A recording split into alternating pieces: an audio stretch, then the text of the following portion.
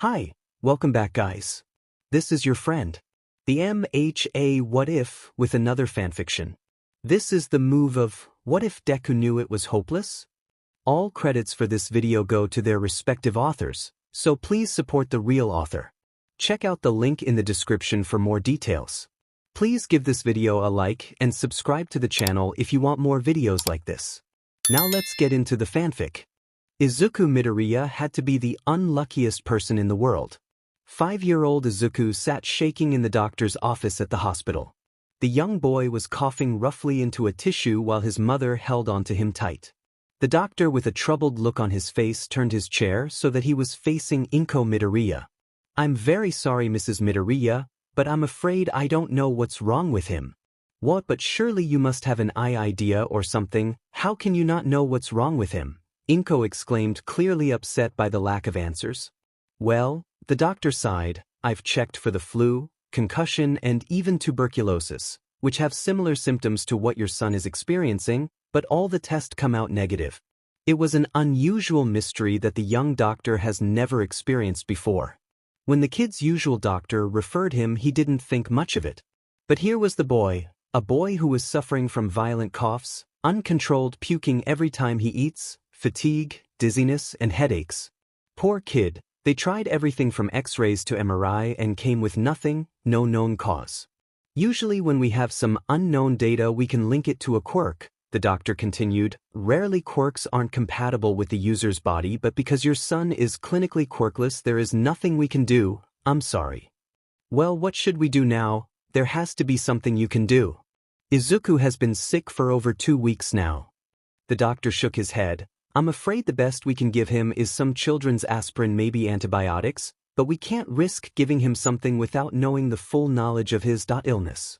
Inko looked down at Izuku with a sad, pained, almost guilty look on her face. Izuku tried to smile. He didn't like it when his mom is sad. He was confused and scared what was going to happen to him. His mother turned her head quickly as if she just couldn't look at him anymore. She took his hand, giving him a light squeeze before she stood up. "Thank you for your help," Inko said with an unusually normal tone that Izuku couldn't describe. He squeezed her hand as they walk out of the room, not knowing what will happen next. First, he was quirkless, now he was sick. Why was he so unlucky? The next day Izuku went back to school. He wanted nothing more than to stay home with his mom and be tucked into bed. A few weeks ago Bakugo was starting to become distant and meaner ever since he got his quirk, and Izuku didn't. But that wasn't the reason he did want to go to school. Izuku didn't want to go to school because he's not any better than he was when he started feeling ill, and just as he thought, his first day back was horrible. He couldn't stop coughing all day, often disturbing the class, so much he had to wait outside until his fit was done. He couldn't play, run, or jump without getting dizzy, followed by a bad headache. The worst was the fact that Izuku couldn't keep down any of the food he ate. He threw up his lunch and snacks, and nausea lingered in his stomach no matter how much water his teachers gave him. Weeks became a month of feeling sick with not even the slightest improvement, but he kept going back to school. Izuku knew Kaken didn't want to be his friend. He knew Kachen and his friends bullied and made fun of him because he was quirkless. Izuku was sad, but he would still play and talk to the other kids. But ever since he came back sick, everyone avoided him like the plague, they all probably thought he had. "He's still sick, hasn't it been a month already? Is he contagious? I don't want to play with him if is. How can you believe he's quirkless and super sick? I would die if I were him. Don't talk or get close to him, you might get sick too. My mom told me not to go near him. Are you going to die? My grandpa got sick like you and died. That cough is super annoying. Though you, stay away, I don't you to throw up on me. Stupid, useless Deku can't even walk straight. How the hell are you going to be a hero? You'd probably die before a villain can kill you." Izuku never felt so alone before. All he had was his mom to talk to and play with. He had no more friends, and when a month turned into months, he was losing any hope of getting better. When months became a year, Izuku knew it was going to last forever. His future was looking dim, and even though he knew he could never be a hero, he still hanged on, grasping onto any amount of hope he had left. Izuku continued to watch and learn everything he could about heroes and quirks. He still watches All Might's video when he was feeling down. Sometimes at night Izuku would cry because he will never be able to be normal again. He was never going to have a normal life. Thankfully his mother was always there to comfort him. Late at night, she held him, petting his hair while he cried into her arms. "It's okay, it's going to be okay, I promise," his mother cooed softly, continuing to slide his hair. "It's going to be okay." Izuku sniffled. "Yes, Izuku. Did you think that," Izuku said between sniffles and hiccups, "do you think that I could still be a hero even without a quirk? Even when I'm like this?" His mother looked down on saying, "Oh, I'm sorry Izuku, I'm so sorry." That was basically saying no, and it made Izuku felt small and worthless, just like Kachin says. Even his own mother didn't believe in him. "Mommy," Inko hums in acknowledgement, am I going to die?" Izuku waited for a response from his mother but didn't get one. There was no yes or no, just silence. His mom's lack of an answer scared, no frightened him. Why wasn't she answering him? What does that mean? Is he going to die? Izuku curled into his mom, hugging her tighter. Why was this happening to him? Why him? At 5 years old, Izuku Midoriya learned not all men were created equal. At 5, Izuku Midoriya learned that life wasn't fair. Izuku became used to his new normal through the years. He got used to the constant tiredness, coughing, and vomiting. It wasn't long before he fell into a new routine of taking care of himself. Izuku would usually wake up in the middle of the night needing to throw up. If he had trouble breathing, he would use his bedside oxygen tank. He ate small meals since he couldn't keep his food down anyway, takes several of his medication after breakfast, lunch, and dinner. All this became normal to Izuku. He has been sick for 11 years now, he is completely used to it, which only scared him. His illness is always changing. He has his good days and bad days. It's almost as if his body decided what he can and can't do for the day, not to mention how much he has improved through his years. When he was diagnosed, at 5 it was heaven compared to age 7 to 12. During those years he spent his childhood bedridden. He needed and missed a lot of school. For a while the only way he could get from place to place was in a wheelchair because he was too weak to stand, and not to mention the surgeries he went through. Finally 2 years ago he was given medicine which helps immensely, but the number of pill bottle always seemed to get higher every year. It didn't matter so long as he wasn't in the wheelchair. Izuku woke up that morning feeling as crappy as always, and even more so when he realized he had to get ready for school. Despite missing a lot of school, he managed to keep his grades up. After all, you tend to have a lot of time to kill when all you can do is sit in a bed all day. The only one who had higher grades than him was Kaken. Katsuki kept his distance from Izuku for a while now. When they were younger, Kaken would hang out with him, which was nice considering how lonely he would get. The only problem was he never understood why. Ever since Kaken got his quirk, he became above everyone else and was mean to Izuku, calling him names, punching him, and he never failed to remind him how weak he was. But for some reason, he would come over or invite him to sleep over, just the two of them. When they were with other kids, he would put him down and brag about how powerful he was. Izuku didn't care. He was glad to just have a friend until he stopped and became cold and distant, not even bothering to insult him. Midoriya sat down in his desk immediately, knowing today was going to be a bad day. His teacher and began talking about high school. It was a no-brainer that everyone wanted to be a hero, and his teacher knew this. He was no different. Midoriya's first and only choice was to go to UA. He wanted to be a hero ever since he was 4, even though he knew it was impossible. A big part of him, though, knew he couldn't, but the other part wanted to believe that there was still a possibility. "Hey, don't lump me with these bunch of losers," Kaken exclaims, getting on everyone's nerve as he goes on about how he was above everyone else. But of course, Izuku's famous luck strikes again when his teacher decided to announce to the entire class that he plans to go to UA as well. His classmate, of course, didn't even wait a second before they started to burst out laughing and spewing insults at him. He didn't know it was possible to feel smaller than he was now. "Huh? What makes you think you can get into U.S.J? Deku? Do you have brain damage too?" Bakugo yelled from in front of him. "I can still get in. There are no rules against quirkless students. I just dashed. Open your eyes, you effing moron. Even if you had a quirk, you're still useless. Your pathetic body can't even walk in a straight line." Kaken loved to put Deku in his place. He always reminds him that Katsuki was above everyone else while Deku was lower than dirt.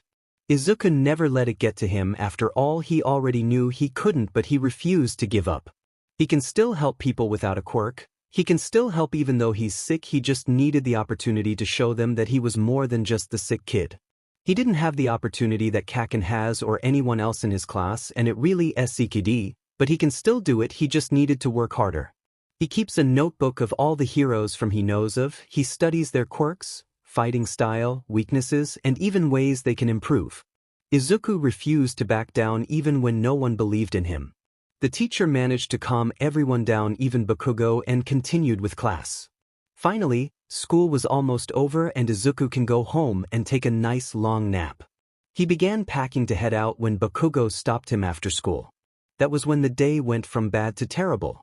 You know, Deku, I really thought that all these years you'd learn your place and know better than to compete with me. I swear I'm not trying to compete with you. Izuku tried to calm Kaken down. Shut up already, get it through your shitty brain that you're nothing more than a FING worthless Deku. Kaken picks up Izuku's hero notebook and exploded it between his palms and proceeded to throw it out the window. Izuku could only look in horror at what just happened before him. He was shaking in his shoes, almost unable to stand. There is no way that you'll live long enough to graduate high school, let alone be a hero, so you might as well do everyone a favor and get it over with. Bakugo turned to walk out the door, along with his followers laughing behind him. Izuku didn't even realize he was on the floor, but anger and adrenaline surged through his body. He quickly got up and shouted to get Bakugo's attention, ready to defend himself. Except when Kaken turned around and glared at Deku, his palm popping with small bursts was enough for Izuku to start shaking again with tears in his eyes. Izuku made his way to the pond where his burnt notebook landed. He mumbled to himself as he retrieved the soaked book, hoping he can still manage to recover it. Izuku sighed and headed home, coughing into his handkerchief as he walked. He looked down into the white cloth, looking at the red spots of blood that stained the handkerchief. It wasn't fair. It not like he asked for this or choose to be sick. He didn't want to have 0 friends or spend his entire life sick. Stupid Kaken was an idiot for telling Deku to kill himself. What the hell was he thinking? Isn't he trying to be a hero? Midoriya let out a frustrated yell as he walked through the underpass. He didn't care what Kaken said or what everyone else thought. He was going to apply and take the U.S.J entrance exam anyway, even if it kills him. Izuku snapped out of thoughts when he suddenly heard a deep and gargled laughing from behind him. Invisibility cloak. Size M. Izuku stopped in his track and turned his head to see who was talking. He froze in horror when he saw a villain made of sludge looking directly at him with sinister, crazed eyes, and before he can even blink, Midoriya found himself surrounded by green sewage. He tried his best to escape, desperately clawing at anything to free him, only for his hand to slip through like water. That was when his day went from terrible to worst. I'm just gonna take control of your body for a bit, good. The villain laughed as he forced his sludge into Izuku's mouth and nose. Don't worry, it'll only hurt you for 45 seconds. Then the pain will go away. The monster continued to ramble about who knows what, but Izuku was too busy trying to breathe. Tears were already rolling down his cheeks as he felt the liquid tentacle painfully traveled into his throat. His lung cried for air and his heart sank when he realized he was going to die. He had thought he accepted his potential death years ago, but nowhere was about to die. He wasn't ready. He didn't want to die, let alone die like this. Izuku cried harder because he realized if he died, no one will care, no one will mourn, and the only thing they would say was that it was bound to happen eventually. Izuku's vision was starting to go dark and his head became dizzy. He closed his eyes, terrified that he wouldn't wake up again. Izuku started waking up slowly to the small tapping of his cheeks, wondering if he fainted in class again. However, when he opened his eyes, he saw that he was outside now. Concerned, he blacked out on his way home until he saw All Might hovering over him, relieved he was all right. All Might? Izuku exclaimed, not believing that his hero was standing right in front of him. All Might laughed. That's right, my boy. I'm glad you're all right. Almost thought I lost you. All Might continues on, and once again Midoriya doesn't listen and instead remains speechless as he is blown away by the fact All Might is standing in front of him and talking to him. Suddenly he remembers to get an autograph. Hurrying to find his notebook, he disregarded his current condition and soon he found himself throwing up, followed by uncontrollable coughing. All Might, who was about to leave, stopped to look back at the boy. He was almost out of time and he needed to get the villain to the police, but he obviously couldn't leave him alone. He walks back towards Izuku but freezes when he sees small spots of red sprinkled over his hands. He is coughing up blood. All Might hesitated before handing Izuku a tissue, who took it gratefully and cleaned his. "Do you think? You?" Izuku tired to says, embarrassed. "I should thank you to a hospital." All Might helped Izuku up, ready to get him help. "And I don't know, that's okay. This is normal." "Normal?" All Might asked, clearly confused. Midoriya nodded his head. "I've been sick for years and this happens almost every day. I'm used to it." Midoriya bites his lip, refusing to meet All Might's eye. "Ever since I was young I've always wanted to be a hero. I want to save people with a fearless, but even though I'm quirkless, I need to know if I can still be a hero." Izuku looked to All Might was no longer there. Instead, a tall, bony, blonde-haired man was standing exactly where All Might was. There was a long pause of silence. No one said anything. I was very awkward. "Oh, Might."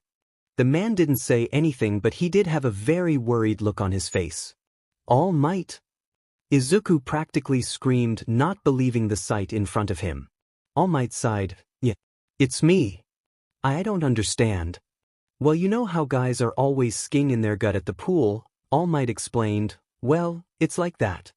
What a weird way to describe it, Izuku thought to himself as he visualized the metaphor. A fearless smile, huh? All Might softly spoke before he hesitantly reached the hem of his shirt and pulled it up his shirt, relieving a big nasty scar on his side. Midoriya couldn't help but cringe. 5 years ago, an enemy did this to me. My respiratory system was nearly destroyed and my stomach was removed. I've wasted away because of the after effects of those surgeries. I can only do hero work for 3 hours a day now." Izuku responded thoughtfully. 5 years ago. Was that when you fought Toxic Chainsaw?" All Might looked surprised. "You've done your homework, but know that lowlife could never do this to me. This fight was never made public. I asked that it didn't go public. A symbol of peace who saves people with a smile. Must never be daunted by evil." Izuku stayed silent as All Might, his hero, explained that the only reason he smiles is to stave off the overweighing fear. Izuku was too lost in his thoughts to respond. Surgeries? Blood? Fear? It was sounding too familiar. He could help but shake as All Might continued. "A pro is always ready to risk his life and livelihood. Many villains are too powerful for pros. So to become one without a quirk, someone like you, it's not possible." Izuku stood, unmoving, tears in his eyes as he watched the number 1 hero walked away. Bakugo was walking down the street, kicking the litter on the ground, while the 2 idiots in his class followed him, always walking behind. The 2 were talking about Deku, but he doesn't care. Why the hell should he waste his time and thoughts thinking about shitty Deku? He didn't go too far. The weak FANG shrimp deserved it, since he never. Just thinking about it set him. "It's his fault for messing with me." Katsuki growled. "Seeing him full of stupid dreamlike when we were kids just pisses me off." He blew up the soda can that was in his hands. "And I thought I told you to stop smoking.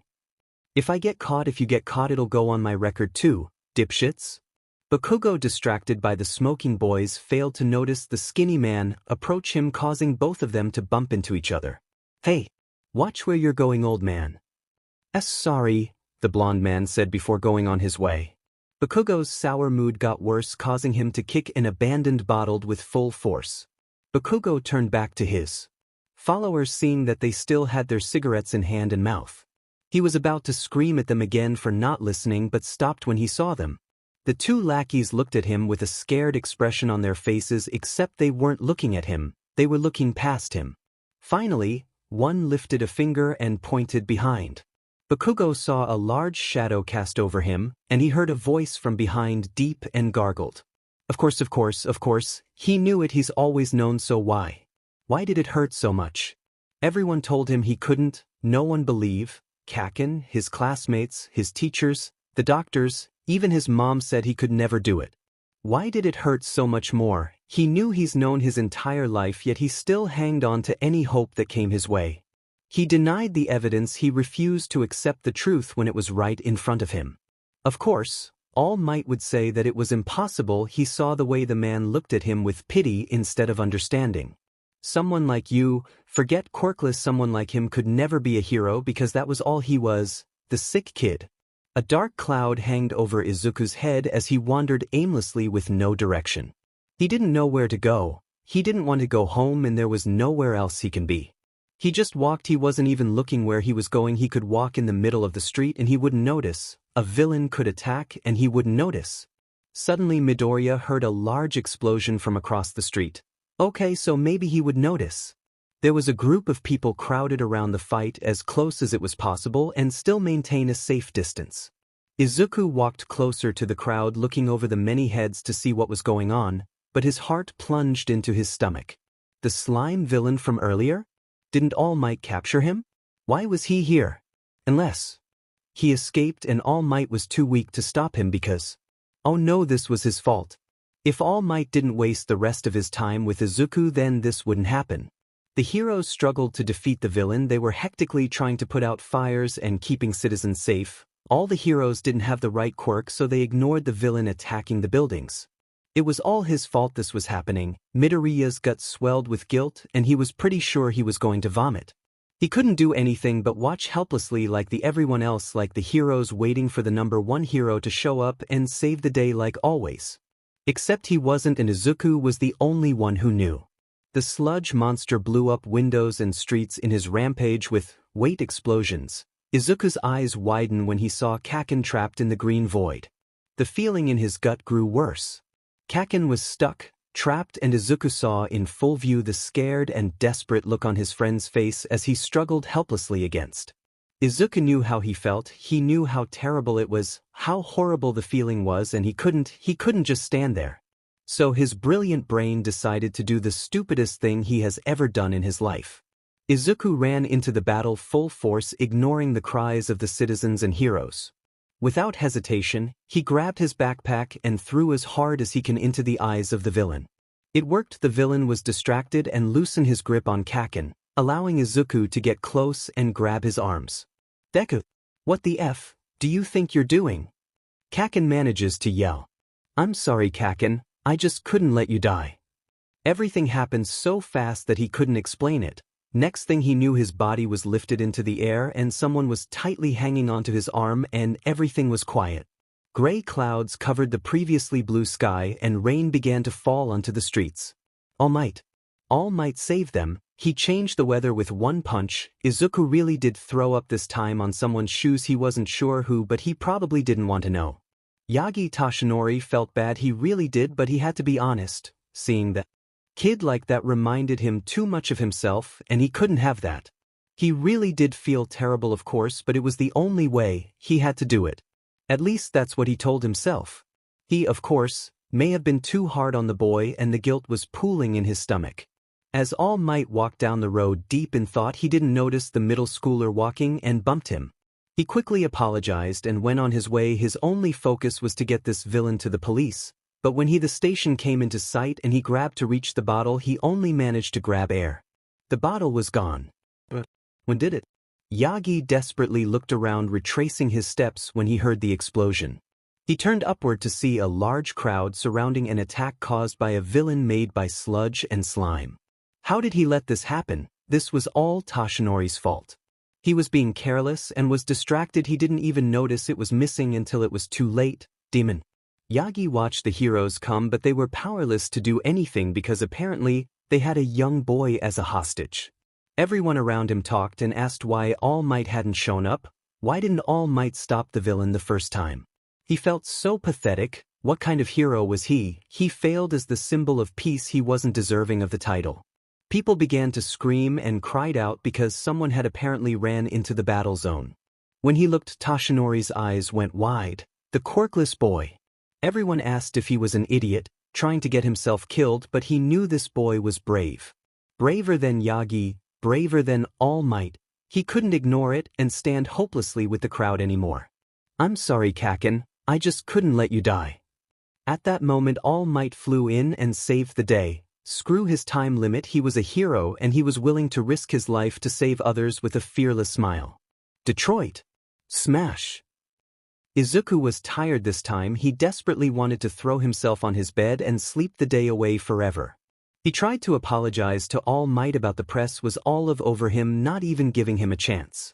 Whatever, maybe it was for the best. He didn't feel like he can deal with anything else for the next 6 months. Hey, Deku. Of course, why? I never asked you to Fenji save me, Kaken yelled from a distance. I don't need your demon pity, so if you've gotten killed it wasn't my fault, got it? I don't Fenji owe you nothing, so don't you dare mock me. Stupid nerd. Well, Kaken will always be Kaken. That was the nicest thing he's said to him in years. Of course, this didn't change the fact that this was the worst day of his life. I am here. Huh. All Might, what are you doing here? Izuku asked confused. He was surrounded by reporters. Shaking the press is nothing because I'm All Me cough. All Might coughed up a stream of blood, changing back into his weak form. All Might the blood from his mouth before continuing. Kid, I've come to thank you and take back what I said earlier. Without you, if I hadn't heard your story, I'd have been nothing but fake muscles and insecurity. So thank you. Midoriya looked down. No, it was my fault. I wasted your time and got in the way. You were right about me. I'm just a sick, quirkless kid. Exactly. This got Midoriya's attention. He looked up. Of all the people at the scene, it was you, a timid and quirkless boy, who acted. What were you thinking when you did that? Izuku couldn't believe what he was hearing. I wasn't thinking. Yes. Even some pros hesitate, but you had the courage, you had the spirit of a true hero to risk your life to save a life. No, this wasn't happening. I was wrong. He was dreaming or just a cruel joke. You can be a hero. Izuku couldn't stop the tears, he couldn't stand, he could even speak. So from now on, I will help you to get to be the greatest hero you can be. When Izuku got home that day, he couldn't sleep despite being exhausted to the brink, fainting. His entire body was weak and heavy. He was pretty sure he couldn't move and that he won't be able to move tomorrow. He just couldn't stop thinking about what All Might said. He was almost afraid that if we went to sleep we would wake up from his dream and go back to hopelessly living his miserable life. After he was told he can be a hero, he mentions to All Might that he still didn't have a quirk. Except I still don't have a quirk. Not to worry, I have chosen you are worthy of my quirk. Huh. That right, my boy. My quirk not only allows me my super strength, but it can also be passed down from one person to the next, growing in power each time it is passed down. One for all. It was all surreal. Never in his wildest dreams could he even fathom that something like this would happen. All Might's quirk, a chance to be a hero. The only thing to make this perfect was if there was some miracle that would magically cure him, but that seemed like asking too much. When his hero offered his quirk he was hesitant and almost declined, but he was selfish and accepted the quirk. Izuku still didn't know if he can do it. Sure, he wanted to be a hero more than anything, but living it was another. But I'm sick and I'm not going to get better, I might even get worse. All Might still believed in him, and a part of Izuku felt that he didn't deserve that belief. No, stop. If All Might believed in him, then Midoriya needed to believe in himself. He needed to stop being scared and live up to All Might's expectations of him. That being said, when All Might started training him, it was intense. Izuku's training consisted of cleaning up the mile-long mountain of trash that was Dagoba Municipal Beach Park.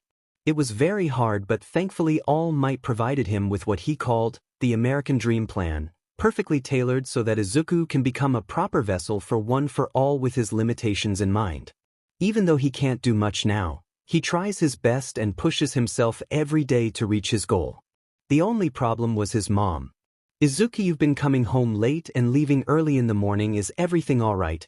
Inko Midoriya asked her son with concern in her eyes. Izuku loved his mom more than anything in the world. She was the only one who was there for him during all the hard times. He promised All Might that he would keep One for All a secret, but it hurt him to have to lie to his mom.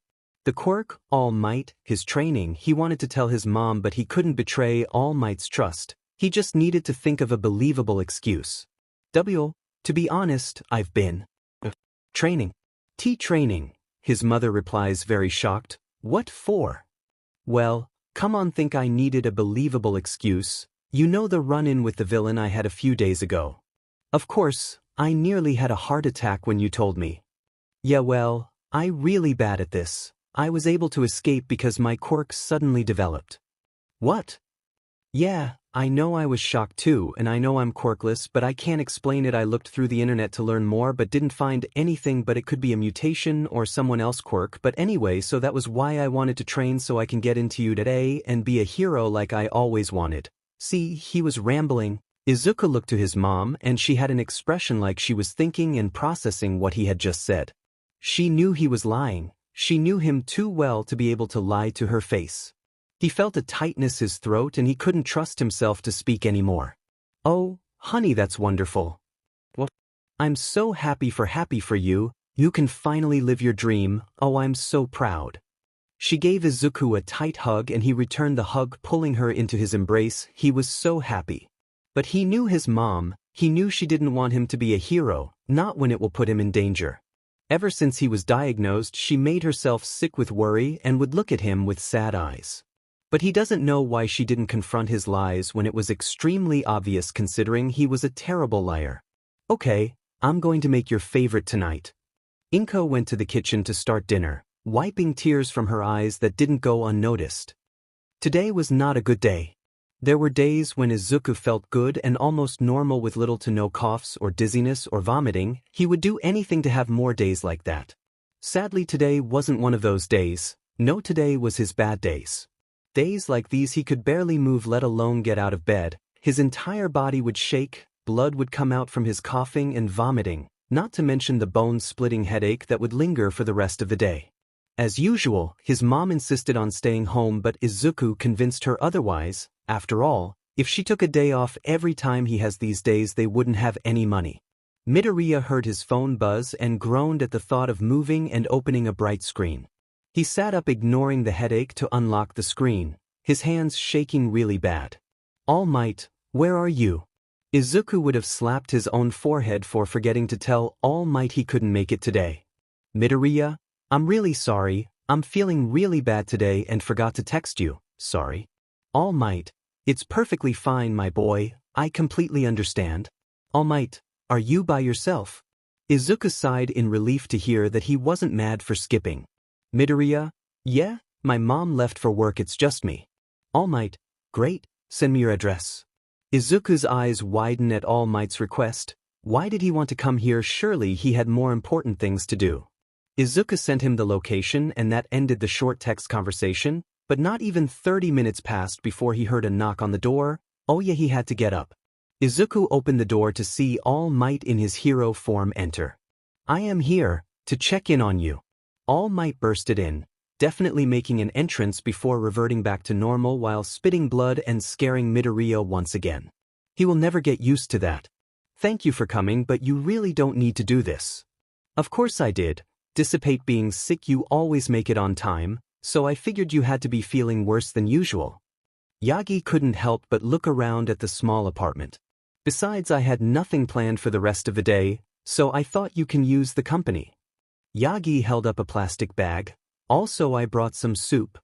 All Might and Midoriya have gotten to know each other a little better over the past few months. So he couldn't help but smile at the fact that he came over just for him.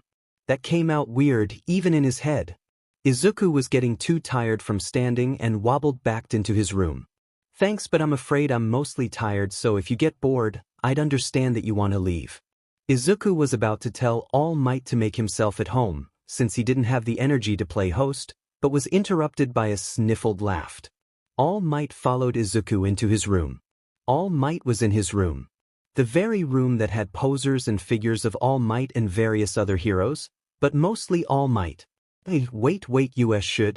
I need to. I'm sorry. This is so embarrassing. Izuku hid his shame and tomato-red face behind his hand, and Toshinori couldn't help but laugh. It's alright, there's no need to apologize. I'm flattered even to have such a fan. That doesn't change how embarrassing this is. All Might's gaze fell onto a small shiny item in Midoriya's hand. What is that for?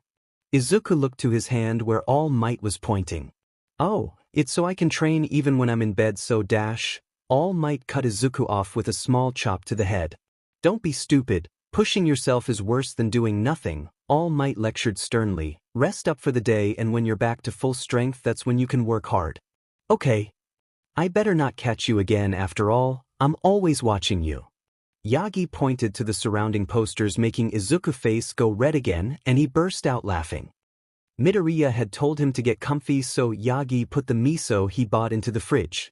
The apartment was small but cozy and very welcoming. The living room was filled with pictures of Izuku and his mother, but none of them had the boy's father or anyone else, just the two. He wanted to ask young Midoriya about this, but he figured he should keep it to himself and not be nosy. Yagi only knew the boy for a couple of months now, and if or when he wanted, Midoriya will open up to him. After all, there were things about himself that he hadn't told the boy yet. When Toshinori walked back to Midoriya's room, the boy was already asleep, which was fine, he supposed. The boy did awfully look pale and tired. Now, taking a better look at the room, he noticed a wheelchair peeking of the closet and an oxygen tank at the bedside. Along with the hero figurines were orange pill bottles all in a line, and there was a lot. Yagi knew the boy was ill. He explained it to the tall man after saving him and the other boy from the sludge villain, but seeing him now like this, it just came to him that it was much more serious than he previously thought. That doesn't change his mind, or does it? What if he was just sending this boy into an early grave just like himself? No, he believes in the boy. After all, it's not every day you find a boy with the qualities to be a great hero, even better than All Might. He was doing the right thing, right? Finally, after 10 months of long hard work, Izuku has done it. He cleared all the trash from Dagoba Beach, even though he only needed to clear part of it. Izuku exceeded All Might's expectations and had earned his quirk, and now he felt nauseous. Not his usual normal nauseous, but the nausea you'd get when the only way to receive one for all was to digest the DNA via All Might's hair. It took all his strength and willpower to keep the strand of hair down. Everything about this was weird and completely beyond his wildest dreams. All Might training him, a powerful quirk, and now he was standing at the entrance of his dream school with as much opportunity to pass as the other students. When Izuku woke up that morning, he barely recognized himself in the mirror. His thin, malnourished body turned into a muscular, malnourished body. Well, he'll take what he can get. Still, he was nowhere compared to Kaken, and it was still a major improvement to how he was before. Right, he wasn't frail. He can pass the exam and make it into U.S.J. This was it. Izuku took his first step to become a hero and then proceeded to trip over his own feet. Izuku felt a small slap on his back, and it took him a couple of minutes to realize that he hadn't fallen flat on his face. Instead, he seems to be suspended in midair, causing him to slightly panic. "Sorry about that," a girlish voice said from out of Izuku's sight. "For using my quirk, I just figured it would be a bad omen if you tripped, right?" Izuku felt the gravity return back in his once weightless body. With his feet now steady on the ground, he was able to get a good look at his savior. She was a brown-haired girl with rosy pink cheeks and a wide smile. "Man, I'm so nervous. I hope we both do well. Anyway, see ya and good luck." He talked to a girl. Well, he didn't actually talk to her, but still she talked to him, which was still amazing. Izuku built up a newfound confidence as he walked into the high school. The auditorium for the hero course exam was huge, which was be expected considering the number of students taking the test. A lot of students were taking the test, and Izuku could feel his confidence fleeting. Even worse, he had to sit next to Kaken, who gave him a glare of pure anger and hated, leading to an ear full of curses and swears while everyone was finding their own seats. "Is everyone excited? Let me hear you say, yeah." Present Mike was announcing the rules of the exam, and Izuku was freaking out. He couldn't believe Present Mike was here, and it took everything in him to not geek out. Despite his excitement, Izuku did listen intently. The exam was a point-based system earned by students that take down robots. The entire exam reminded him of a video game, which was probably the point. They passed out a paper to everyone telling them which arena they would test at, and unfortunately any confidence he had was sure to have vanished by now, especially after the boy in glasses had called him out in front of everyone for muttering to himself. Yeah, he was nervous, but Izuku knew he can do it. He had to, or else 10 months of hard work go down the drain. He was ready. Break a leg, everyone. Plus ultra. Izuku has never felt so depressed in his life, which was saying something. It seemed his body was void of all life. He failed. He failed. He failed. The only words that seemed to play in his head all day like a broken record. Midoriya only managed to get a grand total of 0 points. Everyone was right, he can't be a hero, even when he had a quirk. The only impressive thing he did in the exam was punch the massive zero-pointer to save the rosy-cheeked girl. He broke his right arm and both legs while doing so, but he was fine now except for the deep wound in his spirit. Don't be so sad, Izuku.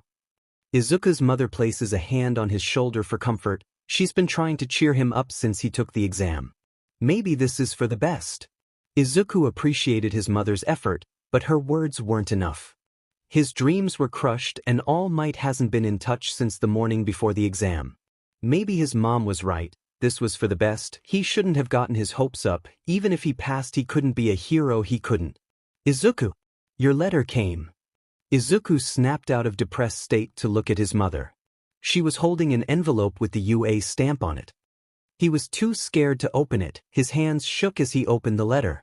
The envelope contained a small round device instead of a piece of paper. Weird, he placed it onto his desk and a holographic video appeared.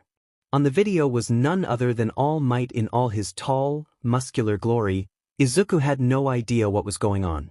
He tried to process everything All Might said, villain points? Rescue points? But only one word stood out and even then he didn't believe it. While you didn't get any villain points, you did get a total of 60 rescue points. Izuku winced as the video played the clip of him and the girl both puking after she used her quirk to save him once again from falling flat on his face. You did it, my boy, All Might continued. Welcome to your hero academia. Tears traveled down his face this time not because he was sad or scared but because he was happy. He never felt so happy in his life because he did it, he really did it. Izuku was going to be a hero. This was his beginning to become the world's greatest hero. Izuku stood in front of the gigantic door to Class 1 for a good 5 minutes. He was dreaming, right? He never thought he would make it this far, his first day of UA.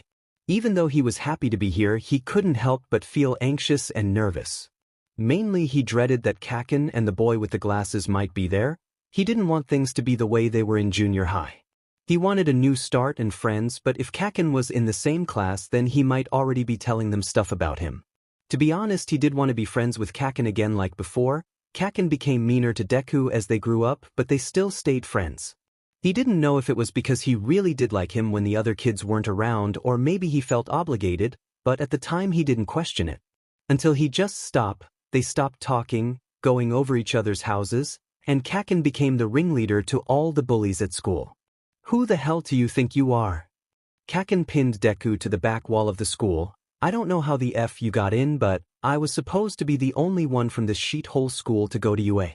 I was trying to compete, I promise, but I'm not going to back down from my dream just because you tell me to.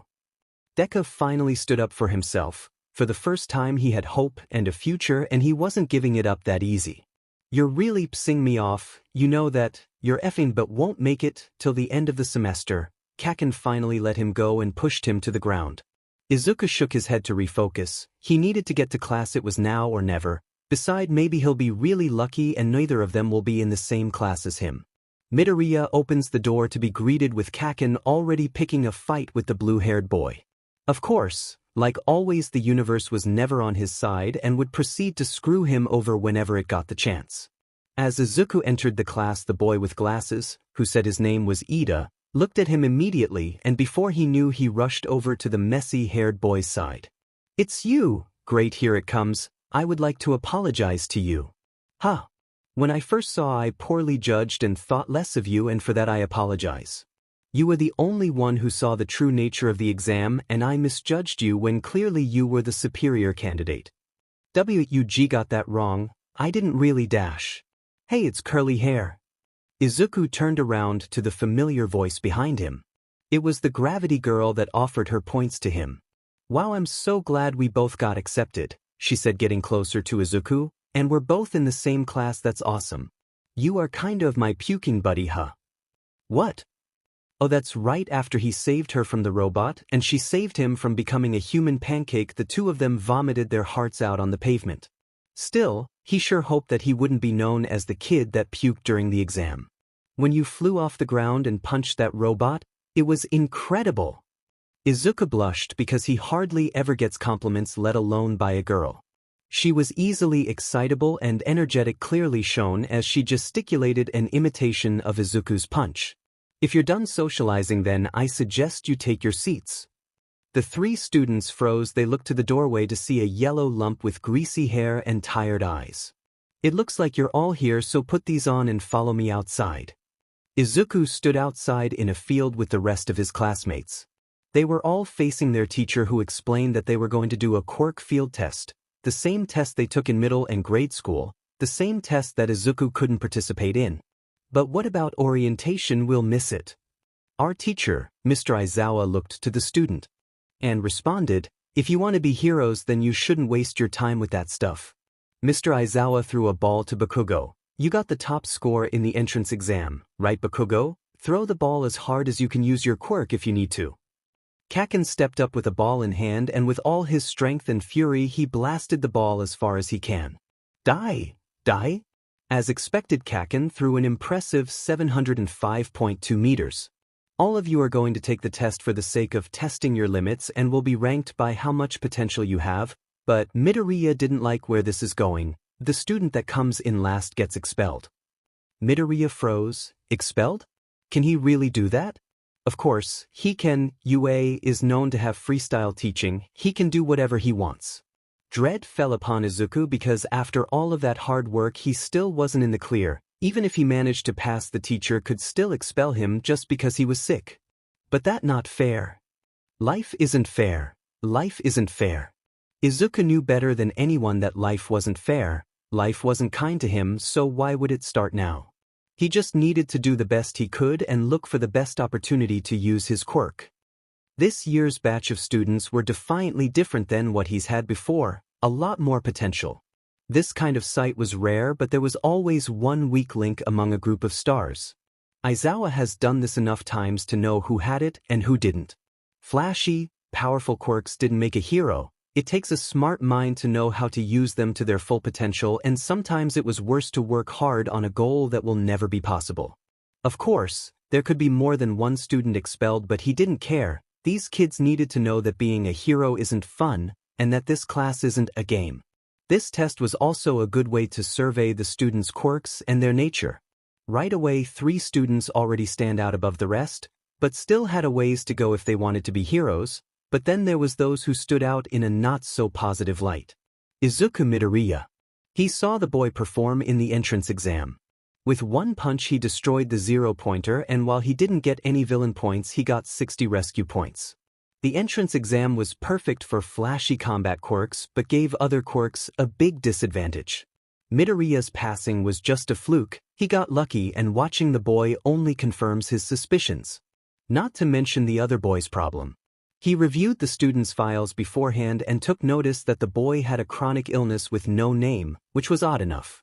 Each student had a specialty that stood out during a different or multiple tests, and it looks like most have a good handle on their quirks. Now they were moving on to the ball throw. After Uraraka's throw, it was Midoriya's turn. The green-haired boy stepped up to the circle, ball in hand with a determined look on his face. He was going to use his quirk. However, once the ball was released from his hand it only landed a couple feet in front of him. Midoriya was shocked and confused at the same time. He stares at his hand in utter disbelief. What happened? I erased your quirk. Midoriya turned to the homeroom teacher, whose eyes glowed a bright red and his hair was floating above his head. You're the underground hero Eraserhead. Aizawa was almost impressed. Very few actually know of him since he has the tendency to stay out of the spotlight. Of course he'd never admit it. Do you think that you can rely on other heroes to come in and save you, to clean up your mess? Aizawa drew closer to Midoriya. If you become incapacitated after one punch in the field then you're more of a liability than a hero. The black hair fell back onto Aizawa's shoulders as he released the capture gear and tossed Midoriya another ball. I've returned your quirk. Midoriya had a change in expression. His scared, almost crying face went serious and dark. He gripped the ball tighter and took position. He reels his arm back, takes a step and launches his arm forward with great force. The throw caused a large gust of wind that kicked up the dirt. But when the dust finally settles, Midoriya stood tall with no injuries except for a broken index finger. The green-haired boy gave him an earnest grin, fisted his fingers, and looked at Aizawa with nothing but raw determination in his eyes. See, Mr. Aizawa, I can still fight. The boy proclaimed he was not doing to back down no matter what. That was clear now. Aizawa couldn't help but smile. He underestimated this kid who had the look that he was going to be a hero no matter what. He had the spirit of a real hero, one that was hard to find nowadays, but he still had a long way go and a lot of hard work to do. What the hell? The Bakugo boy mumbled to himself before. What the hell did you? Bakugo ran toward Midoriya with pure anger, hands sparking and a look as if he was ready to kill the green-haired boy standing scared when he heard the blonde shout his name. You better explain before I dash. But Bakugo didn't get to finish his treat because he himself was now being restrained by the stiff carbon fiber wrapped around Aizawa's neck. Stop using your quirk already, I'm getting dry eye. Aizawa glared at Bakugo wordlessly, daring him to try anything else before releasing him to carry on with the tests. Alright, let's move on to the next event. Izuku was a tight ball of anxiety and nerves. He was practically shaking in shoes. If he was expelled, then it was all over. No more one for all, and no more hope for him. Showing the listing of each student's ranking felt like the longest minutes of his life. His heart was beating hard and fast, his palms sweaty, and it became hard to breathe. If he had to wait any longer, Izuku was sure he would pass out from stress alone. Names flash. On the board, it was almost to the bottom and Izuku's name still had not shown. Then Izuku's heart dropped and dread showered over his entire body. He ranked last out of the whole class. Once again he had failed. Why did he ever think he can be a hero? It was impossible. Oh, and nobody is being expelled. That was just a logical ruse to motivate you all to do your best.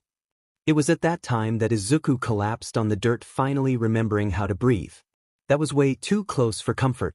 Izuku stayed on the ground for a good 5 minuets of pure shock before picking himself up and dusting himself off when his head finally cleared his head. Eraserhead approached him, handing him a piece of paper. Go to Recovery Girl and get yourself patched up. After that, Mr. Aizawa turned to the rest of the class. When you're all done, head back to the classroom and grab a syllabus. You're all dismissed. As Izuku made his way to Recovery Girl, he put a hand to his head to stop a pounding headache he had been feeling for a while already. He knew this was bound to happen eventually. Even when training with All Might, he still would get migraines and eventually he'll probably throw up. Izuku walked into the nurse's office and was immediately greeted by a short, elderly woman. She hopped off the chair she was sitting on and walked closer to Midoriya. Izuku was not the best when it comes to socializing. Even talking was challenging to anyone who wasn't his mother. However, the women before him had a calming, motherly presence that fills the room, and it made him feel at ease despite being an anxious mess only a few moments ago. Hello, my name is Izuku Midoriya.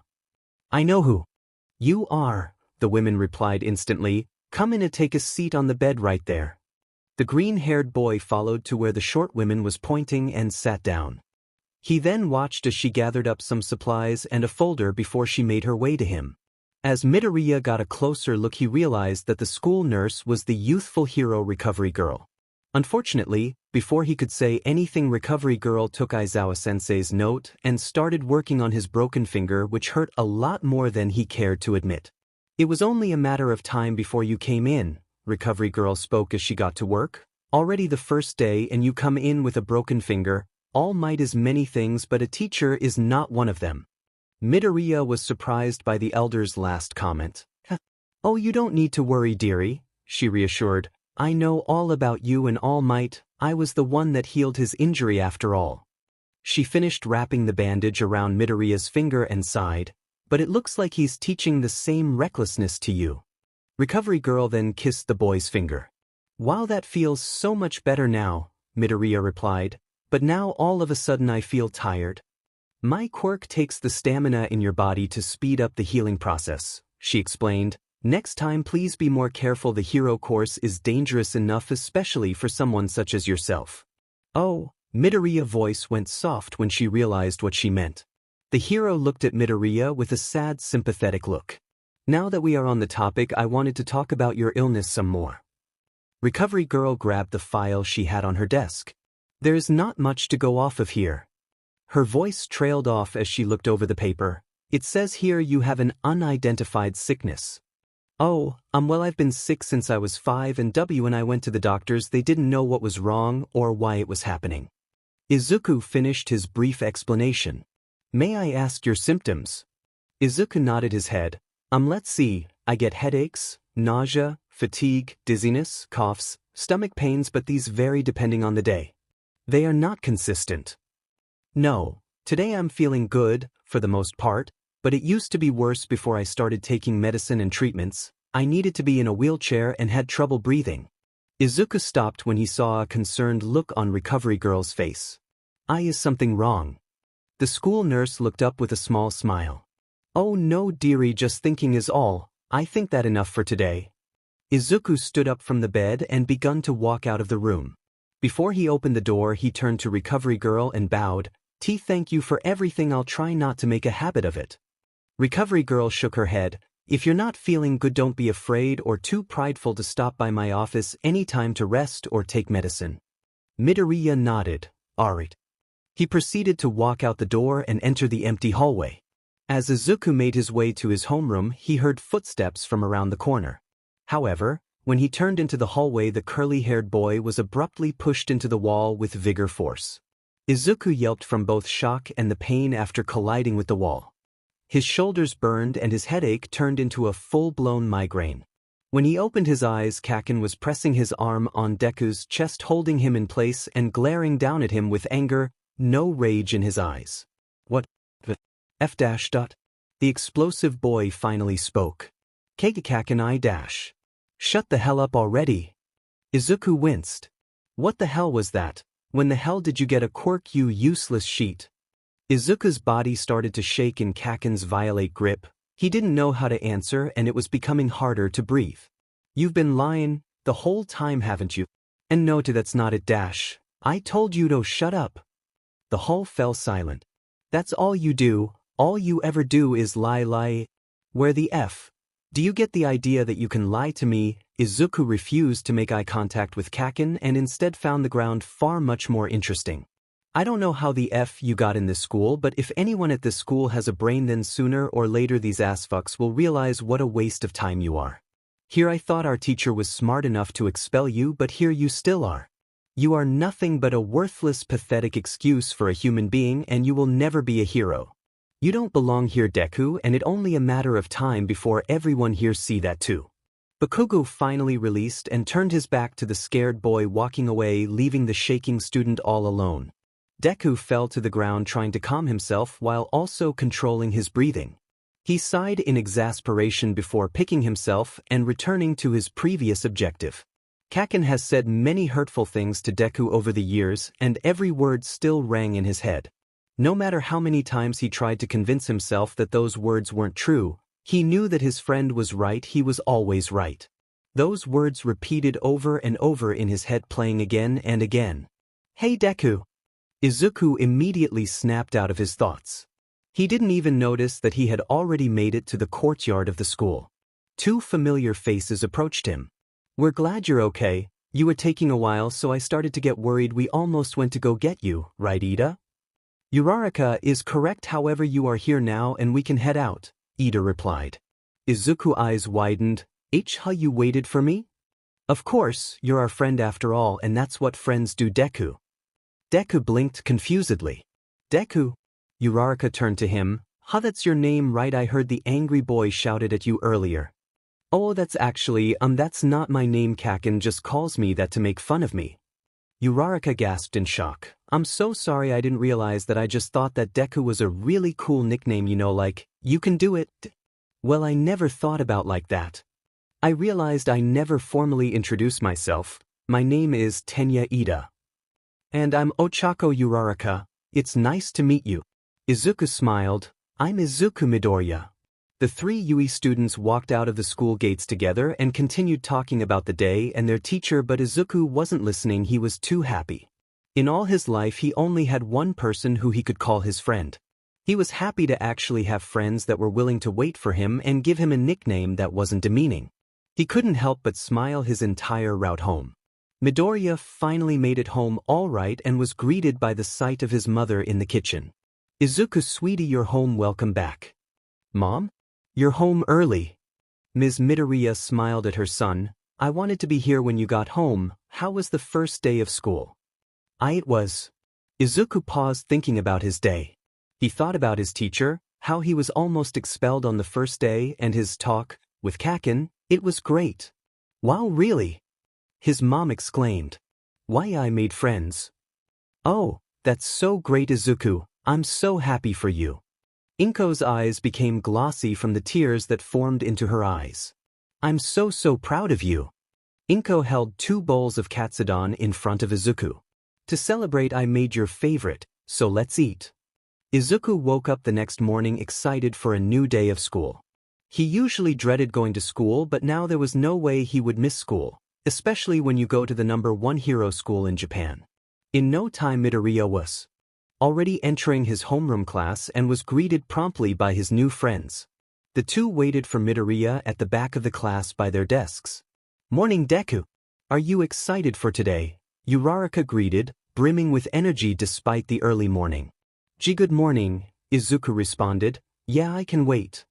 Uraraka smiled back at Deku, however, Ida stared back at him with a stern look. Are you feeling all right, Midoriya? You don't look so good. Ida was right. Compared to having a fairly good day yesterday, Midoriya did not look good. His skin was pale, dark circles can be seen under his eyes, and his cheeks looked slightly sunken in.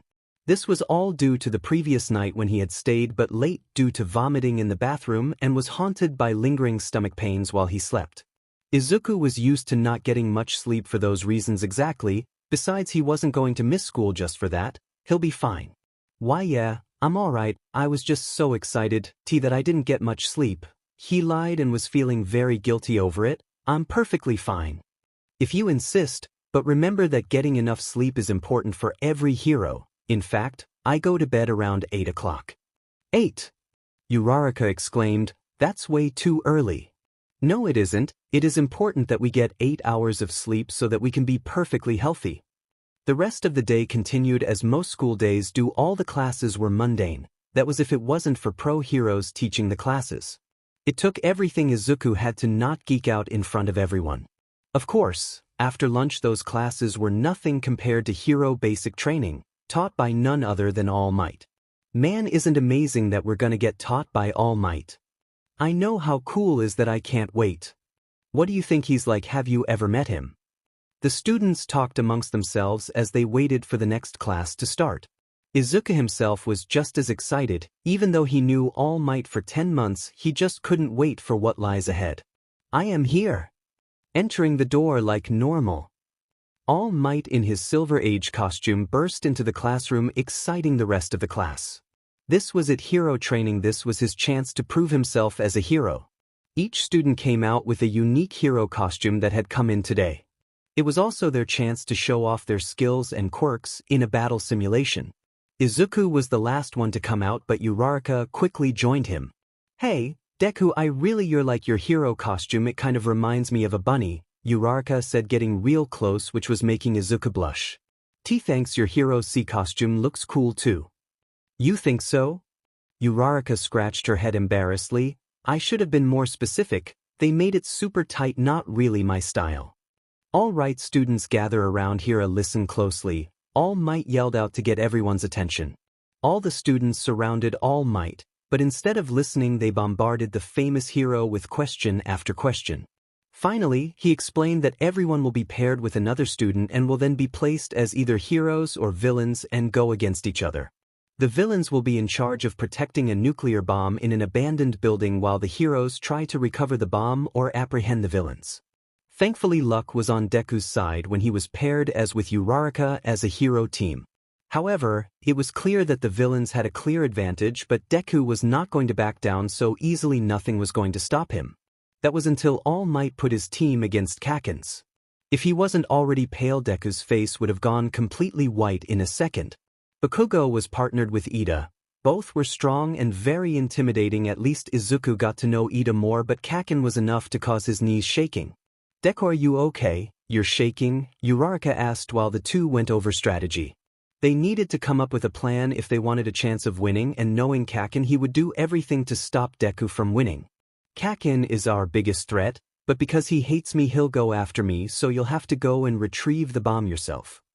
Uraraka nodded. Got it, I'm sure I can handle Ida, but that Bakugo guy is pretty scary, maybe we can take him on together. Izuku shook his head. No, taking Kaken down will take too long and we'll run out of time. So splitting up is our better bet, He nodded in response. Alright, I trust you, Deku, now let's win this. Izuku and Uraraka walked through the halls quickly but cautiously. Nervous sweat trailed down Izuku's forehead. There was no way Kaken would cooperate with Ida, yet he was taking a while to ambush them. It was only a matter of time before the eerie silence is over. Just as on cue, Izuku can hear a distant explosion coming down the hall, and not even a second longer the two were cut off by Kaken. Uraraka, run. Don't you even think of running from me, Deku. Just as Izuku predicted, Kaken went after him instead of chasing Uraraka and flat out ignored her. Quit running, Deku, and fight me. Kaken yelled as he chased him down. I'm gonna beat you to a pulp. Midoriya just needs to get Kaken far away by leading him through similar-looking halls. Kaken threw a big explosion, wrecking the wall and causing Izuku to fall on the floor in order to dodge. Kaken stood over the smaller boy, maliciously grinning in triumph. Izuku quickly got up, but Kaken wasted no time to throw a punch, thinking it would knock him out. However, Izuku knew Kaken. He knew how he fought, he knew what he was going to do, and he knew that Kaken always started with a strong right punch. Bakugo's eyes grew in shock. He did not expect it when Deku grabbed his right arm firmly and had his back thrown on the floor before he was able to process what was going on. What the dash? I'm not the same worthless Deku as before, Kaken. Izuku stood his ground and put his arms up. I'm the Deku that's going to be a hero no matter what you say or do. Nothing is going to stop me. Bakugo stood up, his eyes were furious, but Deku didn't back down. Instead, he glared back, ready for a fight. You're gonna regret pissing me off, Bakugo said, and ran at Deku with full speed, sparks of explosion popping off his palm before letting a big one hit the wall. Izuku tried his best to fight back, but the extensive smoke was making it hard to breathe, so he ran to get a better advantage. He had to run fast if he wanted to lose Kaken. It wasn't about the fight, he just needed to distract long enough for Uraraka to complete the mission. Izuku was breathing hard and he needed time to catch his breath before he was back in another fight. All Might and the rest of the students watched from a secluded observation room to learn from each battle. Already the fight was intense as they watched Bakugo and Midoriya battle against themselves while Uraraka inadvertently confronted Ida. All Might noted the tension between the two boys. He didn't know much about their relationship, but it seemed that young Bakugo had it out for young Midoriya. The former was very violent and very angry. All Might worried about the fight going too far, but for now, nothing justified calling the fight off. He hoped that wouldn't be the case. Wow, did you see Midoriya catch that punch? That was epic. Kaminari exclaimed. He's holding his own fairly well against Bakugo, all things considering, Jiru spoke. No kidding, Bakugo's super scary. I'd hate to be against him, Mina remarked. And Midoriya's doing it while not using his quirk. That's so cool, Kirishima added enthusiastically. While the student has their points and was right about young Midoriya doing well, All Might can see his student getting tired fast. He had improved significantly during the past 10 months, but everyone had their limit and young Midoriya had a long way to go. Bakugo was power walking through the halls to find Deku. He was angry and couldn't wait to crush him. No matter what that nerd spouted, he was the same Deku and that wasn't going to change. It wasn't long before he found the mumbling idiot and was able to corner him. He didn't know how the BSTRD got so good at fighting, but he sure as hell won't be beaten by someone as pathetic as him. All Deku was good for was dragging him down and making others pity him. Bakugo ground his teeth like a rabid animal ready to bite, or in his case to remind Deku of his place. Bakugo managed to block Deku's exit. In front of the blonde boy was only a hallway and a room to the right. It's over, I'm gonna win just like I always do. Bakugo brought his gauntlet and aimed it at Deku. Because you're such a stalker, you were able to predict my moves. You probably already know how my quirk works, right? Deku said nothing. These gauntlets aren't just for show. They store my nitroglycerin sweat. Deku's eyes widened and his faces paled even more. The FNG nerd figured it out. Kaken, don't do it, the building coup dash. Stopping telling me what to do, you useless F dash. Let's hope your dodging skills are still just as good. Bakugo quickly pulled back the handle and had his fingers gripping the pin with lightning speed. Young Bakugo don't dash.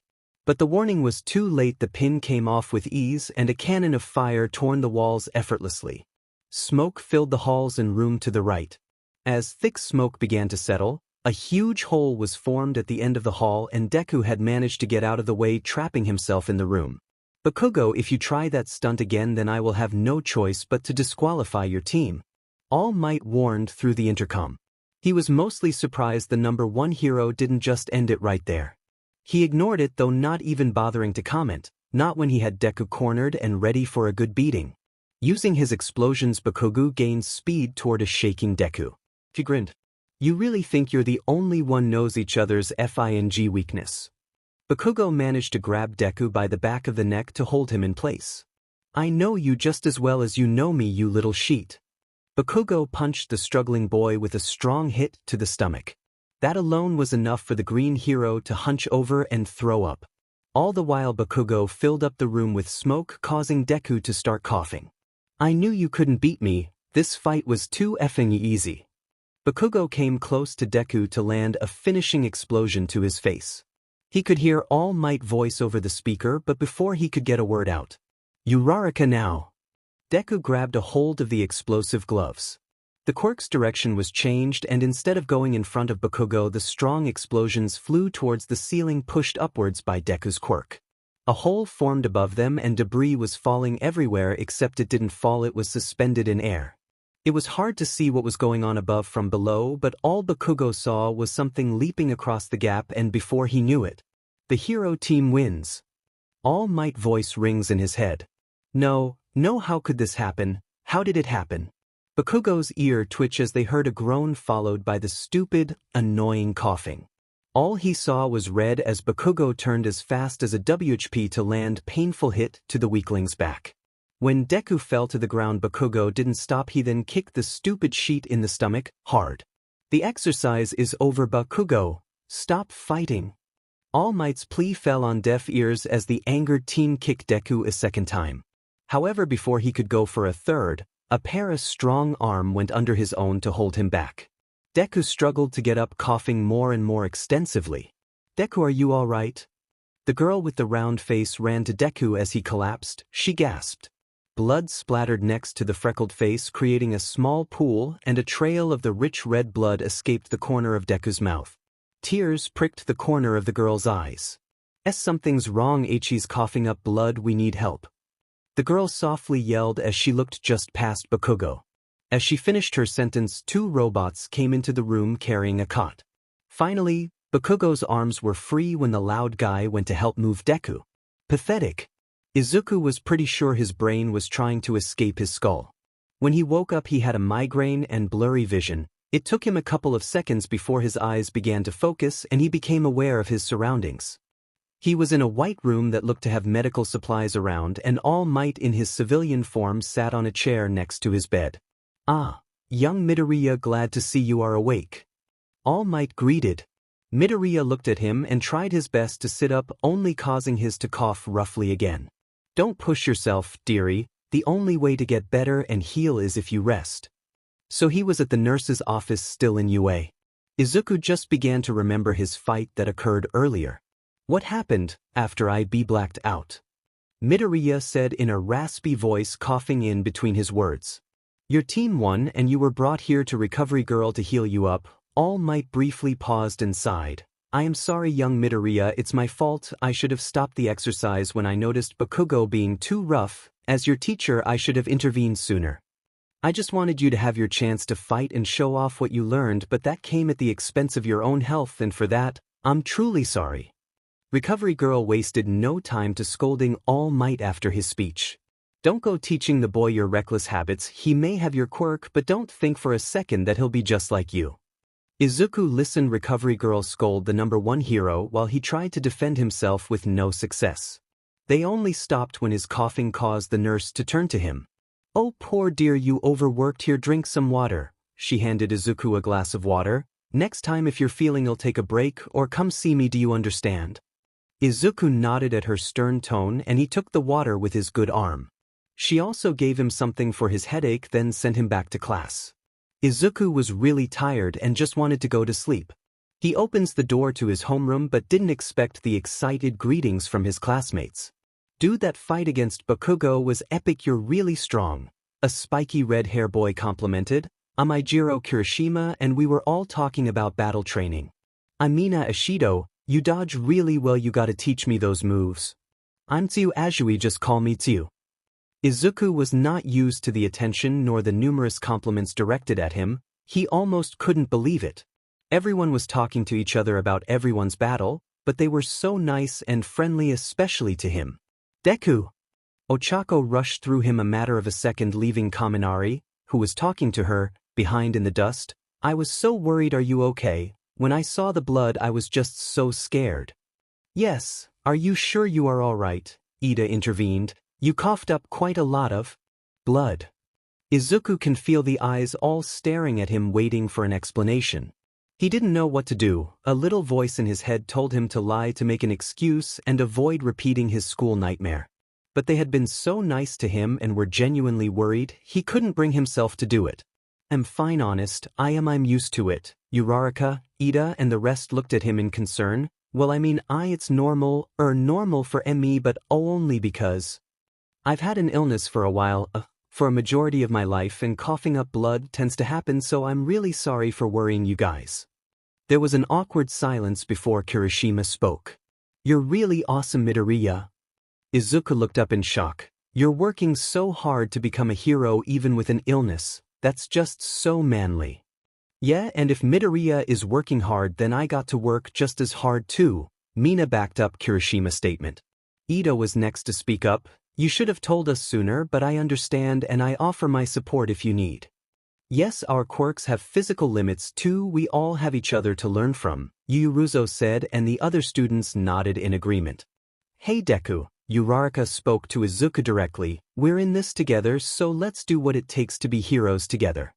Izuku couldn't help but smile back and tried to hold back tears. This wasn't the reaction he expected, but he was just so happy hearing what they all had to say. He was going to be a hero no matter what. Currently, Izuku had his face pressed into a toilet, vomiting his heart out.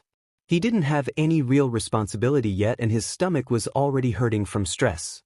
He was only like this because this morning Mr. Aizawa announced to the entire class that they were going to choose class reps. Normally in school that just meant little extra responsibility, but in UE it was the perfect opportunity to show your leadership, which was very important for aspiring pro heroes. Everybody wanted the position, even Izuku, but there was always a reason he couldn't be class rep. Because he constantly missed school. Izuku wasn't a reliable class rep, and even though he was trying harder to come to school every day, there was no guarantee he can keep it up.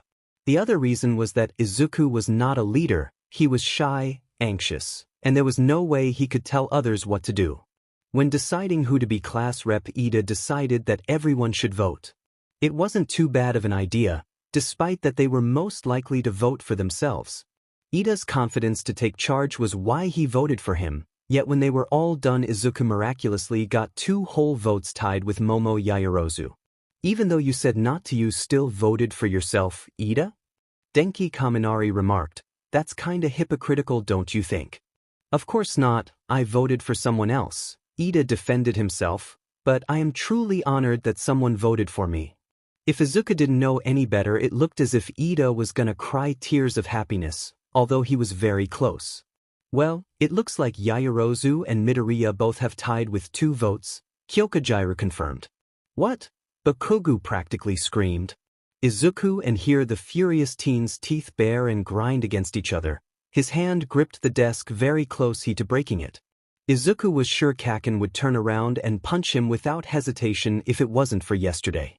He had found out from Ijiro Kirishima and Ida that Bakugo was being reprimanded for his unnecessary violence during the hero versus villain exercise, while Aizawa left him with a strong warning. They mentioned he would be expelled if he did something like that again. Izuku honestly didn't know how to feel about that. "After lunch, we'll vote for either Midoriya and Yaoyorozu, and whoever has the most votes will be the class rep," Hanadasiro suggested, and everyone agreed. Now here he was sick to his stomach. Yaoyorozu was the obvious better choice, but even being vice president was too big of a job for him. After that, he rejoined Ida and Uraraka for lunch. "You feeling all right, Deku?" "Why, I'm fine, sorry," Izuku replied. There is no need to apologize, Ida responded. I'm sure you'll be picked as class president. I'll vote for you as I did before. Yeah, me too. Wait, you two voted for me? Izuku asked and received 2 nods for answers. I actually voted for Ida. Ida paused with a confused look. Me? Why wouldn't you vote for yourself? Then you would have had 3 votes. Well, to be honest, I don't think I'll be best for the job. Well, why? This is a great opportunity and you're super smart and would be good at that kind of stuff. Uraraka said, think back to the battle exercise yesterday. Uraraka is right, there is no need to be modest, we know you're more than capable. Izuku bit his lip, not knowing what to say. They were right for the most part. It was a great opportunity, but there was no way he can do it. His friend's support was nice, but now he didn't know what to do.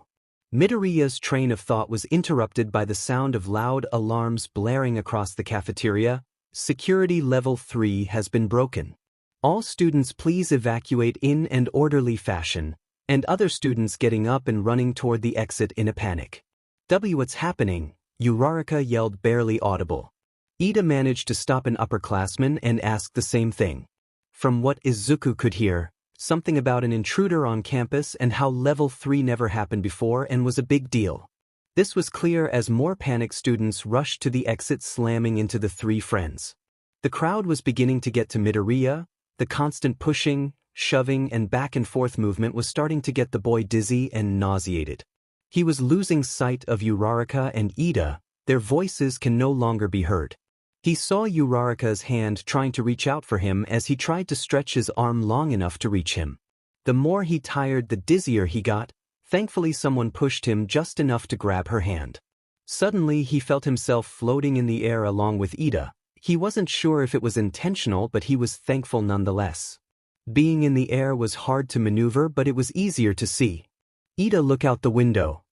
Ida followed his gaze to where Midoriya was pointing and could make out a large crowd surrounding the main doors of UI. The reporters from this morning had somehow made it past security and were currently hounding for interviews with all might, and they did in the morning. The press, how did they make it past the gates? Ida wondered. Everyone is in a panic because of the media, we have to do something. Midoriya nodded in agreement, trying to figure out how to get everyone's attention. However, looking down was a mistake, and now he had to figure out how to keep himself from puking on everyone.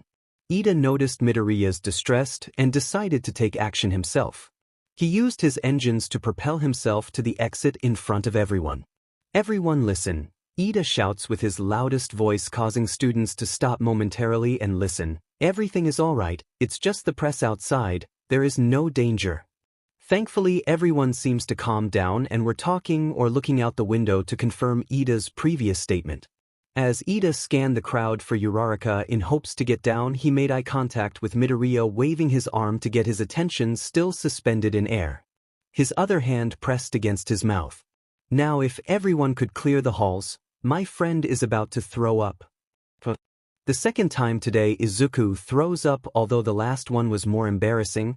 Thankfully, the halls were cleared in second thanks to Ida. Now it was clear what he needed to do. Everyone, I am going to resign from the vote. I'm not the best choice to be your class rep, Midoriya spoke out in front of the class. What do you mean? You'd be great, Midoriya, Kirishima said. Thanks, but Ida would make a much better president. Today he showed better leadership than I ever could. So I'm stepping down and Ida can take my place in the vote. If you were going to vote for me, vote then for Ida instead. Midoriya finished taking his seat and wrote down his final vote for Ida. After everyone had finished, the results concluded Ida was to be class president and Yaoyorozu was vice president. Ida then thanked everyone for their support by giving a not-so-short speech about responsibility and not letting everyone down. Izuku smiled at his friend's antics. He was feeling pretty hopeful for the future. The following day, Midoriya was riding the bus along with his classmates to do rescue training at an off-campus building. Midoriya couldn't help but feel excited. He couldn't wait to see the facility and everyone working hard to be heroes. He only wished he could participate with them. He arrived to school that morning feeling pretty bad. Recovery girl had insisted he go back to bed, but thankfully Aizawa interrupted and said if he was feeling good enough to come to school, the least he could do was observe the others so long as he didn't participate. He took the offer, and while he couldn't do the training himself, he was happy to learn from his classmates. Izuku coughed into his napkin and looked over at the splotches of blood. You okay, Deku? Uraraka asked, looking at him in concern. She was always quick to ask about his well-being, and while he appreciated the sentiment, he didn't want his new friend to worry about him excessively like his mother. I'll be fine, so long as I don't overwork myself today, Izuku responded with a smile. Well, if you feeling okay enough, then I can't wait to do training. Uraraka gave her signature bright smile expressing her pure enthusiasm. Hey, Midoriya. Izuku looked to his right at U.S.J's froggy face. What is it, Azui? Call me Tsu, all my friend do. Oh, okay, Izuku said sheepishly, his face hinting a small blush at being called a friend. I normally say whatever's on my mind, and your quirk's pretty similar to All Might's, Azui said. Oh, we really think so. I guess you're right, Izuku stammered, trying his best to lie despite being terrible at it. No way, All Might's quirk is all lot more powerful, Kaminari chimed in, plus his bones don't break when he uses his quirk. Midoriya still had a pretty cool quirk though, Kirishima joins. I wish I had a flashy quirk, mine is kinda lame in comparison. No way. It may not be flashy, but it plenty useful for a hero. Midoriya praises Kirishima's quirk with genuine passion and interest. Thanks, Midoriya. Kirishima replied, you know you have such a nice and likable personality, perfect for being a hero. Huh. He's right, Rabbit, Azui croaked. I can imagine you being pretty popular in the public while guys like Bakugo are unlikable. What the hell you say, Frogface? I'll kill you. See what I mean? Most of them laughed except Izuku. He was so confused that everyone was praising him while making fun of Kaken. The thought was so foreign he just couldn't believe what was happening. It was enough to turn his headache into a migraine. Cough, cough, cough, cough, cough, cough. Shut the F up, Deku. Sorry. You don't need to apologize, Deku. Uraraka looked at him with a pretty angry look on her face. Hey, Midoriya, Mina Ashido says. Not to be rude or anything, but how long have you been sick? Huh, oh well, I've been sick since I was 5. Man, that's serious. I couldn't imagine being sick for 10, Kaminari remarked, earning him a jab in the arm from Kirishima. Ow. Don't be rude, Kaminari. Oh, it's fine really, it does SEK, Midoriya said, trying to hold his cough.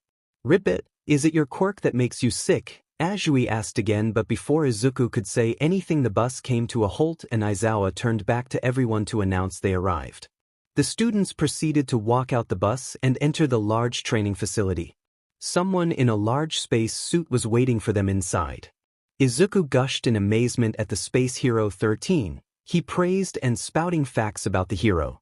Uraraka joined his excitement, saying 13 was her favorite hero.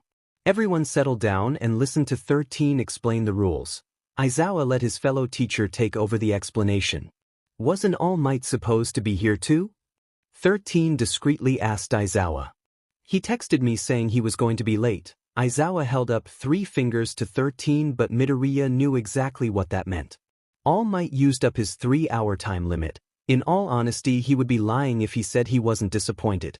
But maybe it was for the best. After all, he was just going to do was sit on the sidelines. However, as Midoriya's train of thought drifted him away from 13, he noticed a small black dot forming by the fountain. Then the dot became bigger, a black hole suspended in the air. Aizawa noticed Midoriya's inattentiveness and followed his line of sight. The black hole became bigger, and from the inky void a hand appeared, then a leg, then a head, and one after another people stepped out of the darkness like a door. What's going on? Is this part of the training? Aizawa dash. Everyone get back. Aizawa grabbed his scarf and put on his yellow goggles. Those are villains. Everything was happening so fast, faster than Izuku could even process what was going on. Villains attacking, Mr. Aizawa fighting alone, our only escape being blocked off, and before he knew it, darkness surrounded him.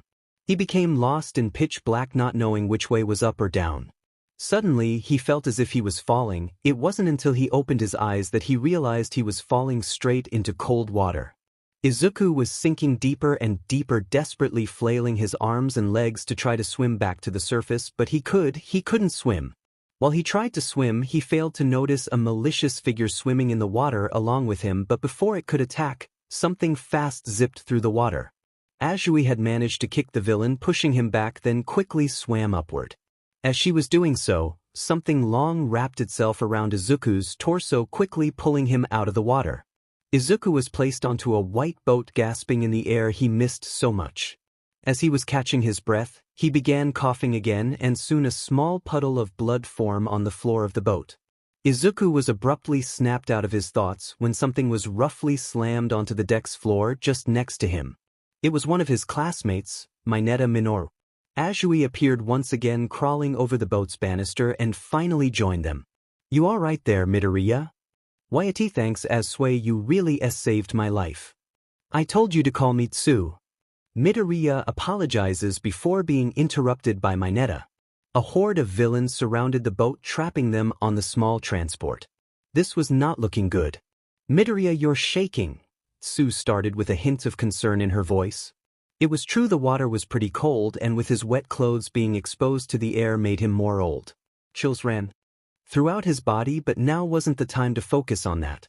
"We need to find a way out," Izuku said without responding to Tsu's previous statement. "Even if we distract the 6 villains, we can't swim fast enough to get out of the water."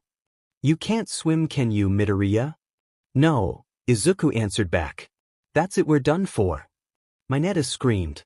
He was clearly panicking, and in his panic, he blindly threw his purple ball into the water. "Wait, Mineta." Midoriya stopped him. But as he did, he noticed that the villains in the water were avoiding the odd sphere. That's it." "What's it, Ribbit?" Tsu questioned. "They don't know what our Q-quirks are," Midoriya started. "That's why they're not attacking us." "But if they knew you couldn't swim, then they could know what our quirks are," Mineta said with tears still in his eyes. "No, Midoriya's right," Azui agreed. "If they knew our quirks, then the villains wouldn't have sent me here. Ribbit, the flood zone is perfect for my quirk." "Why yeah, they couldn't have can now I can't swim, they just got lucky."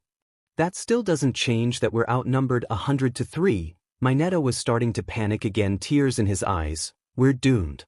And no, we can still get out of this," Midoriya insisted, already trying to think of a plan.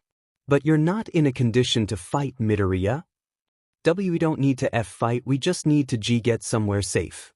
Finally, pieces of a plan were coming together. They need to do this quickly, there was no time for hesitation.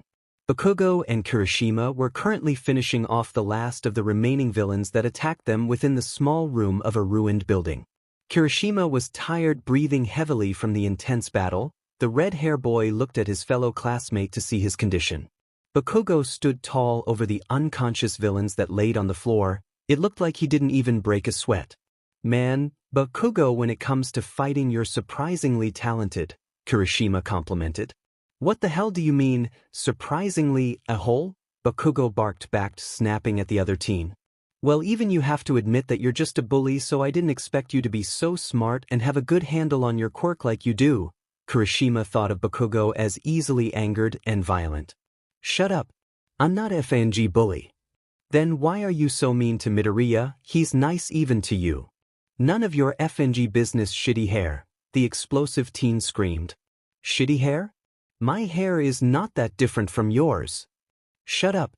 Stop talking about stupid things and listen." Bakugo walked to the opening in the hall and pointed to the main plaza area. "We need to get over there and beat the shit out of those villains." "Yeah, I'm not so sure about that," Kirishima said, unsure. "Last time we did that it didn't go so well." "You think I don't FNG know that those pea-brain villains won't stand a chance against me. And I have a plan on how to beat that smoky-head motherfucker." Midoriya, Azui, and Mineta had managed to use their quirks to incapacitate the aquatic-themed bad guys. Currently, the trio were treading water, making their way to the central plaza where Mr. Aizawa was single-handedly fighting the remaining villains. Azui helped Midoriya until the three of them reached the shallow and Midoriya can get his footing in the water. The 3 UE students stayed low at the shore while they looked for an exit. "We need to get out before we get spotted." "Hold on, Midoriya, you need to rest, Ribbit." Azui placed a hand on his shoulder, keeping him in place. "You're not looking so good." It's true, Midoriya was pale and shaking, his vision could no longer focus clearly, which made him dizzy, and it was starting to get hard to catch his breath. Take a quick break while I look for an opening, okay? Tsu reassured in a calming voice. Midoriya didn't know if he even nodded in confirmation, he just looked ahead at the fight. He brought medicine earlier in case he started feeling like this, but he lost it most likely when he first fell into the water. For now, he had to tough it out until they get to the exit or find a safe spot. Oh no, Izuku heard Mineta whisper next to him. Midoriya looked to where the shorter boy was looking and could make out Mr. Aizawa and a single villain. The man had his arm on their teacher's elbow, the teacher's now bloody and exposed elbow, muscle tissue now clearly visible. Midoriya's eyes widened in shock as he caught sight of the exposed muscle without skin to protect it. The skin that surrounded the wound became dry and flaky, even as the hero continued to fight, blood and dead skin fell. We should leave while Mr. Aizawa has the villain distracted, Midoriya nodded at Ajui's command. The three slowly began to move through the water and to get out without being spotted. Tsu offered support to Midoriya, who wobbled as he moved. He heard Mineta mumble something under his breath but chose to ignore it. Then the atmosphere became colder when something big appeared in their line of sight. A monster towered over Mr. Aizawa. It had a bird-like beak with sharp teeth and its brain was exposed, popping out on top of its head. Its large muscular hands broke their teacher's arm as easy as a twig. Blood surrounded the two in a sickly crimson pool, only serving to make the monster before them more horrifying. A large amount of blood, the sicking crack of his teacher's bones, and the unsettling sight of said man's broken twisted arm was more than enough to make the boy vomit. He just couldn't hold it anymore. He tried to cover his mouth but only succeeded in throwing up on his own hand. He guessed he was thankful for the water minimizing his mess, but the action still grabbed the attention of the lean villain dressed in dismembered hands. Izuku became sicker by the fact that he blew their cover. They were going to get hurt or worse, end up dead thanks to him. Fortunately, before the villain could make his move toward the young heroes, the teleportation villain appeared next to the other.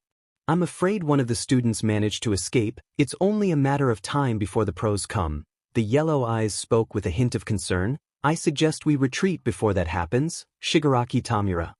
The young villain named Shigaraki roughly scratched at his neck in annoyance. He was clearly upset by this turn of events. So lame, All Might wasn't even here, but I guess you're right, let's get out of here. The raspy voice of Shigaraki spoke as he turned to his comrade. Midoriya smiles in relief. They were leaving, the heroes are on their way. As they spoke, they were saved. Although I rather not leave without killing one of these kids, let's call it a special gift from me to All Might. Izuku froze as he heard those words. Suddenly the world moved too fast yet very slowly as the villain appeared in front of them. His left hand was extended, reaching out to Tsu. The very hand that destroyed Aizawa's shoulder. The very hand that will disintegrate Aussie's face. Call me Tsu, all my friends do. Friends? He wasn't going to lose a friend. He won't let them die. Especially because of him. Izuku didn't know how, but suddenly before he could register what to do, his hand was already wrapped around Shigaraki's left wrist and managed to push Tsu out of the way. Now the hand was mere inches from the boy's face. Midoriya closed his eyes tight as he felt 5 fingertips make contact with his face. He didn't know what was going to happen or what he was going to feel. After a long minute had passed and Izuku had yet to feel any pain, he began to wonder if he was already dead. Was this death? Wow, you're so cool, Eraserhead. Upon hearing those words, Izuku's eyes snapped open and he saw his teacher using his quirk to erase the other struggling to keep his eyes open. The monster, however, grabbed Aizawa by the head. Midoriya reacted fast and on instinct as he used his quirk to throw the villain to the water. And smashed his head into the ground. Miraculously, Midoriya's bones didn't break, but he couldn't dwell on that thought because the 3 of them needed to get out of there. They ran out of the water, making a run for the U.S.J entrance. Izuku clearly struggled just to walk, let alone run, but he needed to push through and not slow down the others. They didn't make it very far because the monster already caught up to them with lightning-fast speed. Large hands grabbed at them, missing Izuku and Mineta, but managed to grab Tsu. Ajui! Midoriya screamed. He was panicking, about ready to use his quirk. However, Ajui started to make a weird noise before spitting something into the giant's eye, caused him to drop the frog girl. Are you alright? I'm fine, but we need to get to the exit fast. Izuku nodded. The big bad guy was still blocking the way, now thrashing about. As this was happening, Izuku looked behind them to see Shigaraki exit out of the black portal and onto dry land with a now broken-looking wrist. Nomu, get that kid. His voice spilled with pure anger. Midoriya, look out. Izuku didn't have enough time to react before a heavy hand landed on his back, pinning him to the ground. Midoriya. Go. Izuku struggled to speak. Get out, while he's distracted. Tsu did not look convinced and was already looking for some way to help. Midoriya could feel his lungs constrict as he tried to get air in them once again. His eyes were getting heavy and black spots started to cloud his vision. Because I am here, the familiar voice of All Might echoed across the room. The number 1 hero grabbed Mr. Aizawa, Azui, and Mineta with great speed, placing them at a safe distance. He then turned to the villains and punched the Nomu in the stomach. The strong punch didn't faze the Nomu at all. Instead, it moved his hand from Midoriya and punched All Might. Finally, the pressure was gone, but Midoriya spewed out a stream of blood, creating his own pool of blood. Quickly, Midoriya, All Might shouted, get out of here.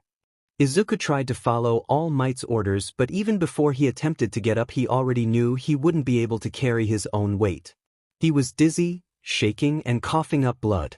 Izuku could barely crawl in this state, and all the while All Might was fighting the Nomu thing to protect him.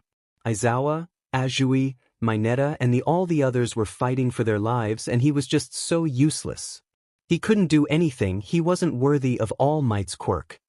No, he couldn't keep feeling sorry for himself. He wasn't going to whine anymore. As Izuku watched All Might battle, he decided right there he was going to change. He was going to do whatever it took to save everyone. He was going to fight. All Might struggled to hold back the beast before him. This enemy was certainly not something to laugh at. Maybe in his prime he would be faring better, but not matter how hard he fought, this monster seemed faster than him, stronger than him, better than him. It seemed no matter how hard of a punch he threw, the monster was not fazed in the slightest. You won't be able to win, All Might, the ringleader of the attacked shouted from afar. Nomu has shock absorption, so all your hits are useless. All Might grinned to himself at the villain's mistake. How foolish of you to tell me his quirk. All Might leaped at the Nomu and warped his arms around the muscular waist. Now I know exactly how to beat it. All Might had planned to ram the creature into the ground, but his plan backfired as he felt large, thick hands grab the sides of his abdomen. The Warp Gate villain used his quirk. The fingers gripped harder, squeezing into All Might's side where his injury was. This is bad. All Might turned to face away from the villain and coughed up blotches of blood. He couldn't help but be reminded of young Midoriya. Young Midoriya. All Might's eyes glanced to his successor still on the floor, clearly struggling to get up. The poor boy, what had All Might done? He knew it was unwise to give Midoriya his quirk, to put the boy in so much danger.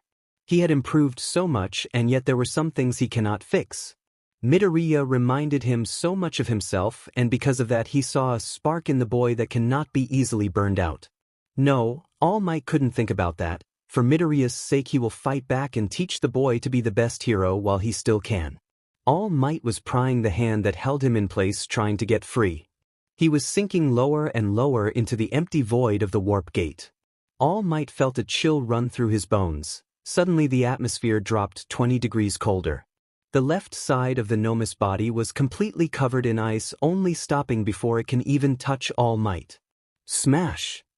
Young Midoriya came from nowhere to deliver a damaging punch to the frozen Nomu, causing the ice to break along with the monster's left limbs. Die Biastudi! This time Bakugo and Kirishima fell from the roof to pin the misty villain to the ground. Todoroki finally showed his face, still in battle, stand ready to use his ice against the villains. All Might, are you okay? Midoriya stood before his teacher, heavily breathing.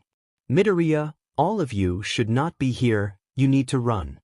I just saved your butt, Bakugo yelled from his position. I can handle these wimps. Don't shout like that, I'm right next to you. Kirishima said, rubbing his hurt ears as he continued to hold down the villain. Shigaraki scratched at his neck with irritation. DMN brats. The scratching quickened in pace and the nails scrapped harder against his skin. You demon brats, what kind of heroes does UA make? First that one breaks my wrist. And now you destroy my Nomu. All Might barely now noticed the villain's bent wrist. Midoriya caused that? All you heroes think you can do what you want so long it is the name of justice? It really pisses me off. The number one hero was about ready to end this, he could easily deal with this one. But before All Might can reach the villain, the Nomu jumped in front, dealing a punch strong enough to launch the blonde hero backwards. How? The Nomu stood in front of them all with both legs intact and one arm missing, yet in a matter of minutes the left limb regenerated a new arm. 2 quirks. It didn't think twice before once again attacking All Might with great force. All Might managed to dodge a punch, causing debris to fly through the air. Todoroki created a thick wall of ice to protect himself and Midoriya. Thanks Todoroki. Todoroki didn't say anything, he looked down at Midoriya who was on his knees. You don't look good, you need to get out of here. Izuku couldn't even think of a response when the ice was suddenly shattered by Nomu now standing in front of them ready to attack. All Might managed to reach them in time to protect them. He needed to think of something quickly. That was the second time he defended his students from this monstrosity. Once again All Might punched the giant right in the stomach. How long before you realize that your punch has no effect on Nomu's shock absorption? All Might grinned to himself and threw another punch, absorption, but you never said negation, so that means he has a limit. Punch after punch after punch, All Might's fists moved so fast that they became a blur. He has a limit, I just need to find it. All Might could feel his body weakening, but he kept it up as he continued hitting and hitting. Finally the Nomu was feeling the effects, becoming weak as well. One final smash punch and the gigantic creature was blasted into the roof of the U.S.J, breaking the interior and sending it flying far off into the sky. The punch was strong enough to create powerful winds that blasted through the area. Finally the battle was finished, it was over, everything was going to be okay. Izuku smiled in relief as the excitement died down, he was so tired and ready for this all to be over. Hey Midoriya man, Kirishima hurried up to Izuku. Are you alright? You look really beat up. Kirishima was right, his legs were too weak to even stand on his own. Thankfully Todoroki and Kirishima helped him get on his feet. Izuku leaned on Kirishima for support as they began to walk toward the exit. However, when Midoriya looked back at All Might, he was standing in the smoke, and before him Shigaraki was very angry. It was clear just by looking at All Might that he was weakened, but only Izuku was able to see that the hero was running out of time before he reverted back. Soon he will change back to his real form in front of everyone. In front of the enemies. Izuku didn't know what to do, he didn't know what he should do, but it didn't matter. 1 second Midoriya was at Kirishima's side and the next he was already halfway across the plaza. With incredible speed Midoriya, with no strength at all, threw himself between Shigaraki and All Might in hopes. Well, he didn't even know what he wanted to do, he just knew he needed to do something. Izuku made brief eye contact with the blue-haired villain behind the hand mask. It had divided his attention long enough that Izuku didn't notice the pale hand appear out of thin air. When Izuku turned, it was too late to stop. 5 fingers made brief contact with his left arm. He could feel the skin beneath the fingertips begin to burn then. Bang bang bang. Shigaraki recoiled his hand back in pain, releasing a cry of agony. The UE teachers have arrived at last. The rest of everything became a blur around Izuku. He didn't even feel his body hit the pavement, nor could he hear All Might and Kirishima call his name in worry. Izuku was just so tired he wanted to sleep for an entire month. At least they're safe. Izuku though with a smile, everyone is safe. Midoriya blacked out. The faint beeping of the hospital monitor was a familiar sound. Often it was served to lull Midoriya to sleep when the doctors had him stay overnight for observation. He didn't think much of it as his heavy eyes opened to the nostalgic sight of the clean white hospital. The only thing that was different was instead of his mother sitting in the chair always placed right at his side, it was All Might. The man looked deep in thought as he rested his sullen head onto his bony hands. The man then noticed that Midoriya was finally awake and his worried expression was replaced with a relieved smile. Midoriya, my boy, you had me worried there. I thought you had died on me. All Might smiled as if it were a joke. Maybe it was a joke. Died, Izuku responded in a raspy whisper. His eyes were only half open and unfocused.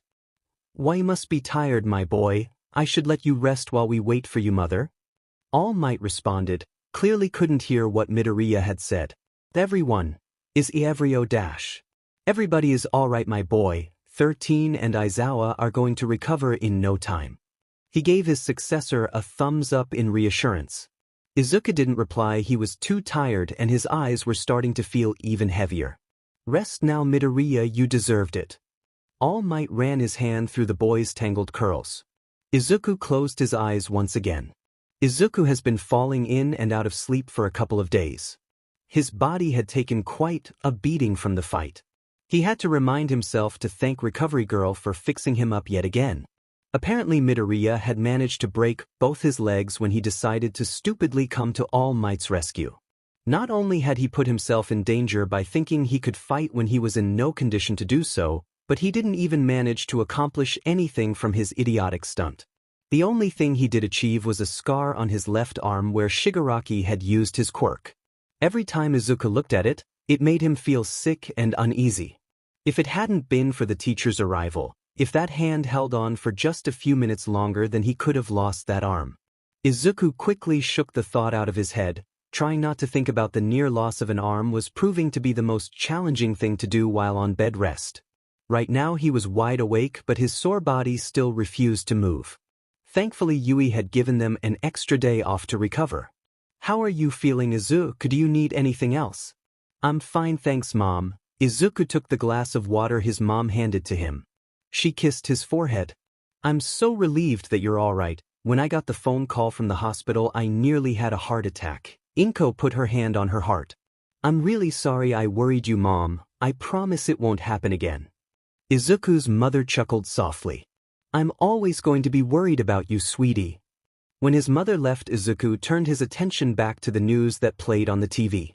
Practically every news channel covered the U.S.J villain attack. He even watched as his classmates answered the interviewers' questions on TV. Every now and then his mind would wander back to the events at the U.S.J. He thought about his friends, 13 and Mr. Aizawa and All Might. He only talked to his mentor briefly at the hospital, and he also received get-well texts from the man. Izuku snapped out of his thoughts when his mother poked her head back in the room. Izuku, some of your friends are here to visit you. Do you want me to let them in if you're feeling up to it? Oh. Izuku didn't expect his friends to come over. He couldn't help but smile at the news. Why, I'll be fine. His mother also had a big smile as she nodded. Distantly, he could hear the faint sound of voices coming from down the hall. Not long Ochako, Ida, and Azui came through the door. Deku, we're so glad to see you okay. Ochako practically bounced into the room. Why, me too. Izuku greeted. You guys didn't have to come all the way over here. Nonsense, Midoriya, we wanted to make sure you are well, Ida said. You look much better today. Yeah, I feel better too, but my body still feels like jello. Well, we're glad you're better, Rabbit. We were really worried, Azui croaked. She briefly paused and made direct eye contact with the sickly boy. I also wanted to thank you for saving me, Ribbit. Oh, there is no need to thank me. I didn't Actually, I wasn't really thinking when dash. Midoriya, you're rambling again, Azui stated bluntly. Sorry. The four of them sat down and talked to each other. Ochako recounted what happened to her and Ida to Azui and Midoriya, and how Ida heroically made it out of the U.S.J to bring the heroes, pretty much saving everyone. Uraraka also excitedly complimented Midoriya on his room, which made his face turn tomato red. The fact that he had actually 2 girls in his room was embarrassing enough. The group of friends lost track of time in conversation before they knew it. Dinner time came, which Ms. Midoriya happily served to each of them. Your mom is really nice, Deku. She reminds me a lot of my mom. Ochako complimented with food in her cheeks, her bowl already empty. And the food she cooked is very delicious, Ribbit. You're not going to eat anymore. Izuku smiled politely. I'm not really hungry. Uraraka reached her chopsticks over to Deku's bowl. Then I can have some of yours, right? Uraraka, do not be rude. Midoriya should be eating to get his strength back. No, it's alright, Ida. I can only eat so much before I start getting sick, so Uraraka can have some if she wants. Izuku's face slightly turned red before the rest of them continued to talk and laugh again.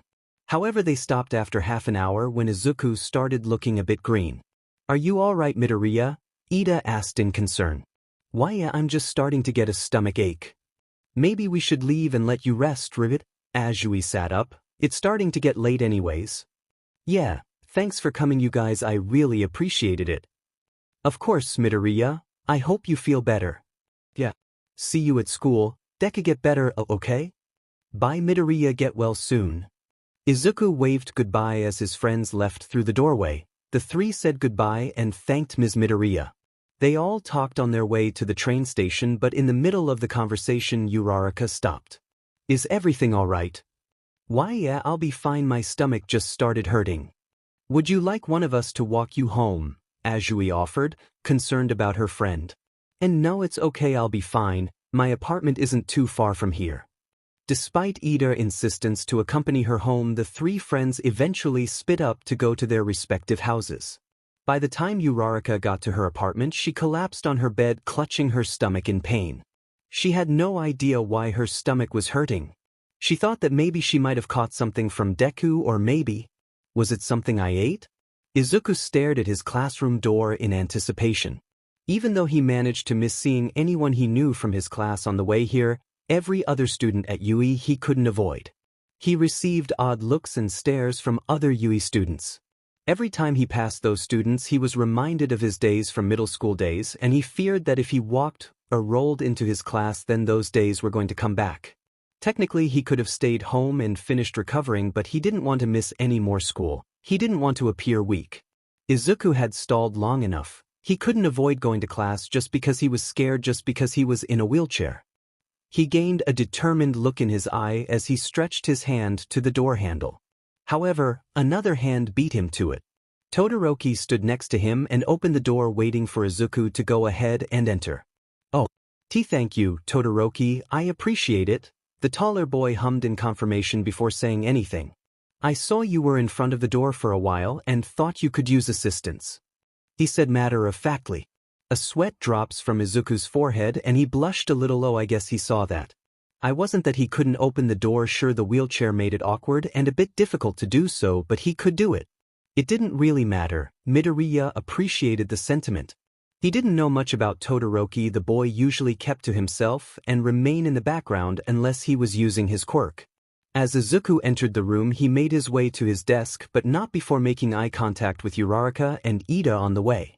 The two expressed very surprised faces, which then turned to worry. The two looked at each other as if speaking silently before they walked over to Midoriya's desk. Morning, Deku, how are you feeling today? Uraraka smiled. She was clearly trying not to make a big deal of the wheelchair and failing miserably. Despite this, she did better than Ida. Good morning, Midori. Why are you in a wheelchair? Did something happen? Ida spoke loudly in concern, no longer able to keep cool. Ida. Izuku couldn't help but laugh a bit at the two. It's okay really, although I was sure Uraraka was going to be the one to say something. However, Izuku's calm demeanor did nothing to soothe his friend's worry. As they were talking, Shiro, Kirishima and Kaminari entered the room to see the scene in front of them. Oh, Midoriya, you're in a wheelchair. Kaminari shouted from across the room, only to have his head hit from Kirishima and Shiro and in loud whispers scolding him for having a big mouth. No, it's alright really, Midoriya reassured. My legs are still tired from the fight and I can stand on them for a long time. There really isn't anything to worry about. I've been like this before. I only need a few more days till I'm fully recovered. Midoriya's explanation did little to ease his classmates, but Kirishima smiled anyway. Wow. Midoriya, you're so brave and manly. Even though you're in a wheelchair, you still came to school. Kirishima's genuine compliment surprised Izuku. That makes me happy to hear. You'll be better soon, Deku. Uraraka smiled. So if you need anything, I'm here for you. The others offered their support as well, including Jairu and Yaoyorozu, who were also in the class. Izuku had never been given so many promises to support him. The only people he could rely on were himself and his mother, so to hear such kind words from my friends made want to cry. Deku, are you okay? You're crying. Why, I'm fine, he said, wiping his eyes. The rest of the class began to trickle in, some commenting about Midoriya while others ignore it and started making regular conversation. Everyone was nice and conversed with each other as if nothing had changed. Do you think Mr. Aizawa will come in today? There's no way. Did you see him? He was badly injured. As the teens talked amongst themselves about their teacher, a familiar figure opened the door. Quite everyone. Class started, so get to your seats. This caused a very surprised reaction from the students. Everyone made comments and had questions that they all decided to voice at the same time. Mr. Aizawa, shouldn't you still be in recovery? I'm fine, there's no need to waste time, especially when we have something as important as the sports festival coming soon. As soon as those words left the teacher's mouth, everyone began talking excitedly about the sports festival. The sports festival was UE's biggest event and even became more popular than the Olympics. It was all of their chances as aspiring heroes to get recognized by potential hero agencies. Mr. Aizawa made sure to quiet everyone with the single glare of his quirk before continuing. As you know, the sports festival is your chance to showcase your skills to hero agencies who will sign you on for internships, so I expect you all to work hard. Midoriya hadn't given much thought to the sports festival. In fact, he outright forgot about it, but now that the date was getting closer, Izuku didn't know what he was going to do. He still could properly control one for all. Every time he used the quirk, it resulted in his bones breaking. Not to mention, in the likely chance he got too sick, recovery girl will surely bench him. Everyone was planning to work hard, so the least he could do was do the same.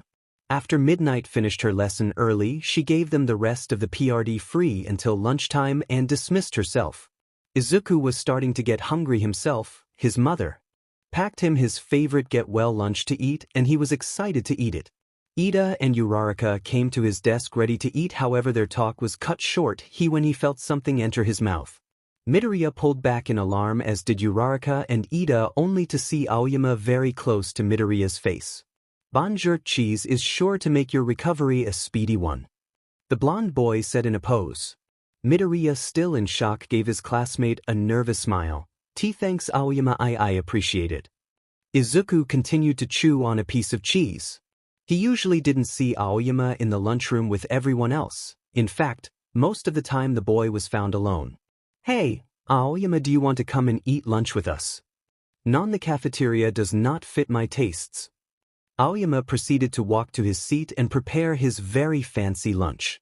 He was a strange one who meant well for sure, but his actions sometimes don't make sense. The lunch bell rang and the class began to move toward the doors, happily chatting. However, the entirety of the class came to an abrupt halt when the doors opened. The halls around their classroom door were completely filled with curious students from the other classes trying to get a peek inside. Uraraka, pushing Midoriya's wheelchair, came up to the front of her classmates to see the commotion. What's going on? They came to scope out the competition, the class that faced villains at the U.S.J. Bakugo pushed his classmates aside until he almost tripped over Izuku's wheelchair. Out of the way, shitty Deku. Kaken kicked Izuku's chair, causing him to roll out of his control. Thankfully, U.S.J and Siro were able to stop him from hitting the wall. You extras better watch your back, because I'll blow you all away during the festival. Bakugo, you can't call others extras just because you don't know them, Ida yelled at Kaken. Of course, he wasn't the only one. The rest of the class scolded him for acting so mighty and pretentious. So this is the great class 1A. A voice from among the crowd spoke up. A tall boy with purple hair and tired eyes stepped forward in front of the mob of young students. Of course, you'd hero course students look down on us. That's not it at all. Bakugo doesn't speak for us, Siro shouted. You know, based on our performance during the sports festival, UE can bring a student from the general ed course and put them in the hero course, the boy explained, glaring at the others, which means the weakest of you will be kicked off to make way for us. The purple-haired boy's tired eyes landed towards Midoriya. At least we already know who that will be. Izuku became horrified at that comment, and even more so when he neared the snickering and laughing of the other student. Suddenly he felt so small. Ever since he came to UE, things were different. His classmates were nice and treated him with kindness, but right now he felt like he was back in junior high. He suddenly feared that his friends would turn on him at any moment and join the ridicule and insults. Don't say that about Midoriya. U.S.J's usually calm face became upset. He put himself in harm's way just to save us. If it wasn't for him, I would be dead right now. Yeah, Midoriya's a hero. He's only in a wheelchair because he stood up to the villains, Mineta yelled after U.S.J to the boy's face. Midoriya is more of a hero than you could ever hope to be, Kirishima joined.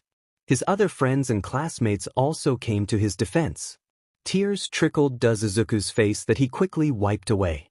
The crowd began to part, making way for Izuku's chair that Uraraka pushed, followed by Ida, Azui, and Kirishima, as well as the others making their way to the cafeteria. Thanks for standing up for me, you guys. I should have done it myself, but... No problem, Midoriya, I understand. I always hated the bullies at my school and I never did anything back then, so I'm not gonna ignore people insulting my friend, Kirishima said with a reassuring grin. Hearing those words made Midoriya inexplicably happy. He hid a smile to himself as they walked together to the cafeteria. Ah, young Midoriya, there you are, I've been looking for you. All Might peeked from the corner of the hallway in front of the students. I've been meaning to talk to you, let's have lunch together. Midoriya sat right across from All Might, in his now weakened form, making small talk. Both were clearly procrastinating what they really wanted to say to the other. They were alone in the teacher's lounge so they could talk to each other without worry of spilling their secrets. The two sat in a short, uncomfortable silence. Izuku looked away from his mentor's eyes, avoiding contact. Since he got home, he had been meaning to talk to All Might. He even rehearsed what he wanted to say, but now he had difficulty finding the words to start. How are you feeling, All Might? Much better, thanks for asking. That villain sure packed quite a punch. All Might paused briefly. Although my time limit has been shortened again, now I can only remain in my muscle form for an hour. All Might... Sorry. All Might seemed rather surprised by his successor's words. What are you sorry about, my boy? Midoriya bit his lip in nervousness and guilt. It's my fault for getting in your way and for not being more helpful. That's what you're sorry about? Huh. All Might laughed. There is nothing to be sorry about, my boy. You saved me. Huh. While I don't condone your reckless behavior, it's true that you saved me. If it hadn't been for you, my boy, the villains would have discovered my secret and I'd be in hot water for sure. But I didn't even do anything. Not true, my boy, you distracted the villains and bought me and the others time. In all honesty, my boy, I'm the one who should apologize to you. I shouldn't have wasted my time with petty criminals, and because of that, your safety was on the line. It's because I wasn't strong enough to protect you that you got hurt trying to protect me. Izuku's eyes subconsciously gazed over to his left arm. The villain known as Shigaraki managed to grab him and use his quirk for a few seconds. Thankfully, the injury wasn't bad and was healed fairly quickly. However, because the skin was disintegrated, he would have 5 circular scars permanently engraved in his skin. Now on to the second thing I wanted to talk to you about. Izuku shook himself from his daydream and turned all his attention back to All Might. The sports festival is coming up. How do you feel? Excited, I guess, but mostly nervous. I've never even been able to participate in my regular school's sports festival, and now I'm going to be in the biggest event in Japan and watched by thousands of people. Yes, well, stage fright is a normal feeling, but what I wanted to tell you was that I don't want you to push yourself too hard. Huh, what do you mean? I mean that there is still much training to be done, and I know I haven't done much lately in regards to teaching you how to properly use One for All. Your health is of utmost importance and my main priority. Toshinori paused before continuing. I was curious, when you used your quirk on Shigaraki you didn't harm yourself, correct?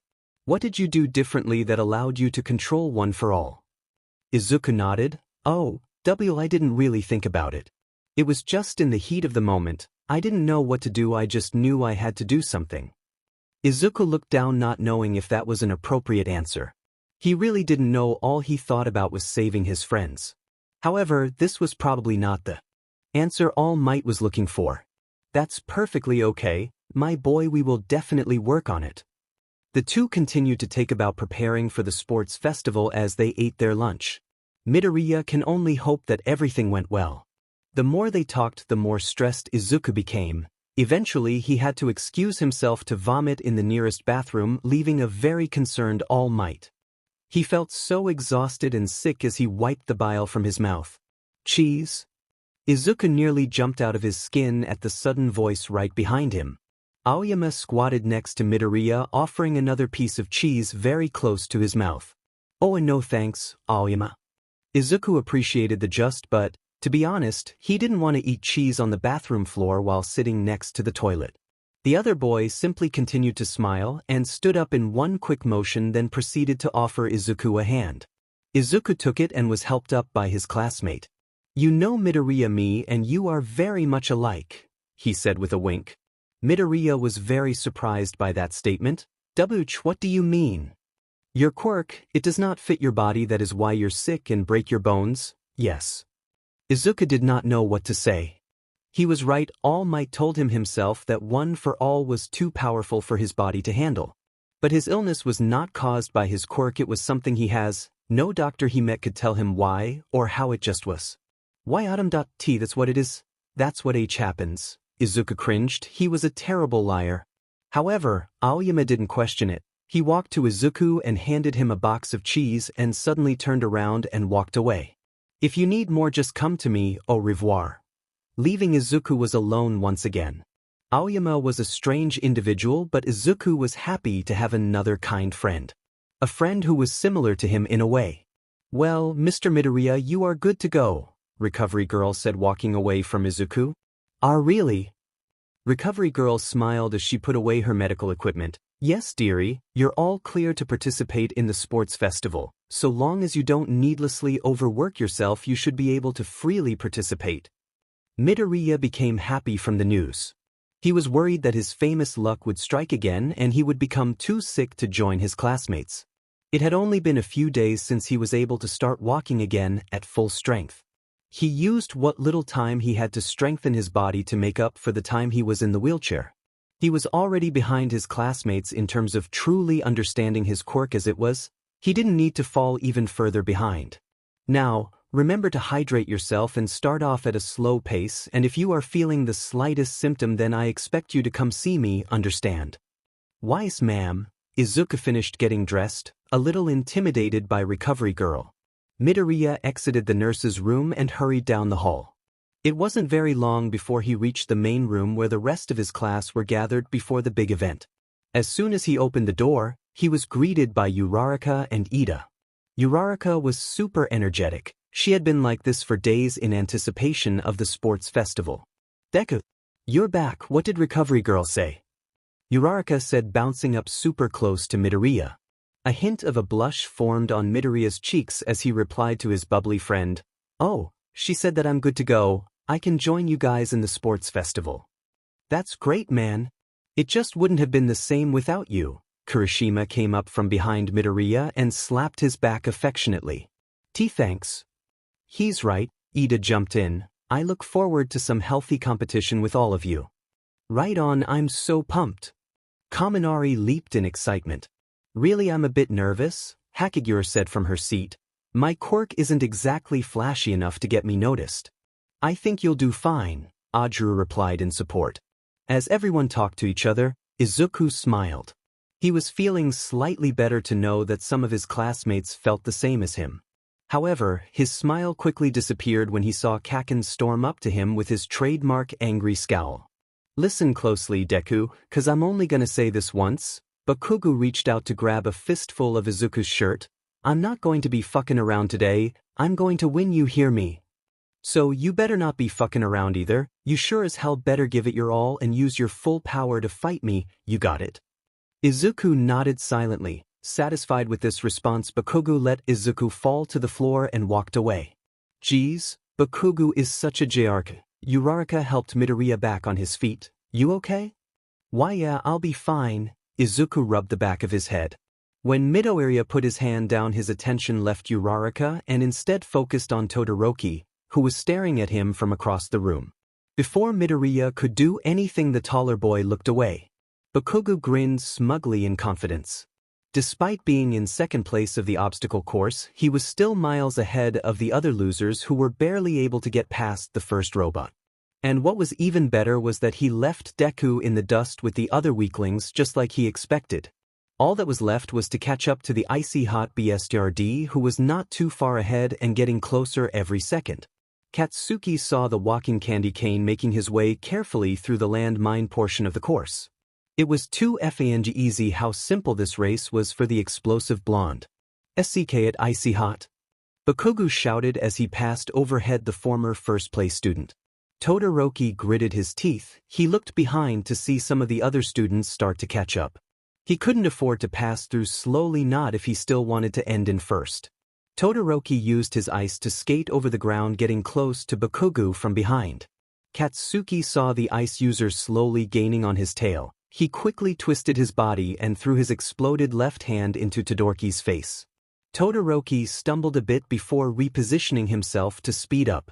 He formed a small platform to launch himself and take down Bakugo from above.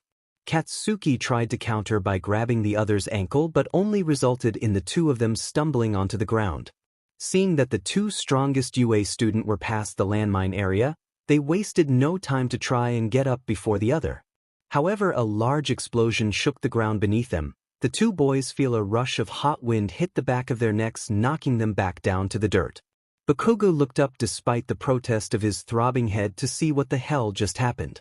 His crimson eyes widened in angry horror as he saw green hair bouncing up and down from the head of the new first-place runner. Todoroki quickly pushed himself off the track and ran ahead of the other boys still struggling to get up. How had Midoriya gotten ahead after being so behind and without the use of his quirk? Todoroki knew his father was watching him, judging him from the audience, just waiting for his masterpiece to use his fire and win. But Todoroki didn't. He simply ran just fast enough to be ahead of Bakugo but slowly enough to be behind Midoriya. It would anger his father to know he lost to someone like Midoriya. No matter how fast Bakugo tried to catch up, he simply couldn't. He eventually made it to the stadium's entrance where the crowd cheered out from all around. Except he didn't win. Not only did he not win, but he came out in third place behind Icy Hot and Diamond Fang Deku. Saying Katsuki was angry was an understatement. He was furious. How dare he? How dare Deku pretend he was weak and helpless, getting everyone to love and feel sorry for him just to get ahead in the competition. It wasn't Fang fair. He was the only one who sees who Deku really is. Deku, you were amazing. I almost can't believe it. Uraraka came up to her friend to congratulate him. Yes. Very well done, Midoriya. You performed excellently indeed. Ida also praised, waving his arms in excitement. You have made much improvement already. And no, it really wasn't much. I only managed to get lucky. Still, we are really happy for you, Midoriya, Ida said genuinely as Uraraka nodded in agreement. Thank you guys, really. Izuku felt fat tears roll down his cheeks. He was happy. He actually made first place and made his friends and All Might proud. However, his celebration was short-lived as Midnight moved on to the explanation of the next round. Turns out Midoriya, first place. Izuku is worth 1 million points in the Cavalry battle, meaning that everyone will be after him and his team, and to make matters worse, he can't find a single classmate who would actually want to team up with him. Thankfully, his friends stayed by his side during this match. Uraraka and Ida were going to be the runners and Izuku the rider. We only need one more person, but I already asked everyone in class. Izuku was starting to worry, seeing as they were running out of time. Are you sure you asked everyone? What about the students in Class 1B? Ida asked while scanning the field for a second time. Izuku shook his head. Everyone is partnering up with their own class. It's easier partnering up with those who know each other's quirks. Hey look, there's Aoyama over there. You two have been getting along, right? Uraraka pointed out from across the crowd. Sure enough, Aoyama stood in the middle of the arena, not really doing anything. As Izuku made his way to the blonde boy calling out his name to get his attention, he noticed that another boy with purple hair was talking to him. The boy, who Izuku recognized, was the Gen Ed student he saw a few days ago. He pointed to Ajaru and a Class B student who were standing together. Aoyama joined the mismatched group combination and got into position as front-runner. The tired-looking student stared Izuku right in the eyes with a hint of a glare before returning to his own group. Well, I guess we're back to square one, Midoriya sighed. Now what do we dash? Uraraka was immediately cut off by another person rudely being pushed aside. You, Mr. First Place? A girl with pink hair whose body was covered head to toe in bulky machines ran up to Midoriya, grabbing his hands.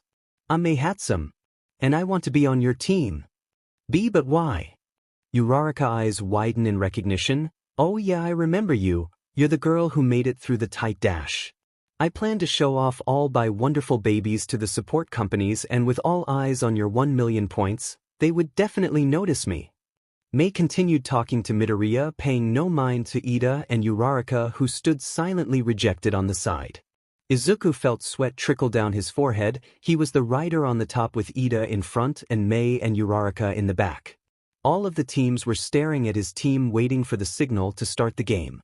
It wasn't much longer before midnight gave the go-ahead, and everyone was out for them as soon as it happens. But it was okay because he had a plan. He wasn't going to let his team down. On your mark. Set. Go. The second those words left the R-rated hero's mouth, all of the teams ran at full speed toward Midoriya. Now. As dozens of teams came on the attack. The first-place team felt their feet leave the ground in a weightless effort. Ida's legs boosted them forward in the air while Mei's gadgets steered them through the air. We did it! Midoriya's team managed to escape the massive bloodbath that would have happened as teams fought for the large amount of points. However, they couldn't soar through the air forever. He didn't want Uraraka to get sick, so they landed in a large clearing away from the other competing teams. Great thinking, Midoriya. Your plan worked perfectly, Ida said from the front as he continued to run, not wanting to stay in one place for too long. You did great too, Ida, thanks. Midoriya looked back to his left to check on his friend. Are you alright, Uraraka? Up. Easy peasy. From the bleachers, above all the specters, Shoyuta Aizawa stood in the announcer's booth next to his former classmate, present Mike. Aizawa watches in silence, only offering little unenthused commentary when his loud counterpart asked him for it. The Class 1A homeroom teacher continued to be surprised by his student, more specifically, Midoriya. Before the festival had started, Recovery Girl talked to him, telling him that Midoriya should be alright for the day, giving him the all-clear to join his classmates in this important event. In all honesty, Aizawa did not think Midoriya would make it through the first portion of the competition even if he was feeling well. After all, Midoriya was behind of all his classmates. He is unable to control his quirk, and his illness constantly set him back. Yet despite all that, this kid somehow managed to surpass them all in the obstacle course. He has made it this far without the use of his quirk. While everyone was fighting harder, Midoriya was fighting smarter. Aizawa's co-workers never failed to bring up the fact that he has yet to expel a single student from his class, especially since they all thought Midoriya would be one of those unfortunate students. Aizawa would never admit it to anyone else, but this year's students have shown him a lot of promise, and while they had a lot of work ahead of them, he knew they will grow to be the next greatest heroes. Midoriya, however, was still a great mystery. Even Aizawa had trouble rationalizing why he kept the sick student on board. It was the most irrational thing he had ever done. There was just something about Midoriya Aizawa couldn't wrap his mind around, so maybe that was the main reason. But also their Midoriya seemed to show time and again a special quality that makes him different from his peers. How are you guys doing? Izuku asked his teammates. I'm holding up and should be fine until the end. My babies can go on for hours. Uraraka, how about you? Burp fine. Clearly Uraraka was not fine. They needed to land soon but had trouble finding an open spot away from the other teams. As Izuku searched the ground below, something dark and fast zipped up to him. Midoriya put his arms up in defense, but when he opened his eyes he noticed the bandana was gone. Tokoyami's dark shadow took it from the ground and handed it to Todoroki. Todoroki's team has taken the lead by taking the 1 million with only 5 minutes to spare. 5 minutes, they only had 5 minutes left. It was not enough time to steal points from other teams, so if they at least want to make it to the final round they would need to take the points back from Todoroki. Izuku had only 5 minutes to get those 1 million points back from Todoroki. They had been so close to winning only for it to be snatched up at the last second, leaving no room to catch up with other points. Follow Todoroki, we need to get those points back, Izuku told his teammates. They were quickly trying to catch up, however Todoroki noticed Izuku following, sending a barrier of ice. But Izuku didn't slow down, he used one for all by flicking his fingers to shatter the ice. An icy wind shot through the crowd, chilling the spectators in the bleachers above. Todoroki growled in frustration. Kaminari was already out of commission and Yaoyorozu was running low on body fat. There was no choice but to fight head-on. Todoroki's team turned to face Midoriya's while Tokoyami summoned Dark Shadow to defend the team until the time runs out. Izuku needed to think quickly. He noticed Dark Shadow had recoiled when his quirk flashed. He had seen something like this before during combat training. May, do you have something that makes a bright light? You need a flash bomb, right? Here you go. May quickly handed Izuku the flash bomb. Okay, we just need to get closer. Ida nodded in response. Be ready and hold on, I have a secret move. Ida quickly knelt getting into position. Todoroki looked to address his team. Everyone be on guard, don't let them get close. Recipro burst. In an instant Ida carried his team across the field in an instant bringing them face to face with Todoroki before moving to the left of his side. Izuku's team shielded their eyes as he released the flash bomb. The opposing team were blinded and Dark Shadow screech in pain retreating back into Tokoyami. Izuku quickly extended his hand to reach for the bundle of bandanas around his opponent's neck, but Todoroki managed to shield his eyes. However, Todoroki still couldn't see properly. He didn't have enough time to plan a counterattack and in the heat of the moment he used his fire. Flames engulfing the boy's entire left side from the waist up. Ah! Midoriya recoiled his arm back nursing it in a tight grip. Deku, are you okay? Uraraka shouted in worry. Todoroki, what should we do? Yuro questioned looking for support from her leader only to be replied with silence. Time's up everybody. The remaining teams halted their fights, many fell to the ground in exhaustion. Midoriya, are you okay? Why your hand? Ida approached Midoriya. Uraraka also came to the shaking boy's side. From there they could see the red swollen skin, they even saw welts had formed on the skin. You need to go see Recovery Girl. Ida started to slowly lead Izuku away to the infirmary, careful not to hurt him more. And in first place, Team Midoriya. Congratulations. W, what we actually won, B, but how? Uraraka was in shock as was Ida and May. Izuku shakingly withdrew his hand from his chest and opened his palm to reveal the burnt yet intact 1,000,000 points. Recovery Girl patched Midoriya up as quickly as she could. She didn't scold him this time, but it was clear she was not happy. Midoriya caught up to Uraraka and Ida and told them what had happened. Apparently the burn Midoriya received was just short of a third-degree burn. It was a deep second degree that would surely lead a scar.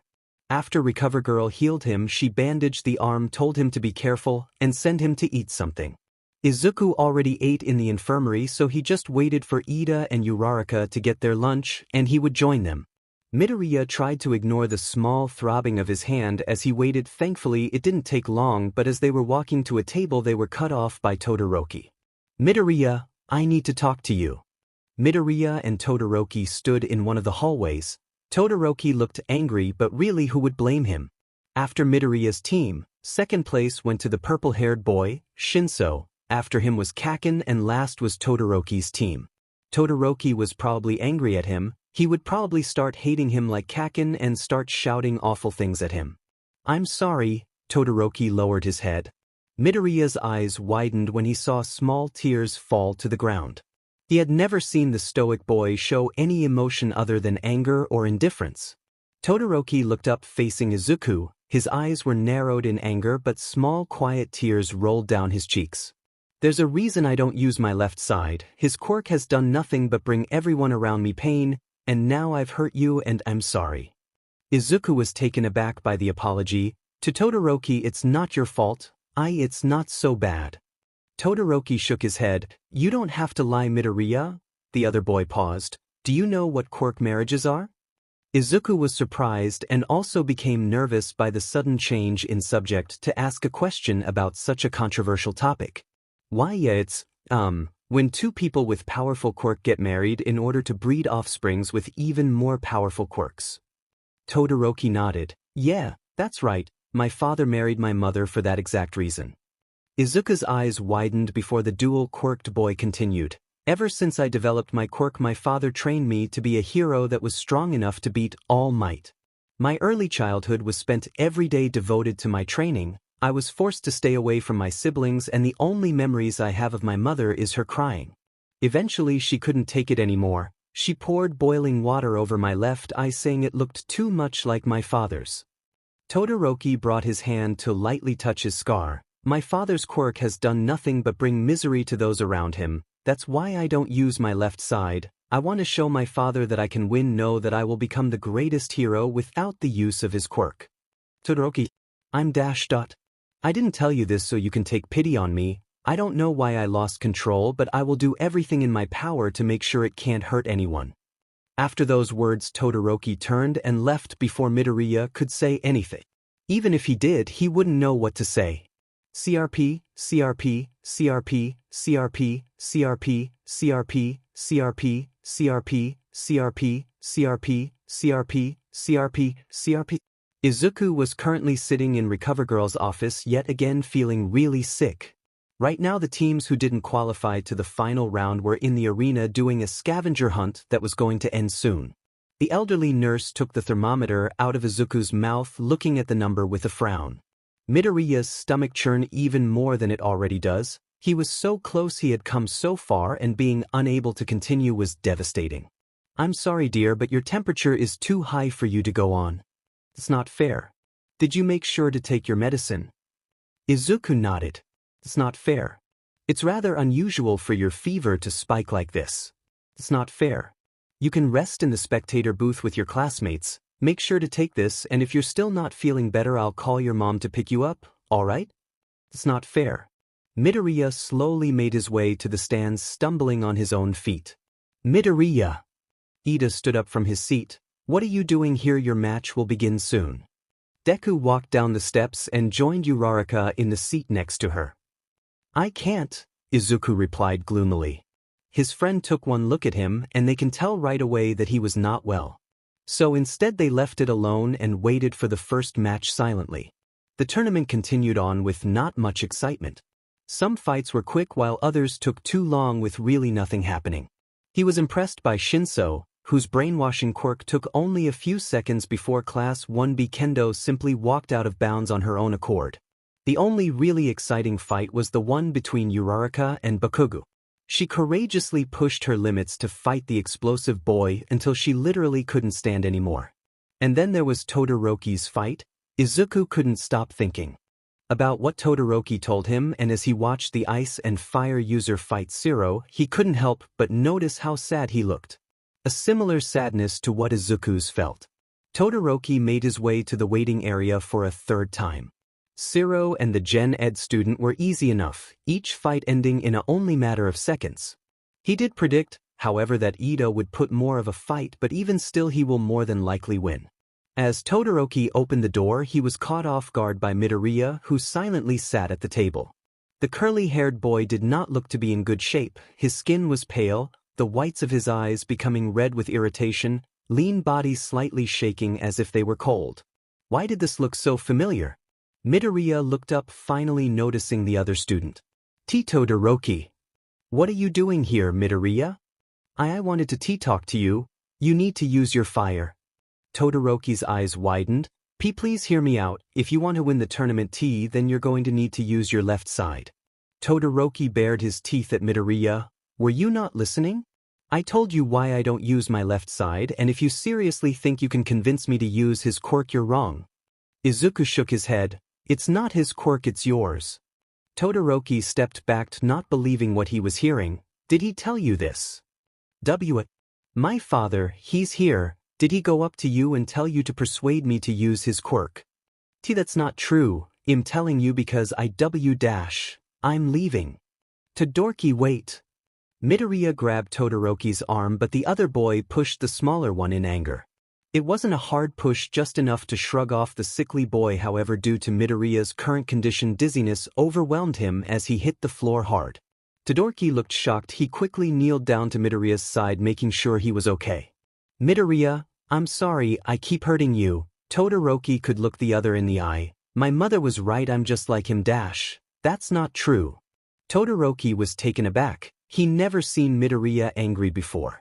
Todoroki, I know you're going to be an amazing hero, but only if you use your full power. If you really want to show your dad that you're not him, then show him you can use your fire better than he could use his. After that, Izuku stood up with a slight wobble and left the room, this time leaving Todoroki speechless.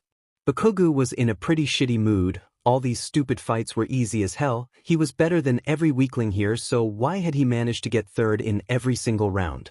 What was worse was that Deku always came out on top, above him, and he couldn't stand the thought of that loser beating him. He had hoped to regain some pride by beating the little, but as usual Deku chickened out, playing the sick card at the last minute. That didn't matter anymore. He was a finalist and all he needed to do was beat Icy Hot and he will finally be first. Bakugo opened the waiting room door only to see his opponent sitting at the table lost in thought. "What the hell are you doing here, B?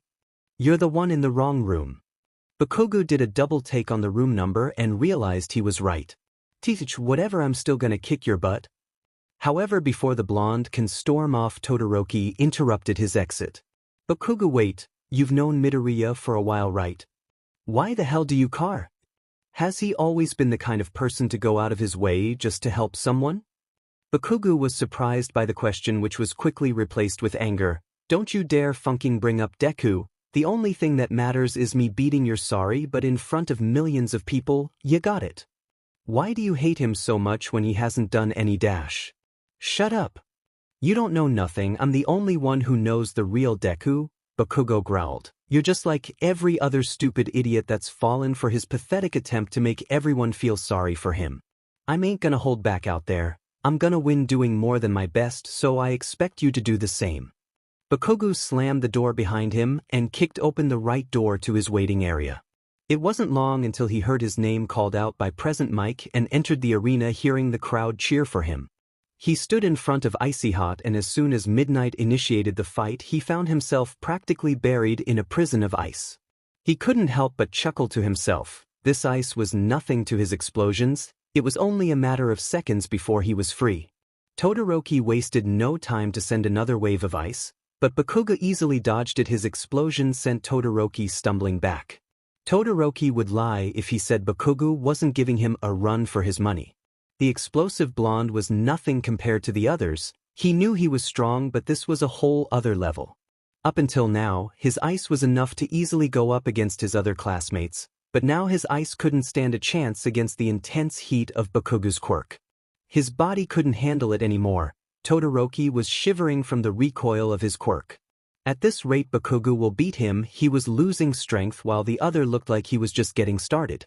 His father was standing in the crowd, watching him, waiting for him to use his quirk, but he won't. He can't give him that satisfaction. "Don't give up, Todoroki." The losing student looked up in shock. Midoriya was hanging onto the railing, shouting at the top of his lungs. "Use your quirk, Todoroki. It's your quirk." Todoroki smirked to himself. In a moment of weakness, he could feel his body start to heat up. His flames burned brightly, filling the stadium with a heat wave that made the air immensely hot. The rest of the fight went in a blur. He was only able to register the cold sweat on his face, the burns of Bakugo's explosions, the burning in his lungs every time he took a breath. The world seemed to move in slow motion as he basted fire and dodged explosions. Finally, Todoroki could no longer move. His muscles ached and his body was overheating, but his opponent was not any better. Bakugo, with a still determined look on his face, closed his eyes, collapsing from exhaustion and heat slide. Todoroki Shoto, the winner of this year's UA Sports Festival. Aizawa, covered in bandages, stood in the infirmary as Recovery Girl insisted on another checkup before the end of the festival, and he left for the weekend. The injured teacher glanced to the cot at the left of the room to find the familiar head of bushy green hair under the blankets. "Wasn't he just here?" Aizawa spoke in his usual deadpan voice. Recover Girl sighed. He collapsed in the stands from Todoroki's heat wave and he ran out of breath from shouting. Aizawa's eyes trailed to the splotches of red that stained the blanket. This time it was his turn to sigh. "What was I thinking? It's irresponsible and extremely irrational of me to keep him here believing it will get better when it's clear we are only endangering him." Recovery Girl took a long pause. "Aizawa, there's something concerning about Midoriya's condition that we need to discuss." Aizawa sat in the teacher's office in silence. He was alone, looking over students' info as well as documenting all the internship requests that came in after the sports festival. It was no surprise that Todoroki got the most offers. What was a surprise was how close the amount of Bakugo's requests were to Todoroki's. He was sure that the angry student might have gotten a lot more if it hadn't been for his temper tantrum in front of millions during the awards ceremony. He had reacted so poorly to second place that Midnight had to sedate him with her quirk. However, while Bakugo's behavior was concerning, the boy only getting angrier and more violent as time went on, Bakugo's childish attitude was the least of his concern right now. Over the weekend, Recovery Girl was finally able to remove his bandages, but during this time she took the opportunity to tell him something very troubling about his other headache, Midoriya. He had taken a look over the 6 students' personal info as well as some of his medical records that Recovery Girl gave him. What is this? His medical records, his list of symptoms, diagnosis, and medical procedures he went through. Chio handed Shoyuta the heavy folder he was currently flipping through less than a week ago. But what does she know that Shoyuta doesn't? Why did you give this to me? Shoyuta asked with a hint of irritation. Recovery Girl ignored the teacher's tone, only responding with a slight glare and calmly continued to explain as best she could. I found Midoriya's symptoms strange and inconsistent. At the beginning of the sports festival he was perfectly healthy, yet halfway through he was too ill to even stand. So I took a look at his medical records.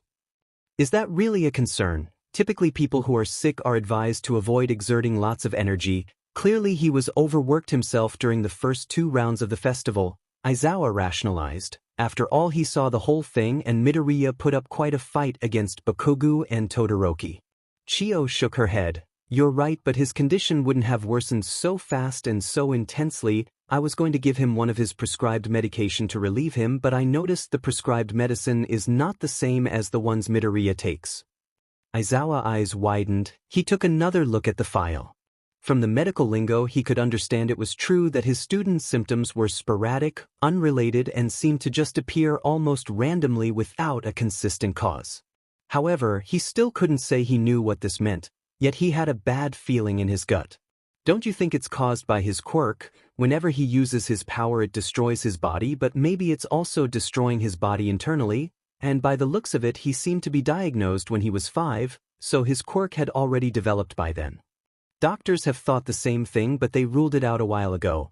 I believe something more serious is happening. Chio kept to herself the real reason it couldn't be caused by a quirk.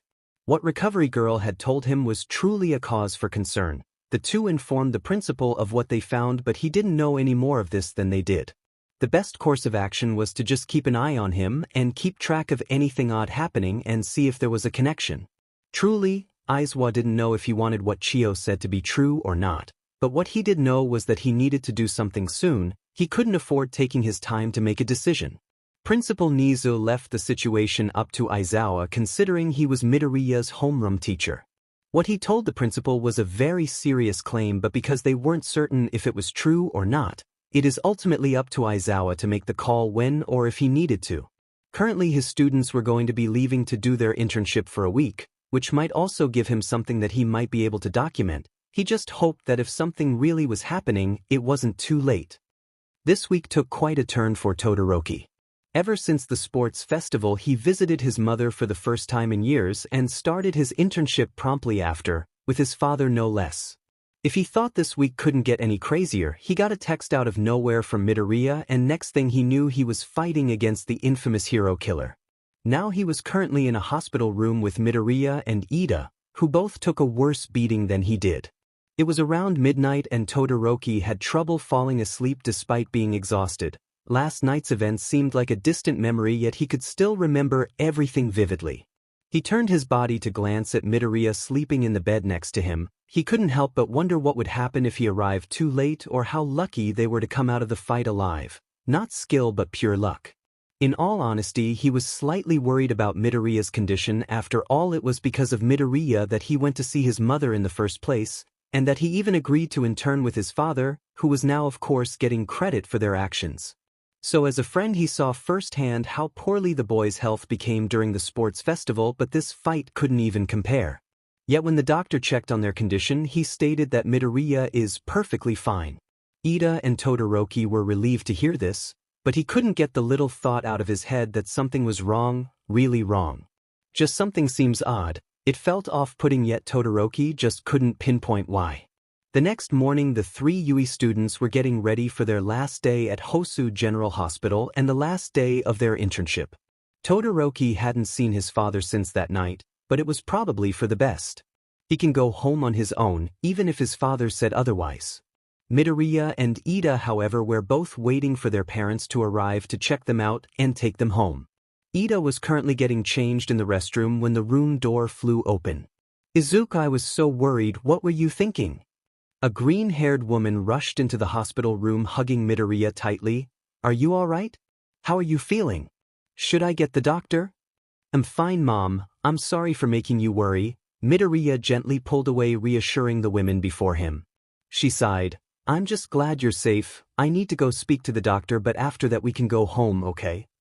Mrs. Midoriya left the room, leaving the 2 boys alone again. Todoroki had never seen Midoriya's mother before. She was very different from his own mom, yet the two also felt so similar. Maybe it was just because he hadn't seen his mother in a while and they were both still barely getting to know each other after so many years apart. So that was your mom? Midoriya turned to the other boy in the room. Oh yeah, sorry about that, she gets really worried about me like that. Midoriya looked away with his face red. You had said that you went to see your mom. How was that? Todoroki wasn't expecting that kind of question, nor has he even thought about it. It was fine. There was a long silence between the 2, Midoriya clearly waiting for more and Todoroki having finished the sentence. Midoriya, I never got to thank you, Todoroki said, changing the subject abruptly. For what? For helping me. Without you never would have. Todoroki paused. For saving me from myself. I wouldn't be where I am if it weren't for you. Midoriya's face turned red. He was about to say something when came out of the restroom drying his wet hair. Todoroki left to take Ida's place. Uraraka came back to school next week very excited.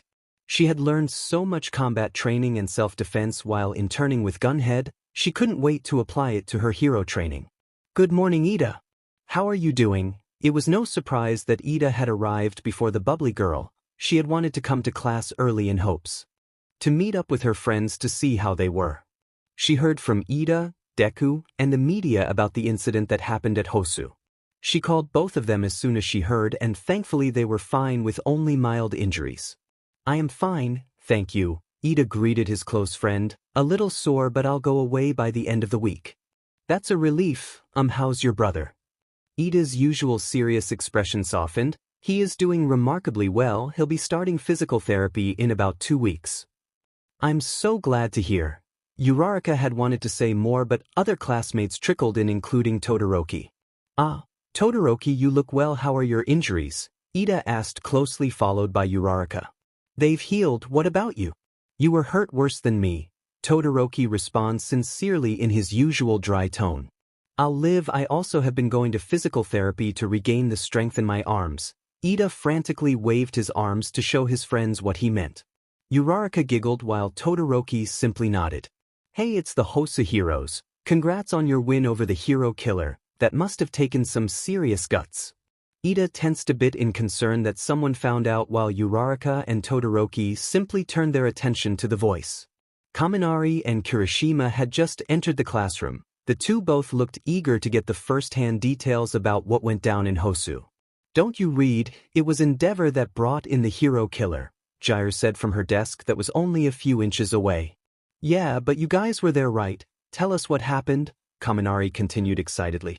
I don't think this is an appropriate conversation. I could only imagine how scary that would be, Yuro intervened. No, kidding, I can only imagine, but at least you got some real action during your internship, Siro said. You guys fighting the hero killer is seriously so cool, so manly. The class was practically in an uproar, talking and sharing until Aizawa burst into the class, causing everyone to quickly scatter to their desks in silence. Mr. Aizawa, your bandages came off. Are you fully healed? Ribbit. It was true, it felt like a while since Uraraka had seen their homeroom's face. Now he looked perfectly fine except for the scar that landed right below his left eye. As class began, Uraraka's eyes wandered to the empty desk right behind Bakugo. She leaned behind in her seat to whisper to Ida, Hey, Ida, have you seen Deku? Not since he left the hospital. Uraraka was concerned it was the first time he had ever missed class. Ida said he was fine when he left. She wondered what had happened.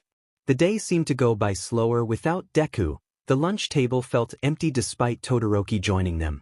Finally school was over, but before she took off, Uraraka pulled her friends aside. "I'm going to go give Deku the homework. You guys want to come?" she said, hoping give Deku some company while he was most likely sick. "My sincerest apologies, Uraraka, but I can't. I'm visiting my brother in the hospital for his therapy. Please give Midoriya my apologies as well." Ida bowed in a deep motion further than the situation warranted. "That's all right, Ida. Deku will understand." Uraraka turned to Azui and Todoroki. "What about you two, wanna come with?" "I can't, I have to babysit tonight," Azui croaked. "Tell Midoriya I said get well soon." "I wanna, but I'm afraid I can't as well," Todoroki stated blankly, providing no more follow-up information. Mina, and Hacker were talking, and the two had often described him as mysterious. She wondered if he had a secret that he couldn't or didn't want to tell, but then again, after talking with him during lunch, she could probably just say it was due to lack of social skills. After her three friends had left to their destination, she thought about asking the others in class but decided against it. If too many people wanted to go, then she knew they would make Deku uncomfortable, so in the end Uraraka left the campus to deliver Deku's homework alone. She was pretty sure she was going the right way if she remembered last time. On the train she texted Deku that she was on her way to his house to drop off the homework but got no reply. She found it strange considering Deku always texted back right away, but shook the feeling of anxiety off. The train finally came to a stop, and as Uraraka stepped off, she found herself walking pretty fast to her destination. Sure, she was curious as to why her friend didn't come to school today, but she was mostly worried, knowing that Deku did not have the best track record when it came to good health. She stopped herself from remembering all the times she found Deku in terrible shape. The fight against Bakugo, the U.S.J, and the sports festival had all given her a pretty bad scare. Uraraka was so lost in thought that she almost missed Deku's apartment. Once she was at the door, she promptly knocked it. When the door opened, it was Mrs. Midoriya who answered. "Oh, you're one of Izuku's friends. I'm afraid he's not feeling well right now." "Oh no, that's fine, I'm just here to drop off his homework," Uraraka said, presenting the stack of paper in her hand. Midoriya Inko pauses before smiling. "Why don't you come in?" She stepped aside, allowing Uraraka to enter. She thanked the older woman before entering the small hallway. She looked around while taking off her shoes. Nothing had changed, but she just realized that she didn't get a good look at the last time. She giggled to herself, noticing the cute picture of Deku as a kid. She made her way into the dining and kitchen area of the small apartment, and the first thing Uraraka noticed was a variety of pots and pans actively cooking on the stove. As she placed the packet of work on the table, Mrs. Midoriya ran to stove, turning down the dials, and continued to stir the spoon that was resting in one of the pots. The green-haired woman was clearly busy, and Uraraka Awarkli stood to side in silence, glancing at Deku's room. Mrs. Midoriya turned from the stove to face Uraraka. If you mind, dear, could you take Izuku's tea to his room, and I'll make you one as well as soon as I'm done." Uraraka saw the rather large teacup on the countertop and moved to gently pick it up. "Of course." She slowly walked the hot cup to her friend's room down the hall. She paused after knocking the door. After not hearing a response, she let herself in. The girl looked over to Deku's bed and noticed the green-haired lump under the covers, clearly asleep. However, with Uraraka's focus on Deku, she tripped, causing herself and the drink to hit the ground. Deku's mom came in to check if she was all right. "I am sorry, here, let me clean up, I didn't mean to wake Dash." Uraraka looked over at her sleeping classmate, worried she woke him up, except Deku was still fast asleep in his bed. He didn't even stir in his sleep. Mrs. Midoriya came back into the room with a towel, a handheld dustpan, and a small cleaning brush. "You don't have to worry about Izuku, I'm afraid the medicine make him a heavy sleeper," she said with a sad look on her face. Uraraka never actually thought about how hard it must be for Deku's mom. Instead of saying anything, she took the dustpan and brush and quickly swept up the large shards of the broken cup. Uraraka felt guilty as she carried the pieces and what remained of the cup. She was about to throw it away in trash but noticed something as the bottom of the cup. She picked it up with her finger and noticed it was sort of yellowish and chalky. She kind of wondered what it was. It definitely Something you won't put in tea, it was wet so it had to be in the cup the whole time. Maybe it was Deku's medicine, she thought, except it kind of made no sense to it in the tea if it couldn't easily dissolve. However, as Uraraka heard footsteps, she dumped the remains of the cup in the trash and cleaned her finger with her skirt. I better get going, thank you for your hospitality, she slightly bowed her head, and please tell Deku I said to feel better soon. Uraraka didn't wait for any response. She made her way to the door to put on her shoes and leave. For some reason she just couldn't stay in the house any longer. Uraraka usually didn't come to school this early, but with finals coming up, she knew the best thing to do was to come early and study with Ida. However, no matter how early she woke up, she never managed to arrive before her friend. Today she didn't wake up as early as previous days. She had trouble last night falling asleep. She was too worried about Deku to get proper sleep. After her visit she texted him in hopes he was feeling a little better but sadly heard nothing back. Then there was the medication in her friend's tea. Originally Uraraka had dismissed it at first, thinking that's just how it's supposed to be taken, right? But as she continues to fixate on this detail, the more things just didn't make sense. Good morning, Uraraka. Oh, I'm in class already. Uraraka looked up to greet Ida when she noticed the taller boy was not at his desk but at Deku. You're here. The brunette excitedly skipped to her friends. Izuku smiled back at Uraraka. Hey, I'm sorry for not being able to reply to your messages. Oh, that's fine, I'm just glad. Uraraka trailed off, getting a better look at Deku. He was slightly shivering in his seat. Are you alright, Deku? You're shaking. I'm fine, don't worry about me. Perhaps we should take you to recovery, girl, Midoriya, Ida said. And no, really, I'm fine. I can't miss any more C class when finals are just around the corner. Uraraka still wasn't convinced, but she left him alone for now. Deku's illness never really bugged her at all. Sure, she would be concerned or worried when she thought the frail boy was in danger or hurt. She just wanted to treat Deku as normal as possible, which she knew he appreciated, but now whenever she saw him was like this, she gets a weird stomach ache. Class today was intense, but that was to be expected of Yui, especially so close to final exams. Thankfully, lunch finally came to give the students a much-deserved break. I'm so nervous, Uraraka exclaimed as she set her lunch down and joined her friends. If you need extra assistance with your studies, I'd be happy to help, Ida offered. Uraraka smiled in response. That's a great idea, Ida. We can all get together and help each other study. I agree, Ribbit. I could use help with English. As Yui joined in from across the table, I heard from Mina that a lot of them are going to Momo's to study. Uraraka nodded. How about you, Todoroki? Will you join us? Said student looked up from his cold soba. Yeah, I have no plans and I need the extra practice for math. Ever since the fight at Hosu, Todoroki has been regularly sitting with Midoriya and Ida for lunch. Not to mention he became more social and joined into conversation instead of silently ignoring the rest of the class like before. It was a refreshing addition and everyone was more than happy to see this new side of the stoic boy. What about you, Midoriya? Todoroki turned to the other boy next to him. However, Midoriya wasn't currently paying any attention. He was too preoccupied looking through a smaller pouch that he sometimes carried. Everything all right, Deku? Uraraka asked. What are you looking for? I can't seem to find my medication. Midoriya zipped up the small yellow bag back up. My bag was unzipped when I grabbed it from my backpack, so it must have fallen out. I should go back to the classroom. Uraraka's eyes widened as she quickly swallowed down her half-chewed food. Don't bother. I'll go get them for you. But you don't need to do that, it's no problem, I can just run back and dash. No need. Uraraka said much louder than she hoped. I need to go that way anyway and ask Mrs. Midnight about something. Then I'll just go dash. Once again Deku was cut off by Uraraka as she quickly stood up from her seat and rushed out of the cafeteria. I'll be right back, she said. As Achiko walked down the hall, her head was spinning. Why did she say that? What is she even doing? Uraraka peeked into the classroom. Thankfully Ioma and no one else was in here. She walked over to Deku's backpack and peered inside, looking for the loose medicine bottles.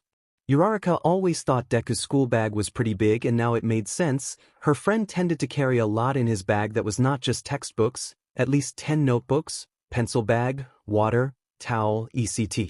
Finally she found the 3 bottles that were missing from Deku's pouch. She already knew that Deku took 2 from the 3 bottles every lunch. However, right now her hands shaked as she held the bottles in her hands. She tried to tell herself to just leave and go back to lunch, but she really needed to know. Uraraka pushed down and twisted on the lid of the bottles. She kept looking up to make sure nobody was coming. She carefully took 1 pill from each bottle and held them up to the light, blue, white, and pink. She didn't know what it was that made her stomach churn, but she was interrupted when she heard distant footsteps approaching. Quickly Uraraka threw the pills back into their respective bottles and exited the door. She nearly bumped into someone but didn't bother looking up to see who. Sorry, she said, running back to the cafeteria. Mr. Aizawa had been walking down the hall on his way to the teacher's lounge when he passed by the 1's classroom, nearly bumping into Uraraka. Sorry. His student yelped, keeping her head down as she ran away. Honestly, he didn't know how to react. Why was she acting strangely? He looked inside the class since the door was left open. Was she doing something she wasn't supposed to? Usually Uraraka was one of his least problematic students, and he really couldn't believe she might break a rule, like stealing or cheating. The tired teacher chose to enter the classroom to check if anything was out of the ordinary. He briefly stood in the middle of the room, papers still tucked under his arm, to overlook the classroom. He lightly scratched his now visible scar that rested under his eye and sighed. After nothing stood out, he decided to shrug it off. That was until he stopped mid-step. In front of him on the floor was a small circular pink pill. Aizawa knelt down to pick it up, then proceeded to examine the pill between his thumb and index finger. Is this supposed to be Midoriya's? Why would it be forgotten left on the floor? Or did Uraraka have something to do with it? Aizawa paused briefly to organize his thoughts. He took a second and closed his eyes before finally walking out of the classroom and placing his hand in the pocket. As Uraraka rejoined her friends in the cafeteria, Kendo from Class 1B was walking away from the table dragging an unconscious Monoma with her. What's going on? Ah, you're back, Uraraka, Ida acknowledged. Kendo was just informing us on the nature of the practical portion of the exam. Wait, really? Azui nodded. Apparently we're just going to fight against the same robots we did in the entrance exam. It puts a lot of pressure off us now that we have an idea what we'll go up against, Deku said happily while Todoroki nodded in agreement. Yeah, it does. Uraraka smiled before finally remembering. Oh, that's right, here. Uraraka handed Deku his medication, which he thanked her for. By the way, Uraraka, what did you need to ask Ms. Midnight about? Azui asked. However, Uraraka was caught off guard. She almost asked what the froggy girl was talking about when she suddenly remembered. It was nothing important, Jay, just needed some help on the homework. Yeah. She panicked, quickly coming up with an excuse. If you needed help you could have asked me, I wouldn't have minded at all, Ida offered. And no, I didn't want to bother you with the final being so close and all, not to mention everyone a bit stressed. This was mostly true since each passing day meant another day closer to the final exam and the tension can be felt in the atmosphere. Well, at least the practical won't be so bad. We should let everyone else know that we'll be fighting robots. Class 1A was indeed not fighting robots.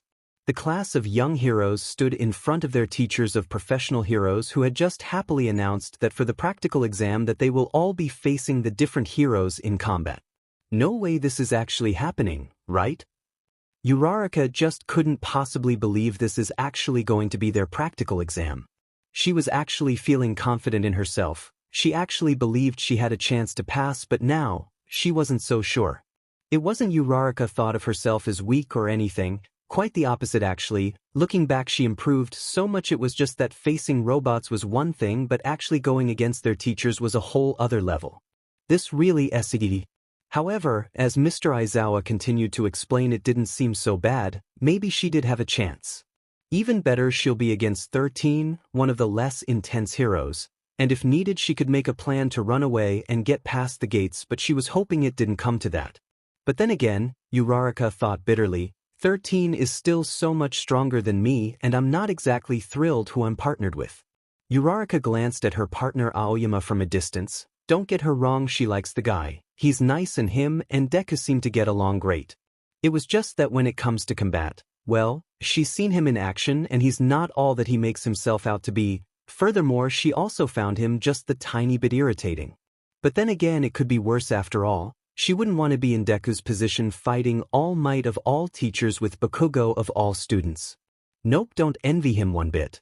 Bonjour, me Sherry, it looks like we will be working together. Uraraka jumped, not knowing where Aoyama appeared from. She sighed. Yeah, but we need to think of our strategy before we start dash. I must prepare beforehand and make sure my costume is as shiny as me. Aoyama said promptly before leaving Uraraka by herself. Wait. Uraraka tried to stop, but it was too late. We are so gonna fail. Uraraka's test was over before it started. She was crying internally, reflecting on her mistake. The two partners had entered the battlefield in hopes to take 13 by surprise. However, she got too reckless and moved before she was completely out of the heroes, or in this case the fake villains, line of sight. Now currently the two were grabbing onto a metal bar in desperation as 13 used black hole to SCK them in. Uraraka needed to think quickly in order to get out of this predicament. Come on, think, what would Deku do?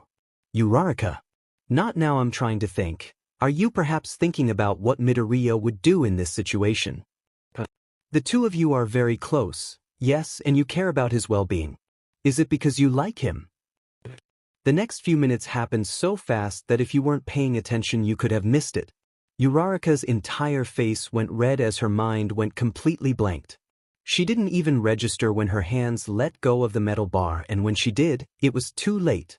Her entire being was descending closer to the black hope that can tear her up in pieces. However, 13 quickly noticed the panic and turned her quirk off for Uraraka's safety. It was at that moment Uraraka realized what had happened and took it to her advantage. Thanks to Gunhead's training, she was able to use martial arts to apprehend 13 while Aoyama swept in to hold down their teacher's hand. And that was how Uraraka passed her final. At this very moment Midoriya had not been more stressed than he was today. His entire body was shaking in pure fear and anxiety.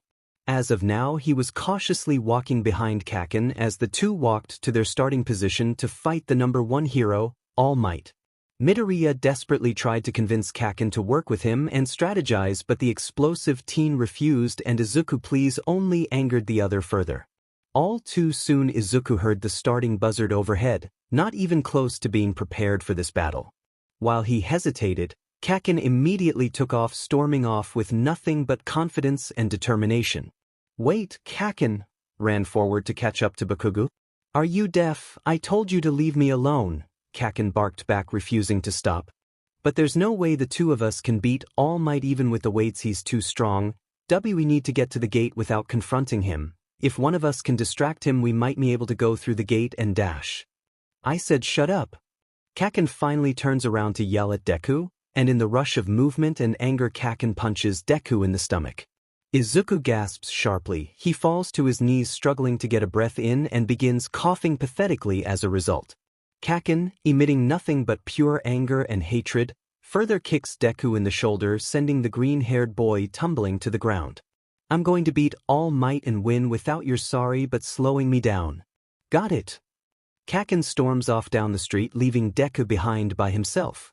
Izuku struggled to get up, his body was trembling, and his breath shook with every inhale and exhale.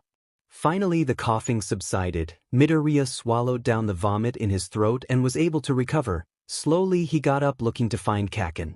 The blonde was already miles ahead, continuing on the main road to face All Might. Midoriya, are you alright? Recovery Girl said through a small intercom in Izuku's ear for if he had any medical problems during the exam. It was the only way he was able to safely participate with hopefully no severe problems. Izuku took a deep breath. I'm fine, I can keep going. Midoriya picks himself up from the ground, making sure to hold himself steady. The radio in his ear went silent, which let Midoriya know that it was okay to continue. Midoriya needed to come up with a plan quickly. He used his quirk to run through the small alleyways in order to avoid All Might. If he was lucky, the #1 hero will be too distracted by Bakugo to look for him. As he bounced off the walls of the buildings, Deku heard a loud rumbling getting closer before the ground shook, throwing him off his balance. All Might is here. Deku saw a dust cloud rise above the buildings. He raised his mouth guard to his face to avoid inhaling the dust. He needed to hurry and get to the gate. Not very long, and in an instant wind filled the alleyway, lifting Izuku off the ground and several feet forward. He's already here. What about Bakugo? All Might's trademark laugh can be heard overhead. Quickly Izuku takes cover in one of the buildings. He was hoping he could escape through the building and lose All Might. CRP Carp. Where's Kaken? Is All Might still behind me? CRP, where am I going? Midoriya was panicking. He needed to calm down if he hoped to pass the exam. The green hero managed to run to the front of the building near the main entrance. Back on the main road once again, Deku moved as fast as he could and happened to come across one of Kaken's gauntlets abandoned and alone on the side of the road. Quickly he grabbed the explosive device and continued on. Where do you think you're going? All Might's voice boomed from above and came down heavily, leaving a crater on the very spot Midoriya miraculously avoided. You've managed to run up until now, but I'm afraid this will be over soon. All Might leaped toward Izuku, fists at the ready, and yet was cut off by another interruption. All Might. Kaken came out from the building towards All Might's face with his glowing red palms. However, the large hero managed to grab Bakugo by the face and quickly slammed the blonde into the messed-up asphalt.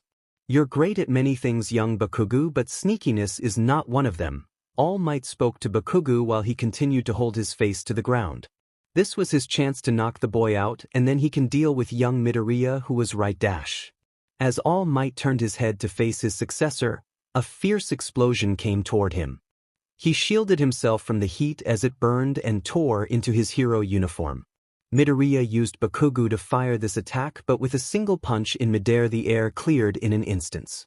However, when the explosion no longer clouded his vision, young Bakugo and young Midoriya were nowhere to be seen. Deku was quickly leaping down the main street towards the gate with a semi-conscious Kaken in his arms. For Izuku it was a race against time until All Might either recovered and went after them or Kaken woke up and started hitting him, whichever came first. And it seems that Kaken was waking up as he mumbled something under his breath, which then turned into loud shouts. Let go of me, you demon nerd.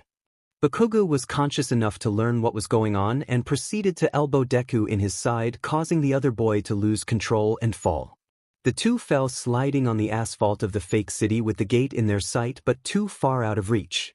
Izuku, still winded from the fall, was coughing up blood into his gloved hand. He tried to get up and use his quirk to reach the goal almost desperately while his body was still shaking. Even as Deku managed to get on his feet, Kaken once again punches him in the gut and slams his fist onto the green hero's back, sending him into the ground. I thought I told you to get out of my way. I'm going to beat All Might, so you better stay there. Kaken yelled as he continued to walk in the opposite direction of the goalpost. Despite his confidence and impulsivity, it was clear that Bakugo was reaching his limit. The explosive boy was limping, his body covered in bruises, his breath short and labored, and he held his arm that had been strained due to the extensive explosions he released without his support gear. If he wanted, Kaken could use what energy he had left to run or project himself to the goal, just getting a tiny bit closer. But instead he stood his ground and waited, ready to face All Might, who was only seconds away from them. You are still fighting, my boy?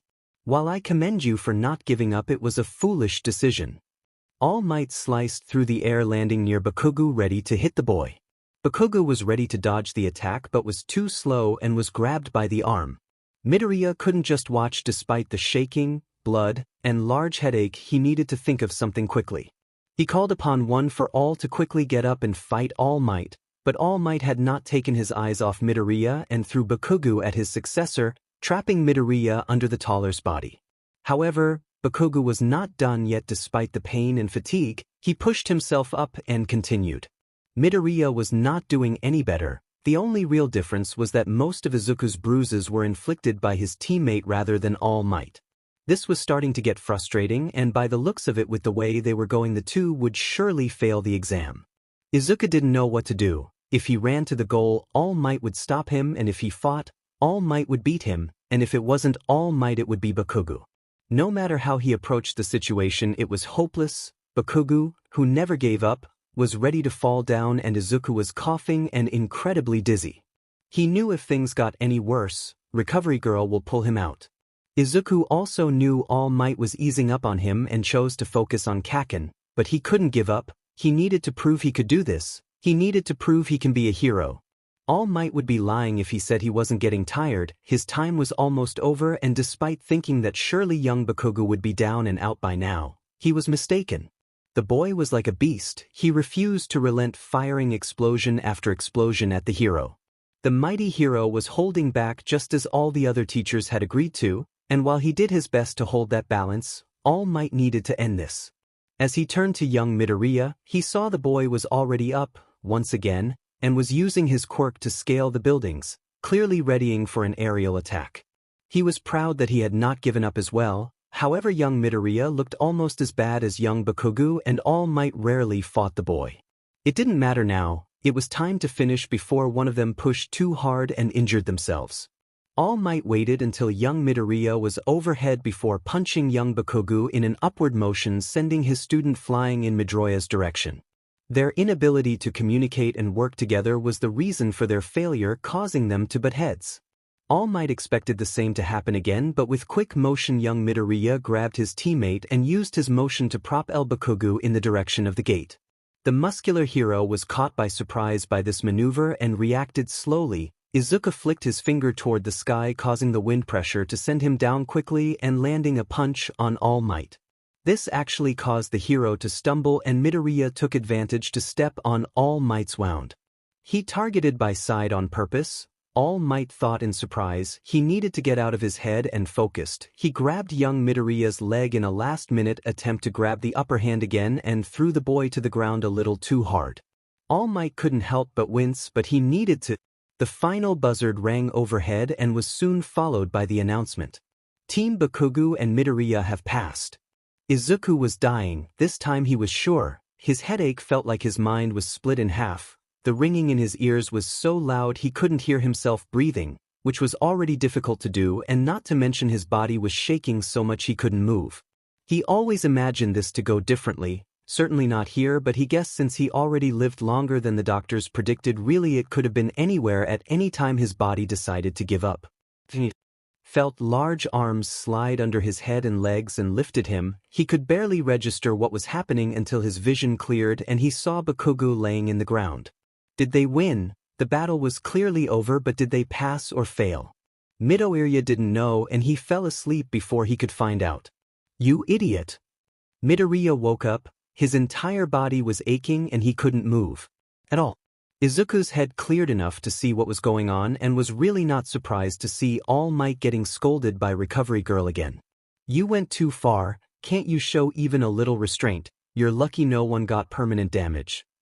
All Might, now in his deflated form, was apologizing to Recovery Girl, looking guilty, ashamed, and a bit scared. Ah, I see you're awake. Izuku snapped out of his daze to see Recovery Girl, and All Might turned to him. Young Midoriya, I'm glad you're alright. I'm sorry for going overboard with our fight. All Might apologized once again. It's all right, All Might. Izuku spoke up. His voice was dry from his sore throat and his speech was slightly slurred. I'm sorry I hit you where, the green-haired boy trailed off, no longer being able to concentrate. It's okay, young Midoriya, I understand. You better get some rest. Midoriya nodded in response before falling back in an instant. The next time Izuku woke up, he was back in his room at home. His bedside fork was out and was attached to his arm. This wasn't out of the ordinary, but it did confuse him as to how he got here.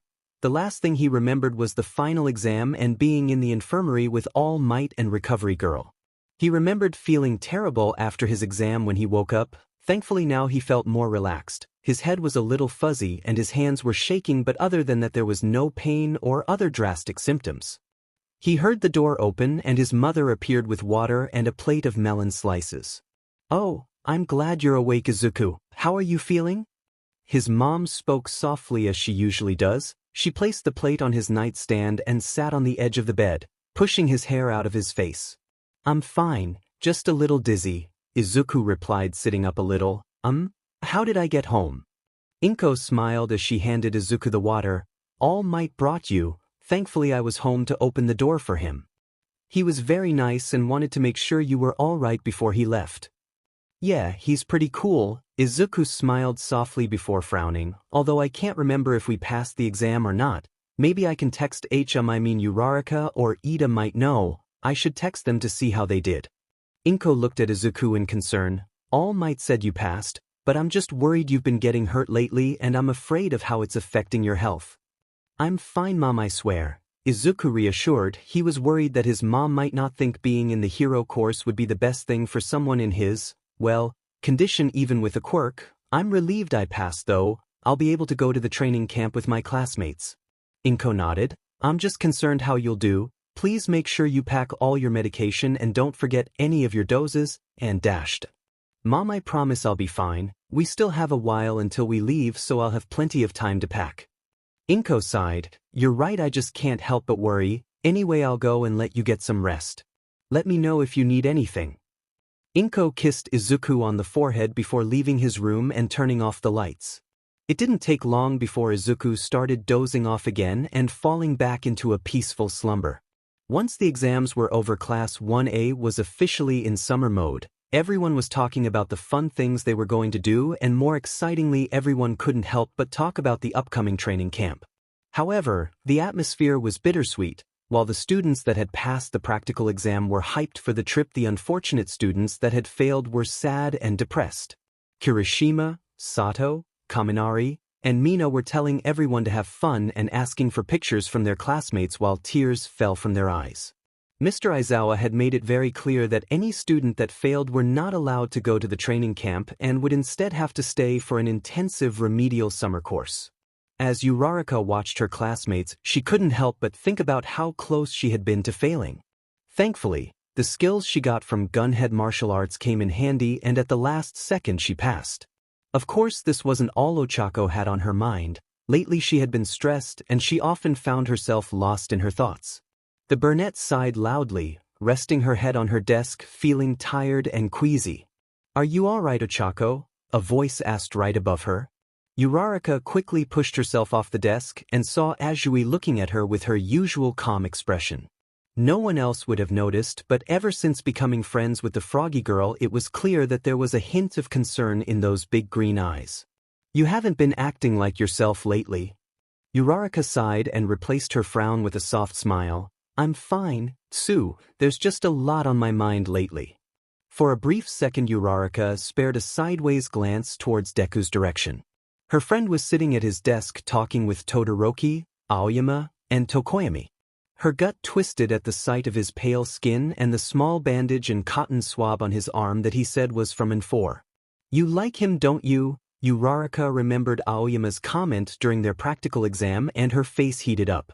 She thought at first maybe that's what it was, just maybe a complete feeling of affection and admiration, but sadly no. She just couldn't understand what this was that she was feeling, but whatever it was she hated it and wanted it to stop. The classroom quieted down immediately when Mr. Aizawa entered, who, to everyone's surprise and happiness, had announced that the students that had failed would still be able to go on the summer camping trip, and he once again used a logical ruse to motivate them during the final exam. Everyone sighed in relief while the four that failed were cheering in their seats. Mr. Aizawa activated his quirk to quiet everyone down before continuing. Another thing, Bakugo. Mr. Aizawa turned his head to face. You also failed the exam because of your behavior and inability to cooperate with your teammate, so you'll also attend the remedial course. What the hell? Bakugo yelled from his chair. It looked like he was about to go off, but Eraserhead activated his quirk again and Bakugo forced himself back into his seat, seething with anger.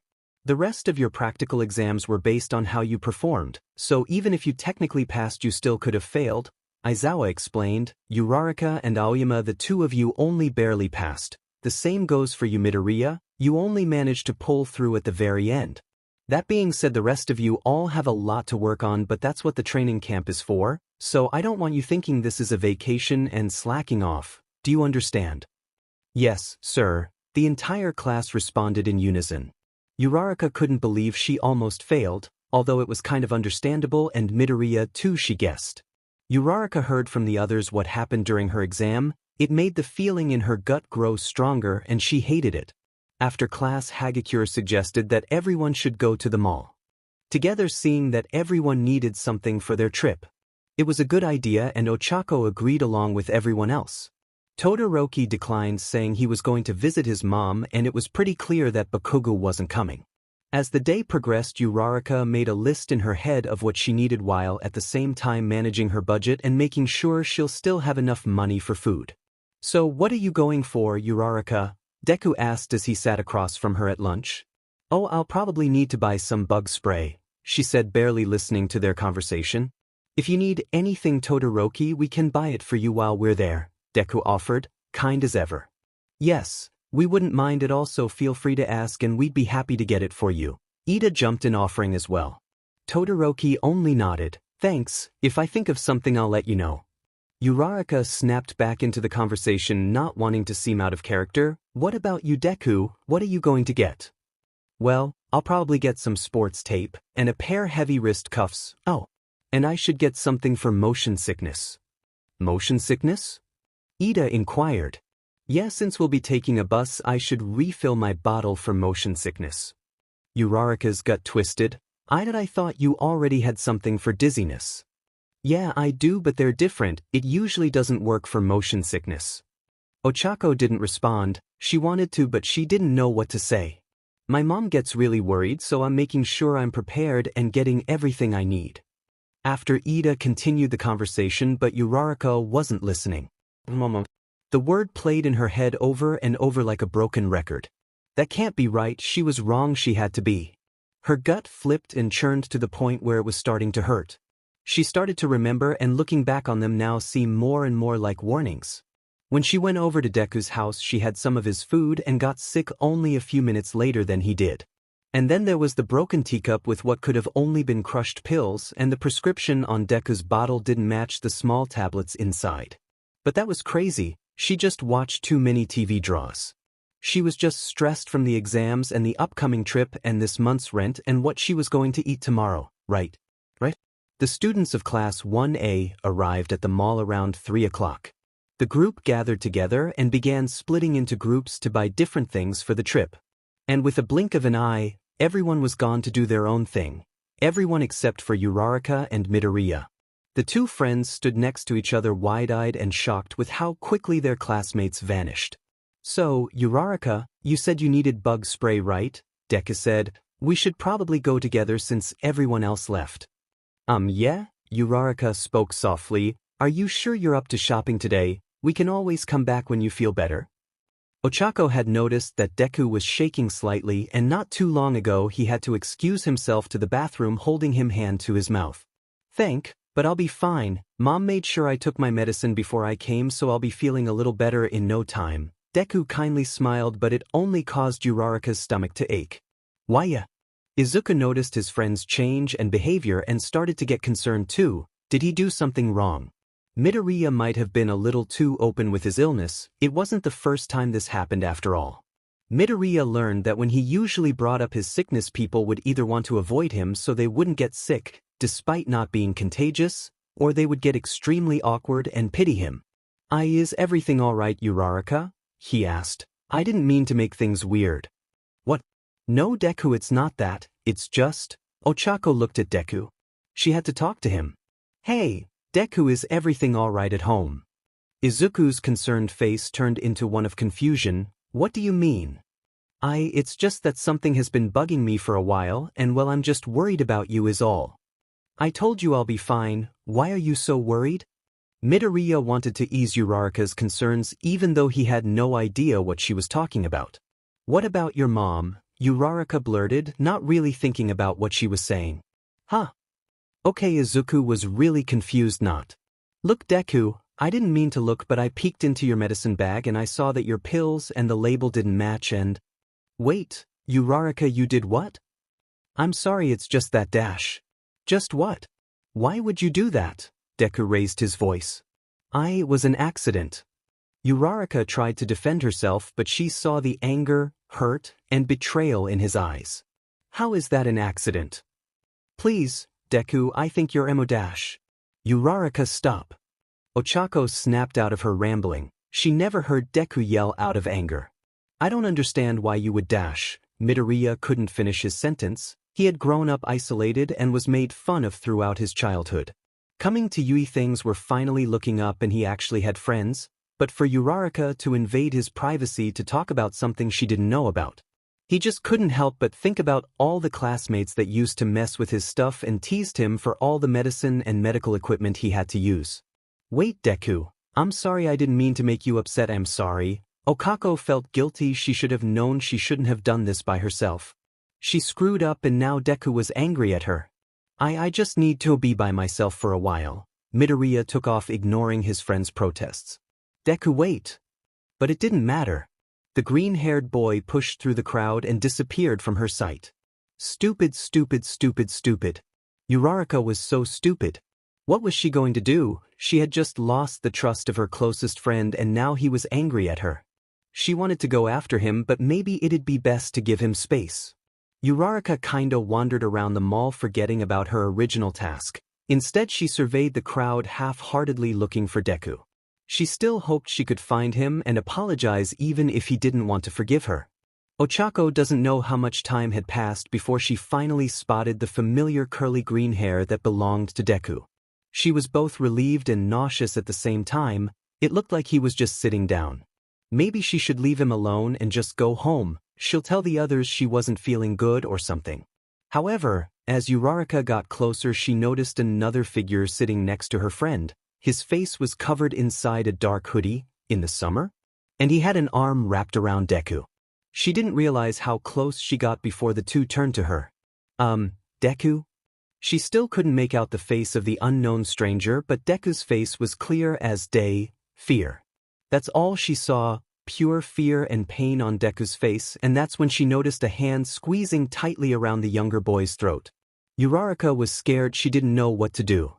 "J, get away from him," Uraraka spoke up, her voice barely above a whisper. Her eyes followed the movement of the taller man's arm as he pulled his hand out of his pocket. Deku noticed this too, and he suddenly yelled out to her as quickly as he could. "It's fine, everything's okay. Leave us alone." The man let go of Deku and put both his hands into the air. "Oh, I'm sorry, I didn't know you came with a friend. Just be on my way," the man said in a cheery tone as Deku gasped for air. He had a raspy voice and pale, dried skin. As soon as he got up and walked away, Uraraka ran to Deku's side. "Wait, Shigaraki! Shigaraki!" Uraraka stopped listening to whatever Deku was saying. "This is Shigaraki, the League of Villains guy that attacked their school." Quickly, she grabbed her phone without making it too obvious and called the police. It wasn't long before Shigaraki disappeared into the crowd, leaving them alone. The police arrived at the mall and surveyed the area looking for him, but found nothing. While Deku left to be interviewed by the police, the other officers only got quick statements from Uraraka, seeing as she was only one else there, even if it was for a few minutes. Their friend eventually found out what happened and they were crowding her, asking about what happened. She tried her best to recap what she saw like she did with the police, but eventually they gave her space and everyone left to go home.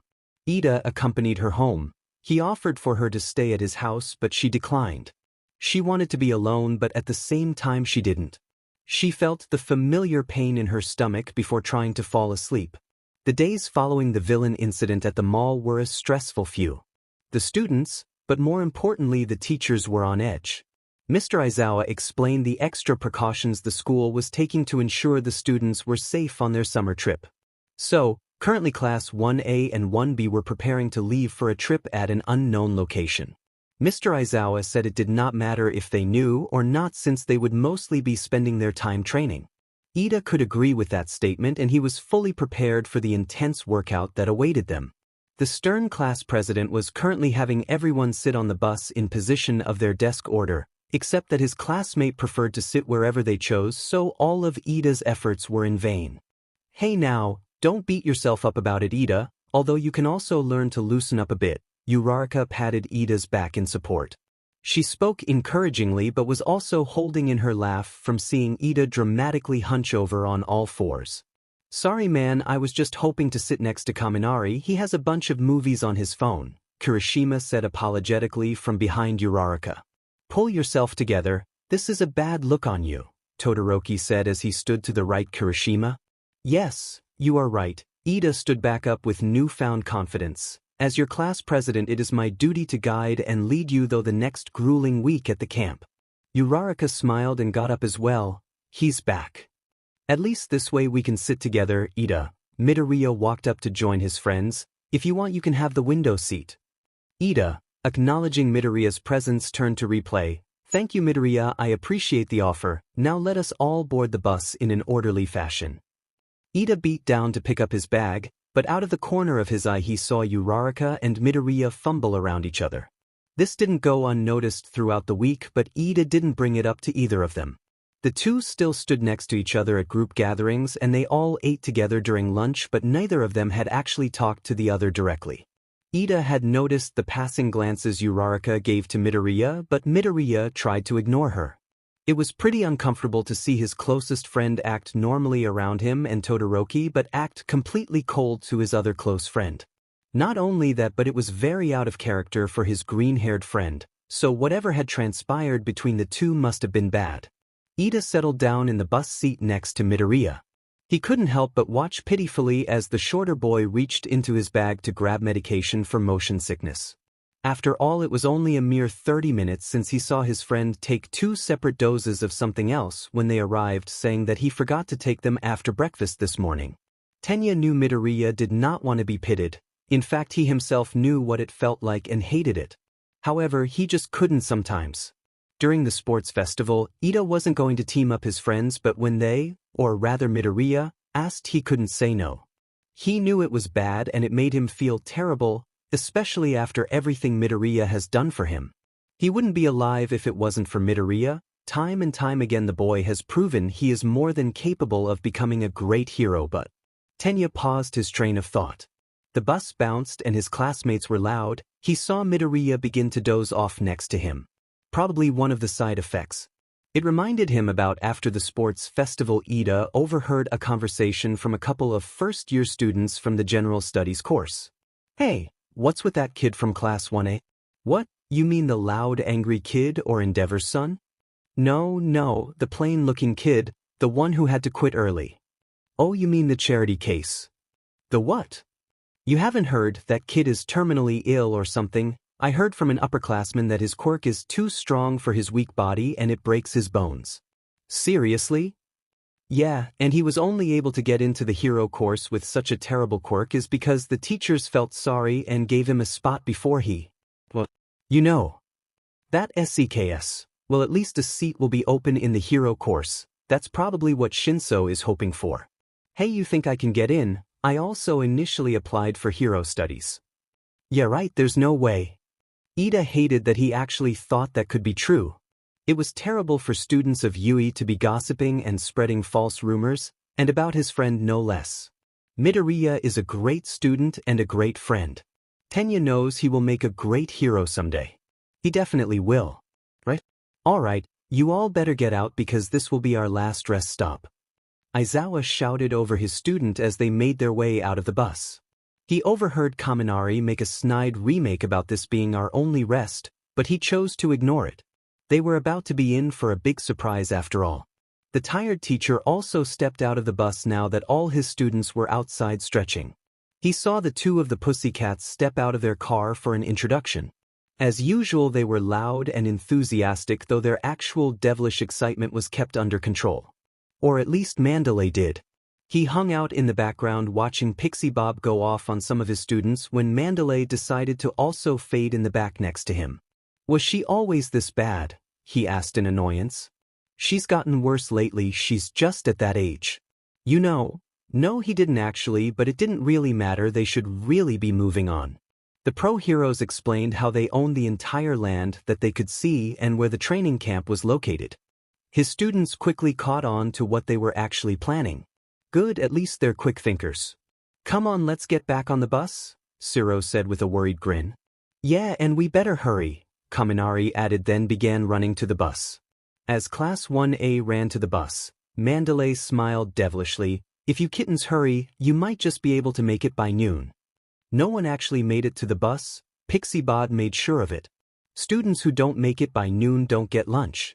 Pixie Bob cut them off and used her quirk to send them over the cliff. Their panicked and confused screams can be heard through the rumbling of the rocks. Training camp already started for them. Of course there was still one left. Izuku Midoriya was the sole student to remain on the cliff unharmed. He opened his eyes in confusion and took a look at his surroundings. After realizing what was going on, he ran to the railing to see his classmates before turning to him for answers. Sensei, why am I the only one still here? I'm sure you already know the reason. But I don't understand. It wouldn't be fair for me to be here when everyone is working hard. And Midoriya started to ramble, his words coming out as nonsense to anyone who didn't listen carefully. And Aizawa wasn't really listening. It's fine, during the training camp you'll be pushed hard and will be working tirelessly for the next week. It'll be better if you don't pass out on the first day, Aizawa explained. Midoriya deflated at the response but didn't say anything else. Cheer up, kitten, Pixie Bob said. If it was you down there you'd be begging to be up here. Besides, Mandalay joined, they won't make it to the camp until late. One of your training exercises includes making your own dinner. Tonight will be the only time we make your dinner, but you can help us so it's not like you're doing nothing. Mandalay continued. This made Izuku feel a little better, but he still hated being treated differently. It wasn't fair. Izuku nodded and joined Aizawa on the bus. The two traveled in silence, but they made it to the grounds very quickly. When they arrived, Midoriya helped to take their belongings to the shared rooms. Later, as they cooked, Midoriya took this chance to ask Mandalay a question. Miss Mandalay, who is the little boy that I saw earlier? Just call me Mandalay, and as for the kid, his name is Kota. He's my nephew, she responded. He lives here with us, but he hates heroes, so don't mind him if he acts rudely. What, he hates heroes? Midoriya said, surprised. When I was his age, heroes were everything and everyone loved heroes. Mandalay gave a sad look. He's been like that since his parents died. His parents? She nodded. His parents were the water hose heroes. They died on duty while protecting civilians. For a hero, it's one of the most honorable ways to die, but for Kota, he was too young to understand. Midoriya and Mandalay talked for a bit, and while he helped with the cooking, he started getting lost in thought. Eventually, it was evening. Izuku finished cooking and joined Mr. Aizawa outside to meet his classmates. Guilt bubbled in Izuku's stomach as he saw his friends stumble onto the ground. Most of them were dirty. They were covered head to toe in dirt and sweat. Ida, Todoroki, and Bakugo, of course, were the front-runners, heavily breathing but still standing strong. Yet, despite their exhaustion, as soon as Bakugo laid eyes on his former friend, he ran at Deku, yelling angrily. Thankfully, Aizawa stopped him mid-run with his capture weapon. This caused Kaken to fall flat on his face since he was too tired to fight back. Clam down, Bakugo. Don't forget why you're here, Aizawa scolded, releasing his weapon. Kaken grumbled something to himself as he got up. The rest of the Izuku's classmates walked inside to eat together. Everyone stuffed their mouths desperately with food as if they hadn't eaten for days. And for most of them, that's probably how they felt. After dinner, the girls and boys split up and went to the hot springs to relax. Izuku joined as well, but as he placed his feet in the warm, relaxing water, he just felt like he didn't deserve it. Even though he was surrounded by his friends, Izuku felt isolated and lonely. He had ever since they arrived at camp. Midoriya, if you don't mind my asking, but where did you get your scar? Tokoyami asked from across the hot spring with his arms crossed. I've seen it during the locker room and have been wondering. Izuku was caught off guard by the question. Oh, I got it almost 3 years ago from surgery. Surgery? What kind of surgery? Ojiro chimed in from the middle of the hot spring. Midoriya nodded. It was lung surgery. I got pneumonia which caused an infection in my lungs. That's it is, man, Kirishima spoke. You're so manly. Lung surgery is pretty risky. Why, yeah, but it's fine now, I just still have the scar. Man, you didn't even have to do the whole forest thing like the rest of us, Kaminari added. Talk about lucky.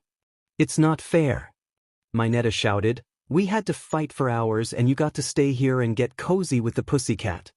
Hey, come on, it's not Midoriya's fault he's like this, Siro defended. If anything, I feel sorry. Todoroki interrupted Siro by boiling the water a little, causing the other boy to yelp in surprise.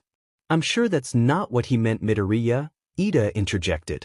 Siro was confused until he realized his mistake. Why, I'm sorry, that's totally not what I wanted to say. That's all right, Zero. I know you're not trying to be mean, Midoriya replied. They all let the topic fall and enjoyed the rest of the hot spring.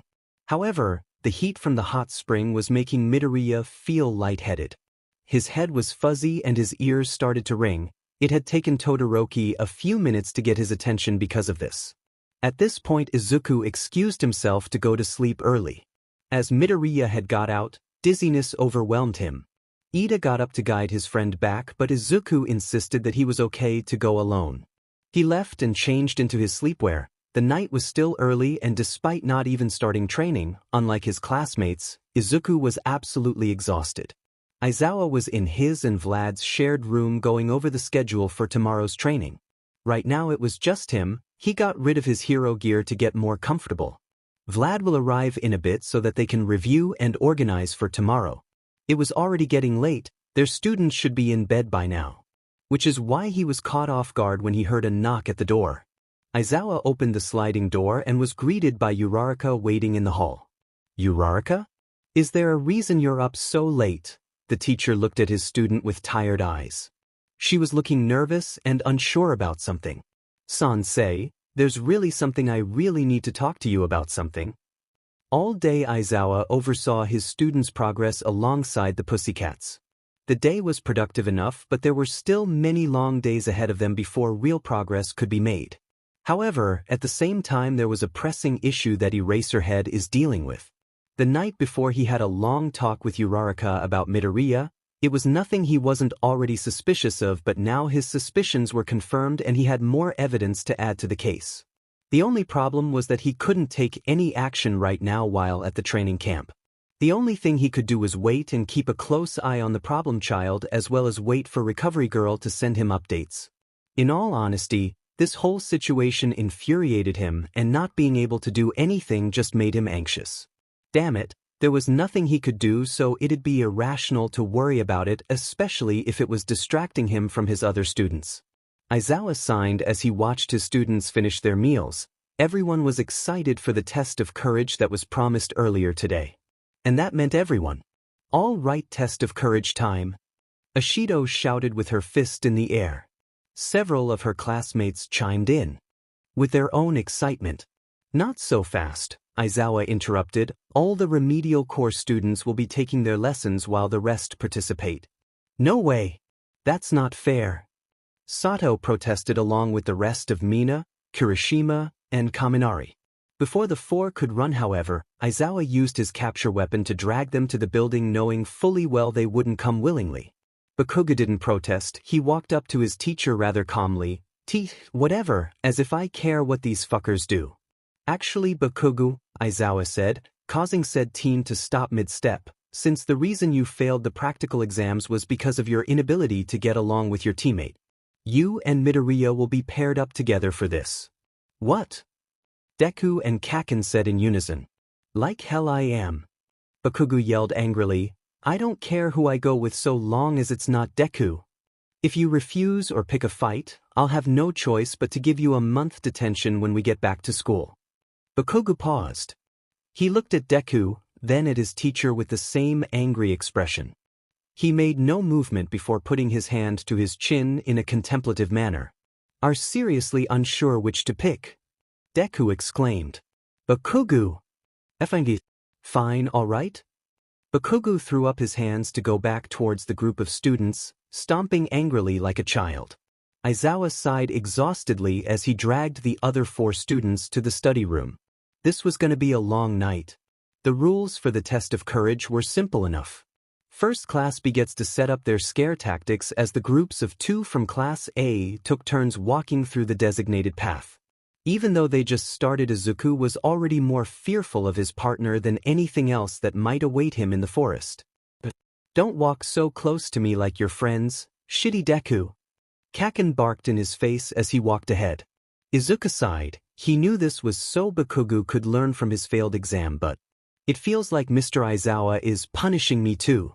Izuku screamed in his mind, crying silently. As the duo talked slowly through the woods, Deku stopped, smelling a strong scent. What the hell are you stopping for? Kaken stopped looking back at Deku. Do you smell something? Ha! Bakugo questions with a confused and annoyed expression. In the distance, Izuku could hear shouting voices that were too far to sound comprehensible. Kaken, do you hear that? Don't tell me you're actually getting scared from this stupid dash. However, Bakugo shut himself up as he started to smell a strong burning scent wafting through the air. The two classmates looked overhead as they watched the area get brighter and brighter with blue light dash. No blue flames lit up the night and began to consume the forest. Black smoke grew from the trees and blue embers flew through the air. What the hell is going on? Katsuki exclaimed. Izuku turned to the blonde. What should we do, Kaken? Why the hell are you asking me? Attention students. A loud but familiar voice could be heard in their heads. Villains are attacking the camp. This is not a drill. Please make your way back to the building if you can. Midoriya's breath hitched. How could villains be attacking the camp? After all the safety procedures UA set up and there is still an attack. The two only just started their test. If they hurried they can dash. No wait, where's Kota? He's out here alone, he can get hurt or worse. Kaken, head to the main building, I need to go save Kota. Deku exclaimed before running in a different direction. Who the hell said you can tell me what to do? Kaken ignored the shorter boy and instead followed him to wherever he was heading. Huh? Kaken, why are you following me? If you die, Sensei's gonna expel me, nerd. Bakugo ran after Midoriya, so shut up and don't just take off, idiot. Both boys used their quirk to increase their speed in hopes to get there quicker. Midoriya hurried desperately hoping that he wasn't too late. Eventually, he started recognizing the familiar path and knew he was close. Izuku completely forgot about Kaken as he bumped up the percentage of one for all and made his way up the mountain quickly. Unfortunately, as he climbed the side of the cliff, Midoriya's worst fear had turned out to be true. Kota stood defenselessly against a hooded villain, tall and gigantic, who loomed over the poor boy sadistically. In a spike of fear and adrenaline, Midoriya launched his entire body, reeling back his arm and landed a devastating punch into the large figure's face. The green-haired boy landed onto the ground, his arms stretched out protectively in front of Kota. Midoriya turned to the younger boy and shouted, "Get out of here! Run!" Kota was frozen, too scared to do anything but watch in fear and sadness. Tears poured down his cheeks as he sniffled and shook in terror. He couldn't. You little pest, a deep and angry voice shouted from the ground. The villain stood up tall and menacingly. He was no longer wearing his cloak, exposing his large body and crazy eyes, as he inched closer to the two boys grinning. If it isn't my lucky day. 2 playthings that I get to destroy in one day. I'm gonna have tons of fun killing you. In the same second the monstrous man leaped forward, Izuku grabbed Kota and used his quirk to jump over and narrowly avoid the crushing fist. Once again, as Izuku landed on the ground, he took a fighting stance ready to protect Kota from the giant man. Without looking away from the villain, he told the younger boy again to run. I can't just leave, the younger said through the tears and snot. Listen to me, Kota, you have to run, get out of here and find a teacher or student. I know it's scary and I know you know nothing about me, but you have to trust me and run, okay? But before Kota could refuse, the muscular villain ran toward Deku with full force. Izuku, desperate to keep Kota safe, held the gigantic man back with all the strength he could muster. Run! Midoriya screamed as he pushed back the large man. Kota was scared. No, he was terrified, but he didn't want to run, he wanted to help. Midoriya's footing shifted, causing the villain to charge and push the boy. Izuku redirected the large body and used the momentum to send him crashing into the side of the mountain instead of into Kota. The rocks crumbled and fell further, separating the young boy from the battle scene. In a panic, Kota ran down the mountain, staying on the usual path and close to the mountainside. He desperately hoped he would run into someone who could help. He needed to get out quickly and find help. He needed to see Izuku again. He needed to thank him and tell him how sorry he was. He needed to stay alive for him. His hero. Izuku sighed in relief to see that Kota ran. Now he could only hope that someone would find and protect the boy before any villain could hurt him. He didn't know how many villains there were or where they were, but he did know that he needed to finish this fight fast so he could protect Kota from any more danger. Midoriya wobbled and shook from exhaustion as the larger man stood, not even breaking a sweat. He needed to hold him off because if he fails he'll die. Kota will die. He needs to be strong and fight through the exhaustion. The two prepared for another attack when a loud yell could be heard overhead. Bakugo tore through the air screaming with a set-off expression on his face. He placed both his palms together as he jumped on the villain's shoulders and used his quirk on Muscular's face. Kaken jumped back and landed next to Deku as the villain stumbled back. "Who said you can run ahead of me, Deku?" Kaken responded, yelling in Deku's ear. "Kaken! You!" The villain spoke again, causing both boys to turn their head. "You're the one we're looking for." Bakugo Katsuki. "What the hell are you talking about? Gross arms," Bakugo spat out to the villain. "You're the one Shigaraki wants," Muscular grinned. "I have to thank you, kid. You just made my job a whole lot easier." Midoriya's eyes widened. What did Shigaraki want with Kaken?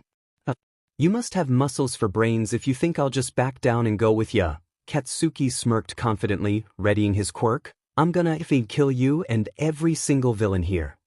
"You're on, kid," the villain laughed. "Shigaraki just wants you alive. I'm sure he won't mind if I break some bones if it means I bring you with us." "No. Kaken, we have to run," Deku pleaded. "Deku," Bakugo turned, making Izuku flinch in anticipation. "You're weak enough as it is, so I'm taking offense while you're on support, got it?"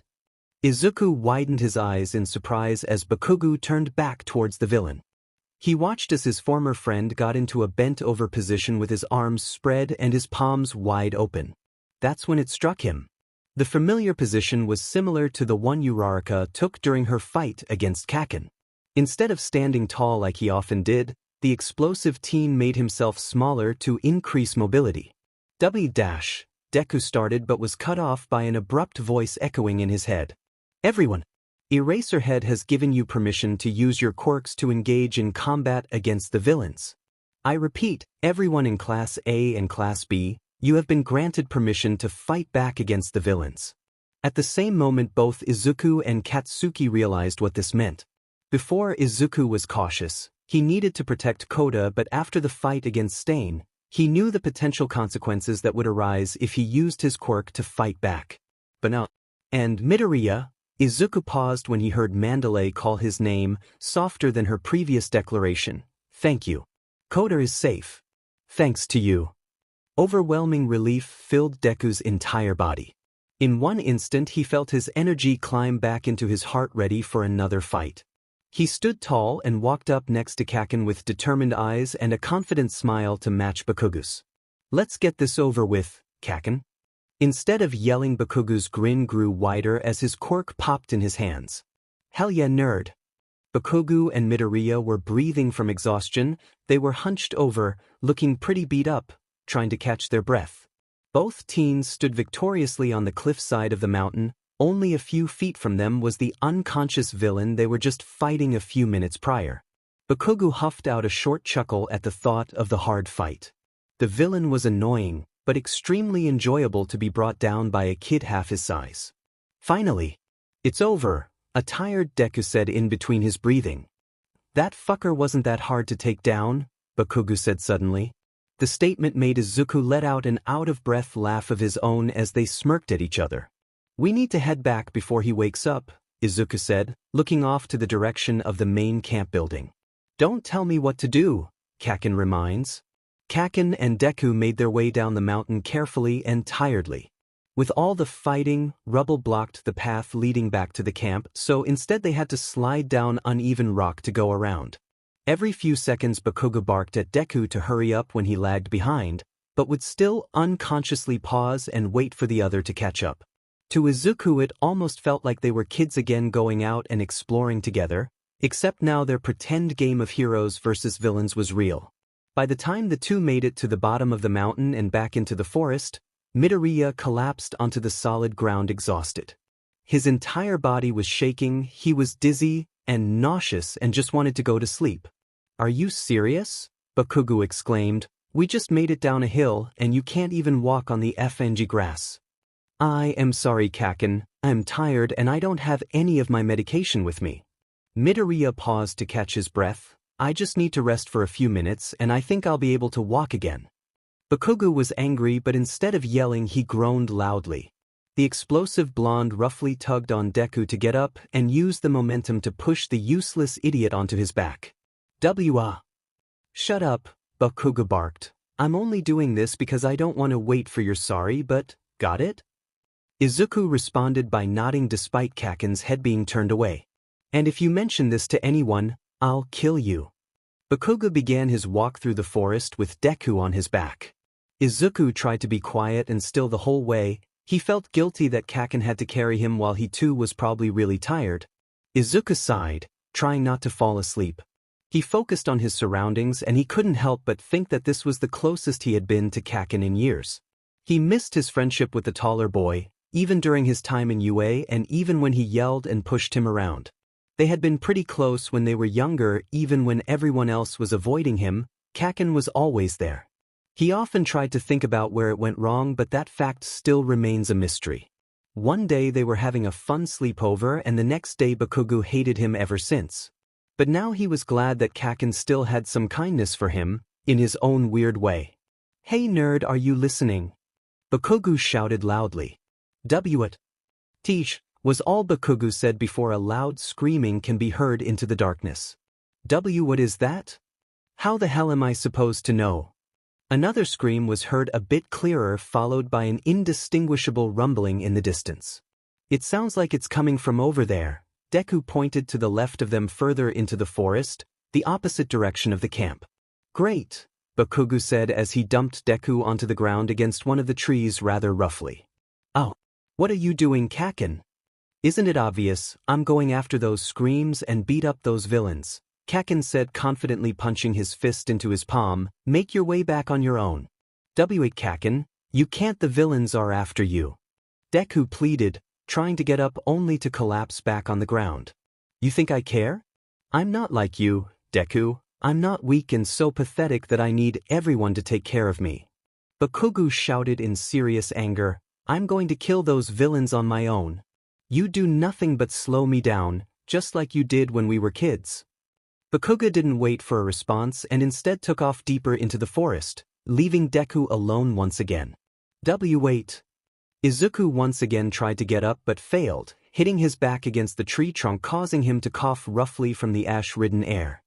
He looked down into his hand, seeing the large splotches of blood fall from his hand and onto the grass. Bakugo ran through the forest quickly. He could hear the sound of trees falling much more clearly as he got closer to the battle. Eventually, Bakugo made it to a clearing where he saw a large shadow rise above the trees in the near distance. That looks like... Bakugo, look out! Katsuki jumped out of the way, narrowly avoiding a white something from above him. The teen turned his head and looked up at a masked villain in a black straitjacket whose teeth could extend and slash anything in his way. Are you okay, Bakugo? Ida asked. His clothes were cut and his glasses cracked, but was mostly okay. Todoroki, his test of courage partner, was across from him, not letting his guard down from the villain. Of course I'm fine. Bakugo exploded, one of the many teeth lodged into the dirt. While the villain attacked the 3 UA students, they could hear the roaring from Tokoyami's quirk, Dark Shadow. They could see the quirk from where they were. We need to hurry and apprehend this guy so we can help Tokoyami and Shoji, Todoroki commented as he dodged another attack. No sheet, icy hot. Katsuki ducked in time for Ida to break the tooth. Bakugo paused and smirked to himself as he ran toward the villain. Follow my lead, dumps. The blonde plowed another explosion on several of the teeth supporting the villain and caused the disturbed man to lose balance as Bakugo continued to run in the direction of Dark Shadow. Todoroki and Ida followed Bakugo as the villain followed closely to their heels. Thankfully, they could see Tokoyami shrouded by Dark Shadow, clearly not in control. Katsuki whistled and slid underneath the Dark Shadow as the large creature turned around. Ida and Todoroki split in opposite directions. Dark Shadow grabbed the villain by the head with its large claws and slammed him down, defeating him in an instant. Seeing this, Bakugo acted quickly and used his explosion to tame Tokoyami's quirk. Todoroki did the same, using his flame to calm it down and retreat back into its wielder. Thank you, friends, Tokoyami said between breaths, and apologies for losing control. I am deeply sorry. Whatever, it was easy to bring you down. Just like it was at the sports festival. Bakugo dismissed the apology in favor of making sure the creepy villain was unconscious. Ida helped up Tokoyami while Todoroki helped a battered Shoji. Are you alright? I'll be fine, Shoji replied. I just lost one of my dupli arms from that villain, which is what set off a dark shadow. We should head back to the camp quickly, Ida interjected. Mr. Aizawa may have given us permission to use our quirks, but he must have meant it in self-defense. We need to leave before anyone else dangerous shows up. Bakugo was reminded of the villain he fought earlier with Deku. Everyone got together as Ida explained the direction they needed to go. Todoroki looked at Bakugo and surveyed the area as if looking for something. What's your problem, Icy Hot? Todoroki turned to the blonde, giving him a confused look. Where's Midoriya? He was with you for the test of courage, right? Everyone else turned to Bakugo, which set him off. Why the hell are you looking at me? Bakugo screamed, but when no one replied he clicked his tongue in annoyance. Teasage, we fought one of those villains and were heading back when we heard Bird Brain over here destroying the forest. Bakugo continued, Deku was too wiped out, he couldn't even walk on his own, so I ditched him and came over here. If it wasn't for me, you weaklings would have been dead. You left him alone. Todoroki exclaimed angrily, during a villain attack, are you crazy? Todoroki, calm down, Ida stepped in. It's not my fault that the loser is so weak, Katsuki defended. Besides, he probably just went back to the camp himself. Todoroki started to march toward Bakugo in anger as the latter looked ready to fight. Enough. Ida stepped, hoping to de-escalate the situation. Fighting each other won't do us any good. Bakugo, were you and Midoriya close to the camp before you came over here? Bakugo nodded. Very well, Bakugo will lead us back the same way he came. We might be able to catch up to Midoriya, but everyone stays close together. We must be vigilant and keep our eyes peeled for any danger. Everyone nodded in agreement and Bakugo just muttered a fine under his breath. The 1A classmates grouped together as they followed Bakugo to where he left Midoriya. The atmosphere was tense despite Ida hoping to lighten the mood. I'm sure Midoriya is fine, Tokoyami spoke. He has proven that he can handle himself in a fight. Not if he's sick, Todoroki chimed. The air is filled with ash from the fire, making it difficult to breathe. Bakugo, who was walking ahead of everyone, didn't bother to turn around to shout out, I know you're glaring at me, Icy Hot. We shouldn't get distracted, Ida said, trying to keep focused despite also being worried for Midoriya. Are we almost there, Bakugo? Yes, so stop asking. Eventually the students paused behind Bakugo. They were looking at the area where Deku was supposed to be, but found no one in sight. Are you sure this is where you left him? Shoji asked. Midoriya was here, Todoroki replied instead. He was crouching by the base of the kneeling toward the grass. There's blood on the grass and an indent by the tree where he was resting. Midoriya was most likely coughing up blood, and it looks like there was no sign of a struggle, Ida said, turning to his classmates. I told you, idiots. Bakugo yelled. The nerd probably went back to camp. That doesn't change the fact that you left him alone and defenseless, Todoroki yelled back. Even if he did go back, he'll be too sick to fight back if another villain finds him. That's not my fault. How is it not your fault? Midoriya has been nothing but nice to you, and all you do is ditch him as soon as you have the chance. You don't know anything, Bisudi. Bakugo, Todoroki? Everyone paused at the sound of a nearby voice. The bushes rustled to the left of them and continued as two figures came from the shadows. Uraraka. Azui. Ida greeted. I told you to call me Tsu, Aussie replied. Right, sorry, I mean Tsu. You're both injured, Shoji said. Did you guys run into a villain too? Uraraka nodded. Yeah, we were attacked by a crazy girl with a knife. She struck us with this big needle and took off. Thankfully we heard you guys yelling, which led us here. It was easy to hear Bakugo's yelling from a mile away. Shut up, no one asked, round face. Todoroki helped Ida to patch up Uraraka and Tsu. Did you happen to see Midoriya at all? Deku? Uraraka inquired. No, we haven't. Isn't he supposed to be with you, Bakugo? I told you to shut up. It doesn't matter, we'll explain later while we make our way back, Todoroki stood up. If you can't walk, I can carry you guys the rest of the way, Shoji offered. Are you sure? Azui said with concern. You look really tired too. What happened? It was Tokoyami's dark shadow, Shoji continued, but we're fine now and I'm still strong enough if you need a hand. You were fighting Tokoyami? Uraraka questioned. What happened to him? Where is he? What do you mean he's right? Ida stopped mid-sentence when he turned to look for his classmate only to find he wasn't there. I don't understand, he was just here. Looking for this? An unknown voice sang from the tree. Everyone looked up to see a masked man holding up a single marble. Don't tell me, Shoji implied. Indeed, but that's not the only trick I have up my sleeve. The villain, Compress, did a sleight of hand to reveal 2 marbles between his fingers. Another? Ida exclaimed, but who's in the second? Todoroki growled under his breath. Midoriya. Correct again.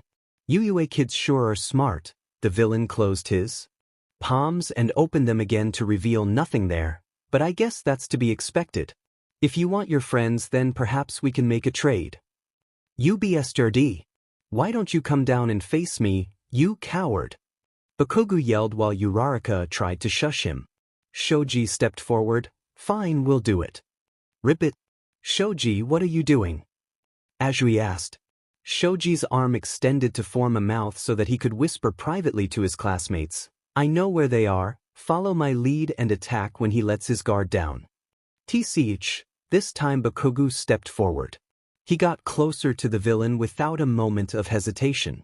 U.S.J. are looking for me, aren't they?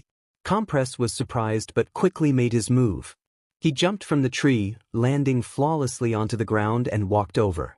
I'm happy to hear you're cooperating. If you choose to be like this all the time, then you will have a much easier time with us. As Compress reached forward, Bakugo effortlessly grabbed the man by his arm and threw him over his shoulder, slamming him on the ground. Now! Todoroki made quick work to use his ice to freeze the villain while he was down. However, the villain recovered quickly. He jumped out of the way with only his arm frozen. I guess we'll just have to do this the hard way then? Compress signed under his mask. He smashes the ice but was caught off guard when Uraraka managed to tackle him and twist his wrist to apprehend him. Quick, Shoji, where are they? In his sleeve. Uraraka tried to loosen the arm just enough to check the sleeve, but the masked man managed to get one of his arms free. Ochako, look out! Azui cried and extended her tongue to grab her friend in time before the villain could use his quirk. Thanks, Tsu. Compress got up and jumped back into the trees. I believe now's the time to make my exit. He's getting away. Ida warned. No, he's not, Bakugo argued. We're going after him. Round face, you're gonna make us float while me and Glasses use our quirks to catch up. And I'll use my quirk to freeze the villain, Todoroki added. I won't miss this time. Uraraka smiled excitedly. Let's hurry before he gets too far. Let's go save Deku and Tokoyami. This is taking too long. I'm tired of waiting. I could be here all night. Twice and Dabi were in the forest clearing while waiting for their other members. Magna and Spinner were still occupying the heroes, waiting for Kurojari. But there were still 5 of their teammates unaccounted for. Would you be quiet? Dabi said, clearly annoyed by his partner. He too was annoyed by the absence of their team members. He could predict losing maybe 2 of the weaker ones, but he had a hard time believing that these heroes and students could manage taking them all down. I'm here. I hope you didn't leave without me. The energetic Toga came skipping to them with a creepy smile on her face. What took you so long? Did you get the blood that you needed? Dabi asked. Toga nodded. Yep. I got blood from 2 people. 2? Twice exclaimed. You were supposed to get at least 3, and why do you look so happy? Toga beamed at the question. Because I made 2 new friends today, that's why. Friends? But what about me? I don't want to be your friend. Eventually Mr. Compress arrived to join his teammates. Good, you're all here. Not all of us, Dabi sighed. Did you get the brat? Not quite, but he should be on his way now. Compress reveals both marbles containing 2 separate students. As for the rest, Mustard, Moonfish, and Muscular are out of commission, so to speak. Are you kidding me? Dabi groans. He knew there was a chance of losing Mustard, but muscular and moonfish? These kids are tougher than they thought. We're almost out of time. How long before they get here? I believe they'll be arriving in no more than 5. Compress was interrupted by a group of feet stomping down on him. Bakugo, Ida, Shoji, Todoroki, Uraraka, and Azui fell from the sky and landed on the villain in a matter of seconds thanks to Bakugo's quick thinking. Ochako, Su. My new friends, Toga happily cried. Quick, Shoji, the marbles. Ida ordered. Shoji quickly grabbed the small spheres. I got them, let's get out of here. Bakugo, however, didn't move. He was once again ready to fight. You beathies. I'll kill you. Bakugo, let's go. Uraraka cried. Don't be stupid and retreat. We got the marbles, now let's leave. Are you sure about that? Everyone turned. Compress took his mask off to reveal 2 other marbles hidden beneath his tongue. But how did dash? Simple misdirection, my dear. The ones that you possess are nothing more than a decoy. Compress released his quick to show that the 2 Shoji was holding had nothing but ice within them. I wasn't planning on running away anyway, Bakugo grinned, and now I have an excuse to break your effin' bones. Katsuki charged forward. Bakugo, wait. Todoroki tried to stop. Please do, Compress teased, ready to use his quirk. But before the villain can make a move, a bright beam of light destroys Compress' mask. Bakugo further ducked down and punched the villain in the stomach, sending both orbs flying through the sky. Shoji grabbed one while Todoroki grabbed the other. The quirk deactivated, releasing its captives. Tokoyami. Midoriya. Are you alright? Azui asked. You're fine, Tokoyami reliced. Todoroki, Azui, and Shoji helped both of them up. Midoriya wobbled, off-balanced and dizzy, but was caught by Shudo. Are you alright? I am fine, Midoriya stuttered. His shirt was bloodied from his coughing and he still looked pretty beat up from his fight with Muscular, but was overall alright. Where's Kaken? Todoroki glanced at Bakugo, who was still fighting the villains. At the same moment, purple voids appeared behind the villains, signaling that their time was up. Bakugo, let go. No way. I'm not running. However, as Bakugo continued to fight against Dabi, the dark-haired man was preoccupied dodging his attacks and was making his way toward one of the warp gates. The villain began to enter, placing his right hand and foot into the darkness. Bakugo grinned in victory but failed to notice the single portal behind him and a scarred hand reaching out. Kaken, behind you. Bakugo turned too late as the hand grabbed out to him. In the last second, Deku used his quirk and pushed Bakugo out of the way. The momentum from the push rammed Katsuki into the nearby tree, causing his shoulder to dislocate. Oh damn it! Deku dash! Bakugo stopped when he saw Deku being dragged by the neck into the portal. He didn't make a move. All he could do was watch. Midoriya! Todoroki tried to run to his friend, reaching his hand out, but it was too late. The villains and Deku disappeared into the abyss. The portals disappeared, leaving nothing but silence. Deku was gone. Deku, where the hell have you been? Kaken asked. You haven't been in school for a week. Don't tell me you're still sick. Deku nodded with tears rolling down his cheeks. I went to see a lot of doctors, and they don't know what wrong with me. What do you mean? You just have the flu, don't you, Deku? Deku shook his head. The doctors said it isn't and they don't know how to make me better. I can't be a hero if I'm quirkless and sick all the time. Kaken lightly hits his fist on Deku's head. You idiot. Of course you're gonna get better, and when you do you can watch me become the greatest hero ever, way better than All Might. Deku sniffled, letting out a small laugh. Maybe he will get better. Yeah, you're right, thanks Kaken. Katsuki was sitting up in the hospital bed.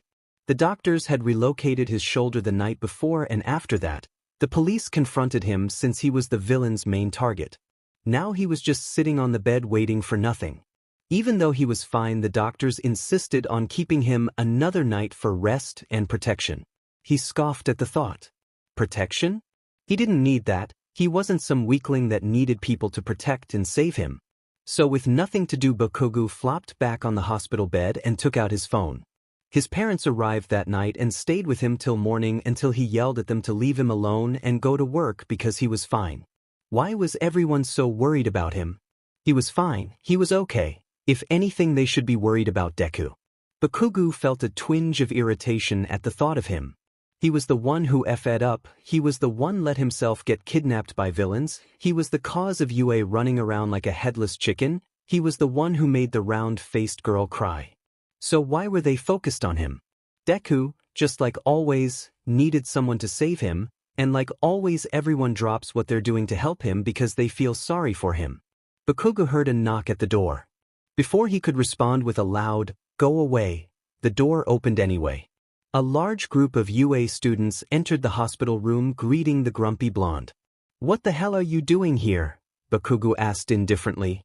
"We're visiting, of course," Kirishima said rather energetically. "We wanted to come check on you, man, and to see if you were okay." "We brought you a melon," Mineta exclaimed. Katsuki replied with a scoff. "Leave me alone, I know you only came cause you think you have to, right?" "What? Of course not, dude." Kaminari responded. "We did visit Yamamo, Hagakure, and Jairu, but we also wanted to see you too." "Yeah, we all came to see the four of you cause you're our friends," Siro added. "Clearly not all of you." Bakugo pointed out the two missing students. Ojiro scratched the back of his neck. "Yeah, Uraraka and Todoroki were with us earlier, but they both left before we came to see you," Azui continued for Ojiro rather bluntly. "Yenoda." Bakugo crossed his arms. "Why are you here then, for eyes? Aren't you blaming me like those two idiots?" Ida opened his mouth but didn't respond. Both him and Katsuki were briefly brought back to that night after the whole mess was over. "Deku!" Uraraka called out as if he'd call back. "Deku!" Tears fell from her eyes. Once again she was helpless. Just like that day they got into a fight because of her, and because of her he went by himself and was nearly killed by Shigaraki. "Gore, shut up already." Bakugo hissed back. "He's gone. Crying isn't going to do anything." Uraraka became angry at Bakugo's response. She turned to yell at him. "What the hell is your problem? If it wasn't for you, Deku wouldn't have been kidnapped. He'd still be here." "Me?" Bakugo questioned. "It ain't my fault the idiot went and got himself captured." "Are you serious?" Todoroki butted in. Ida, who saw the anger escalating, tried to step in. "Wait, you two, let's calm down." Todoroki ignored Ida. "If it hadn't been for you trying to prove something, then Midoriya wouldn't be gone. If it wasn't for you ditching him, this wouldn't have happened. Midoriya did nothing but try to protect you, and you treat him like dirt." "Shut up. You don't know anything. I don't need protection, that was his fault. You're arrogant and selfish." "Shut up. It was his fault, it's always his fault." Slap. The kids went quiet. Todoroki was so angry that he didn't see Uraraka walk up next to him and slap Bakugo. The dual quirk user turned back to Bakugo expecting him to blow up and yell. He expected fury and rage and violent punch, but it didn't happen. The blonde was angry, but he made no move to retaliate. He instead stormed off on his own back to the camp. The silence had yet to be broken, and wordlessly the rest of them made their way back. "I think we were a bit distressed after what happened that night, so I'm not holding it against you, Todoroki, or Uraraka." Ida reposed rather calmly. "After all, I'd be an awful class president if I didn't maintain order and peace." Bakugo scowled. "I don't need your pity, think whatever the hell you want. Like I care what a rich nobody like you thinks." Ida didn't retort back. Instead he stayed silent, not knowing what to say, and faded back with the group. "Hey, now," Mina said in excited awkwardness. "Come on guys, don't look so down, the heroes are working hard to find Midoriya, let's just focus on our friends making a quick recovery, okay?" "Oh yeah," Mineta chimed in and repeated, "We brought you a melon, want it?"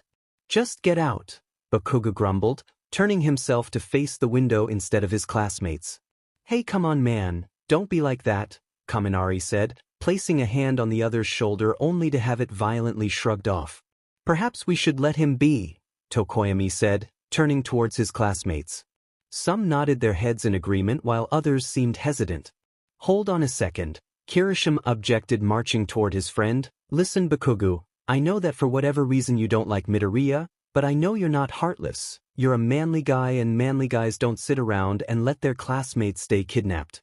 Look, I know you. Todoroki and Uraraka are on thin ice, but we're going to save Midoriya and I know you'll want to come with us.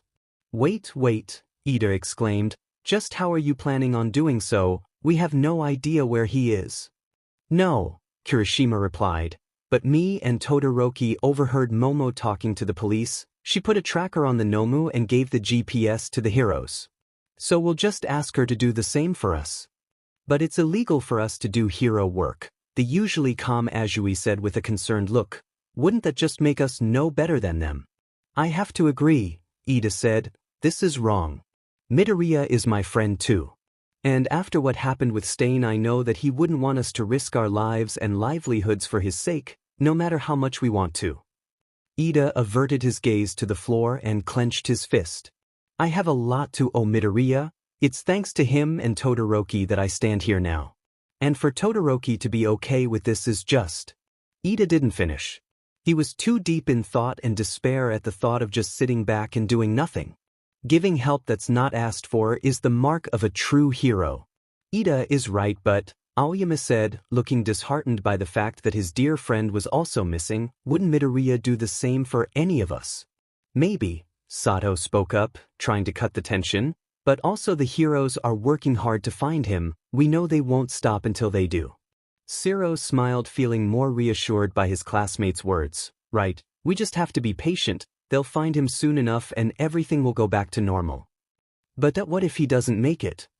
Kirishima said softly but loud enough for everyone to hear. Why, you don't mean that they'll? Shoji started, not wanting to finish.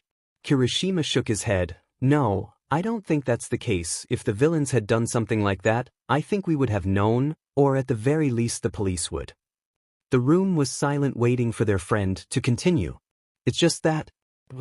I know we don't talk about this, but right now we can't pretend that Midoriya isn't ill. He's been like this for all his life and we've seen it really bad, especially after villain attacks. Then what if this time? Midoriya never really talks about this, Mina said, but when I was talking with Uraraka, she told me that he once implied that it might be terminal. Shut up, a gruff voice ruined the depressed silence. I told you to get out. You fuckers don't know anything about stupid but Deku. So don't go talking like you do. Now go. Bakugo was furious. He looked ready to throw the hospital chair that was next to the bed at them to make them go away. So this time everyone filed out and left. Everyone but Bakugo. What the hell is wrong with you? Leave. But Kirishima didn't. He stood tall and gave Bakugo a serious look. I know you want to do the right thing, I really do. So we'll be waiting outside the hospital at 8. I didn't tell Todoroki or Uraraka, so we won't be waiting long. After his speech, the red-haired boy left before Bakugo let out another outburst. Bakugo sat silently at the edge of the bed. He stared at the floor in anger, not really knowing what to do next. No, he knew what he had to do, he just didn't want to do it. Bakugo fell back onto the bed and let his arm cover his eyes before falling into a dreamless sleep. Kirishima and Todoroki were waiting outside the hospital. To Todoroki, they were waiting for Uraraka and Yaoyorozu, but Kirishima was still holding hope that Bakugo would show up. However, after a few minutes, Bakugo walked out of the hospital, hunched over, hands in his pocket, and gaze averted. Bakugo, Kirishima called out, waving. You actually came. Katsuki looked up and clicked his tongue. Of course I was coming, ya idiot. Todoroki also turned to Bakugo and gave him a stern glare. What is he doing here? He asked in an aggravated tone. Kirishima nervously turned to his classmate, hoping to ease the tension by explaining himself. I invited him. He wanted to come save Izuku with us. I didn't come for Deku, Katsuki responded. I'm only coming to get back at those DMN villains. Shudo continued to glare while Kirishima was readily preparing to come in between the two. Thankfully, the tension was interrupted by the arrival of Ida, Uraraka, and Izui. Ah, you're here. Kirishima quickly exclaimed, causing Todoroki's and Bakugo's attention to turn to their classmates. Did you guys get the GPS from Yaoyorozu? Uraraka nodded. Yeah, but she refused to come along. She was pretty torn on whether or not to join, but she said that even if she wanted to, she couldn't. Had she not been discarded yet? Todoroki asked. The three shook their head. It's all right, we can do this, just the 6 of us, Kirishima turned to Azui. I'm glad you came too, Azui, after what was said in the hospital room, though you were pretty against this. It's Tsu, Azui reminded, and I'm still not okay with this, Ribbit, but Deku is my friend too. He saved me at the U.S.J. and I want to repay the favor, Ribbit. Ida nodded in agreement. Same goes for me. However, me and Azui want to make it clear that not only are we coming to save Midoriya but to also make sure none of us does anything illegal. Ida emphasized the last word while looking at Bakugo. Katsuki noticed right away but got even angrier when the class president looked away and returned to the conversion like nothing. Hey BSTD, don't ignore me. If you have something to say it to my face. Oh, Bakugo's here, Uraraka stated emotionlessly. Don't pretend like you just noticed, the blonde screamed. Hey, Kirishima butted in once again, we'll miss train if we don't leave now. The others agreed while Bakugo scoffed leading the way. Nobody said anything or protested if only to make the trip easier. It was going to be a very long night. His vision was blurry. All he could make out was the obscure vague shape of people in front of him. But he couldn't make out the details of their appearances. There was a constant ringing in his ears. He heard the muffled sound of voices but he couldn't comprehend what they said. His head felt light. The dizziness he felt made the room spin. He couldn't focus on anything. It made him want to throw up. He was confused. He didn't even know where he was or why he was there. He just knew it went home. He couldn't move, or maybe he could and he couldn't feel it. He opened his mouth as if to say something but closed it again due to dryness. He was sleepy but he couldn't sleep. That's all he wanted really. Just to lay down in his bed and go to sleep. He wanted to stop shaking. He wanted to stop feeling cold. He wanted to stop feeling so irritable and impatient, as if his mind was screaming to do something, anything except to sit still and stare at nothing. But even if he could move, he doesn't think he can. His brain was too fuzzy to do or think about anything. He just hoped that he could fall asleep and wake up to his mother's cooking like he does every weekend. He wanted her to comfort him and bring him honey tea and okay like she does every time he got this bad. Yeah, that'd be nice, he finally thought.